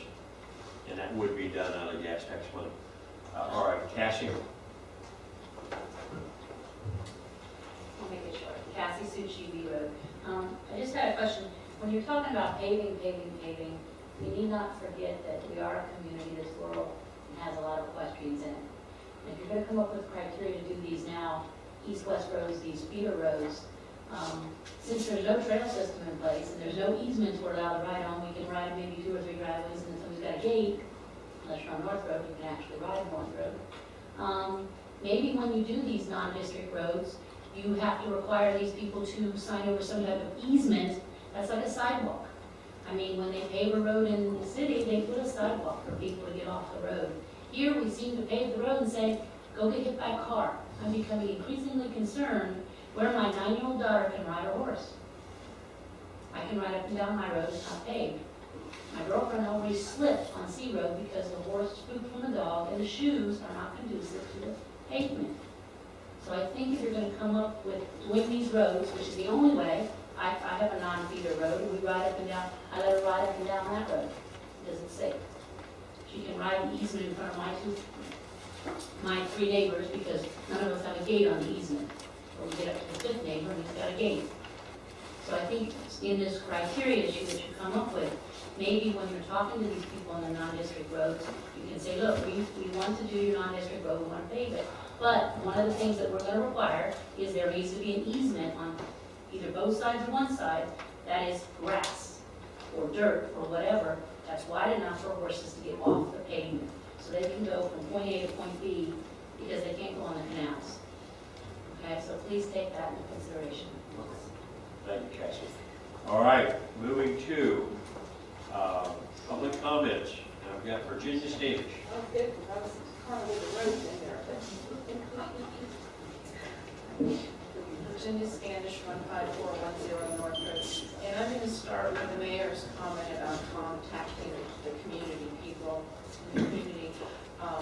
The town crier is a great free resource. That would be a great way to get the word out. I don't think the newsletter is as timely. We'll always have someone from the town crier here. It's just a good resource, and a lot of people get it free. What I want to comment on all these roads, the town roads, whether they're paved or not, there's a lot of frustration in the community right now, and I think you've heard it, and it continues. And as an example, there's people right across from me that own 40 acres, and I believe they're even out of the country. So it may take time to get people's comments as to what they want and don't want. But whether they want OJM or whether they want their roads dirt, I just would ask the council to consider. We keep saying we're going to sign this little bit of money and this little bit of money, and then some people are paying and some people aren't. Right now, I'm not paying for North Road on front of my section. But I know if Fee Road gets paved and I'm going to get hit with that. I have no problem either way, but we're just asking for everyone in the community wants fairness in how things are assessed. And whether you eventually decide to do a bond issue and just put all the money out there so that everyone can get something done, and they don't get, some people are paying and some people aren't, and then the town tax, the tax money can go to pay that off. It just needs to be, there's growing animosity in the community is what I'm trying to tell you. And when you ask people what they want, if they want their dirt road graded 3 or 4 times a month, I'm from when we used to get it 3 times a week from those days. So I don't think 3 or 4 times a month is too much to ask. And like you said, some people don't even get surfaces. So just consider everything that they want, but also try, just try and figure out a way where everyone can get it. They're not waiting years like while their other neighbor had it and has to wait 2 to 3 years to get something. Thank you. Ronnie Coral.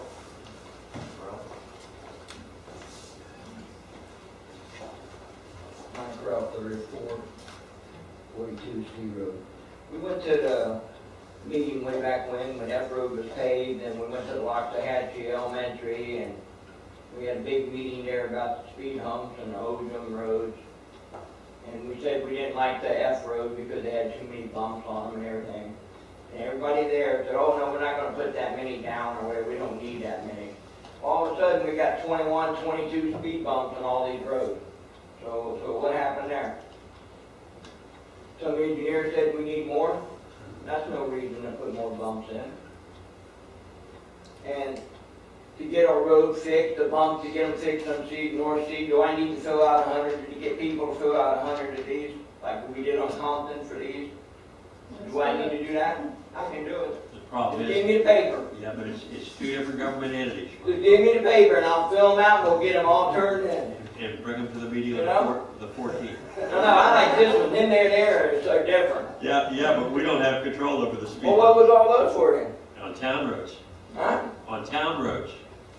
She road to town road. We can control the putting speed humps on Compton or Bryan because they're not district roads. We can put any kind of speed hump we want to. I'm just going to get them all filled out But for you you. can put pressure on to get them fixed. Yeah. Give me 100 of them. Mr. Mayor, and we did as a council vote to have the speed humps on C Road reduced, and we asked the district to do it, and we asked them again at the IGC, and Jim reported some form of progress with some changes on it. Well, hopefully they're hopefully they're going in the right direction. I didn't ground them, but that didn't help. It's just got to get a bigger grinder. No, they didn't get a better fence for it. March Herzog, A Road. I heard this evening there was concern about North E Road and the expense because of the park across the street and no feeder roads on there.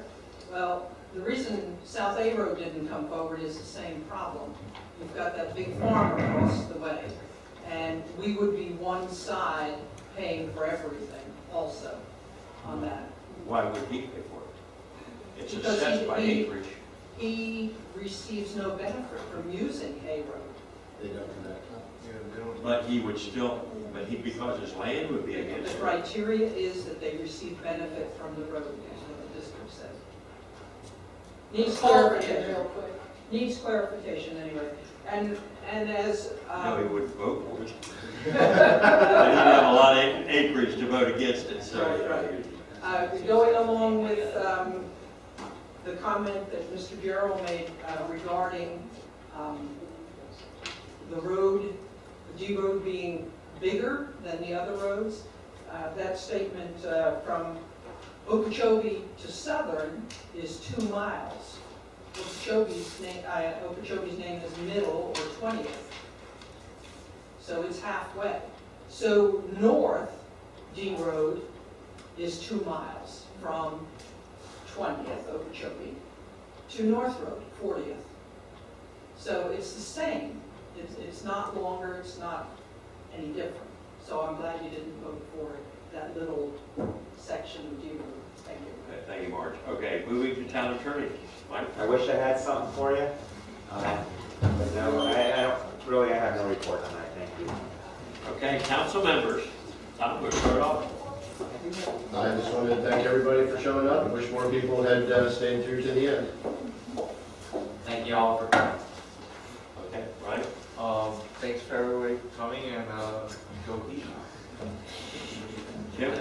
Yeah, before I thank everybody for coming, well, because most people aren't even here, but it was quite a turnout. I'm pleased to see taking advantage of the opportunities to speak, and I'm glad I was here to be able to hear them. One of the things I had noted that we haven't talked about again recently, we've talked about schedules, talked about town council meeting. What I'd like to see is to get direction from the town council, or maybe just consensus, that we direct staff to limit their council meetings and arrangement, committee meetings, sorry, and limit the committee meetings to, so that we don't have more than 2 meetings in any one week. If we have a council meeting, you can only have 1 committee meeting that week. If you have a week with no council meetings, maybe up to up to 2, but to spread them out, we've got enough weeks, and we don't have that many committees, we can't put one in every week. And we have a couple of dates that have been set aside in the past, pretty much. In practice, the Finance Committee was looking at the third Monday kind of thing, or fourth Monday, whatever the date was, but that was something we've done.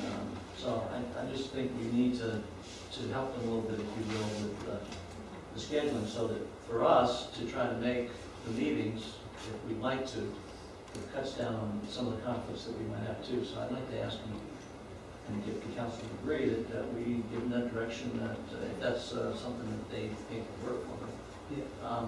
Go ahead and answer that. Thanks, Vice Mayor. But yeah, I think I had a conversation with the Vice Mayor because he was concerned when we were talking about that agenda, the problem is in the second week of the month, because I'm attending by contract, I'm attending the water district meeting, and then we have the roadway equestrian meeting the next night, and then planning and zoning Thursday of that week. So that's 3 solid meetings during that week. And he asked me if I had any ideas. I said, well, I think the possibility would be we could move the rural equestrian meeting to maybe like the 4th Thursday of the month, and that would ensure that there are only 2 meetings that week. But that's just a suggestion to think about, and that's something we could do, that would at least try to space the meetings out so there's never more than 3 meetings during one given week. Sorry to distract us. Well, I think we need to do something like that. We ought to be able to set some kind of schedule. I don't know if you can instantly, first month, change everything, but you ought to be able to, and we've been able to do it with committees in the past. I can talk to that committee. Talk to the committees and see what you can get arranged. But I think that would be better if we stretch out the committee meetings to 1 week, basically, and then the other meetings would fall in line. We only have 2 meetings or so a week. Regarding, you said the 3rd Tuesday? For the second week. Second week, there's 3 meetings that week. So if we have P&Z, there's only 3 meetings. Right. Because we're basically meeting the week, generally we're meeting the week after you have met. No, it's the second Tuesday. The second Tuesday, and the first Tuesday. So we're the second Tuesday. If you're pushing us back into later in the month, then I have a conflict with trying to get a report done for you guys. No, we're not pushing back. We're just trying to, the week that we have the meetings, we're trying to limit it to 1 other meeting. So then the meetings where we don't have, the week we don't have a meeting, which is the meeting, the week you meet, then we're saying we can have 2 that week. We're just trying to make it easier on work. I don't know how you can go to construe that between the water control, the finance, that we add them up. Well, and maybe you go to water the weeks control. of the month, I don't know how you You go to that clock time over there. I mean, there's basic math that says it doesn't work. Okay. Well, we're just trying to help you out. So we're all right. And I want to thank everybody for coming. And have a good night. Yeah, motion to adjourn.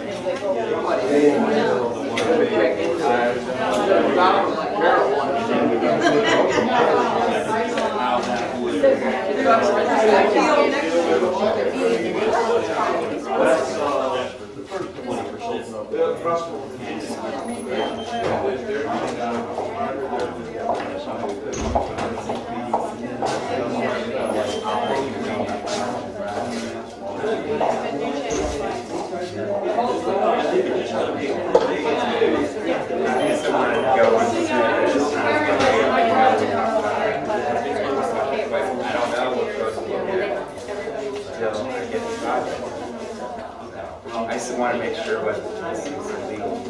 Be careful going home. Okay, thank you. All right, and I guess we're going to have a You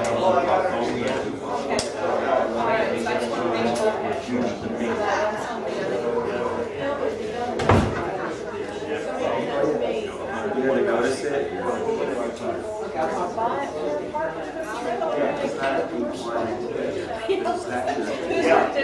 Now you're talking. Now you're talking. Yeah, well, take it back. We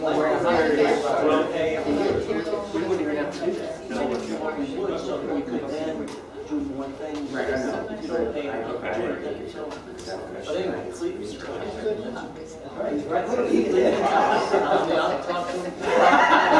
talking about we may have to disagree or I don't disagree with that, but the bottom line is, it's just like any other thing we do. We have an obligation to maintain it. Oh, yeah. Have a good night, Cleve. Just like if you're.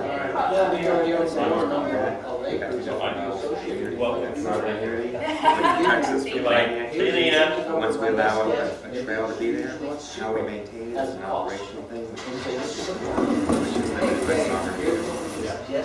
But our limitation is, we won't.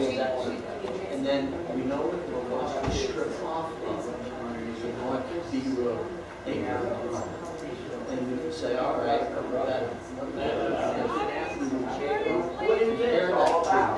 But if it's a trail that's more dangerous, we've got to also make sure we protect ourselves against the hikers, the bikers, and other people that is reasonably foreseeable.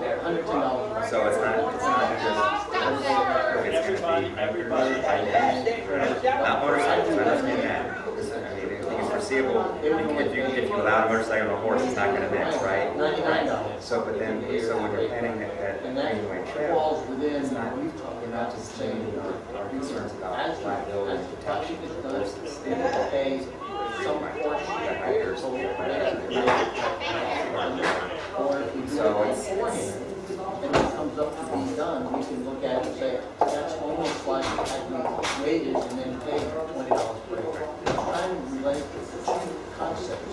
Do it beforehand on one time, or do it after the subsidy for up front. And I would say we could use C road, I would guess. I just don't know the acres. Let's start with taking out the manual and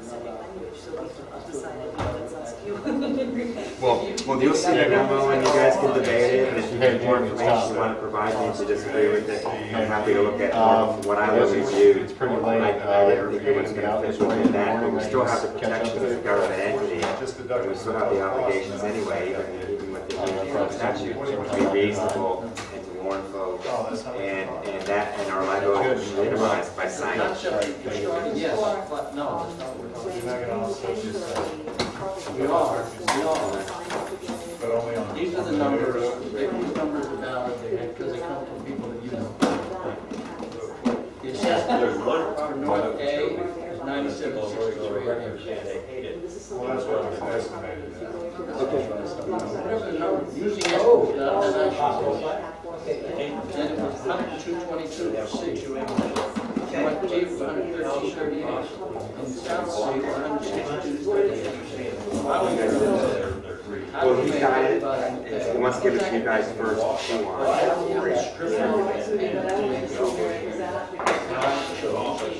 That's why I got I'm trying to get it to him as soon as I got this thing. Okay, I'll take it down. Thank you. Okay. And it's right at the corner of D and Okeechobee. Okay. Kitty corner from Felix. Okay. But that doesn't change the number of terrible numbers. You know what I'm saying? There's always a discount that we offer paid in November, and you don't pay as much if you're assessed and so on. I went did the 4% plus the, I added that 1%. Well, you add 4% to that rate. I did the other way. But it's not the right way, that's fine. But we don't have, but the point was for description of an example. What that does is it takes some of the roads, don't break the $100, let's say, on one of them. Maybe the other ones all do, but to a lesser degree, and then what we would do is level it off and say 130 pounds. Now make it $100. So my example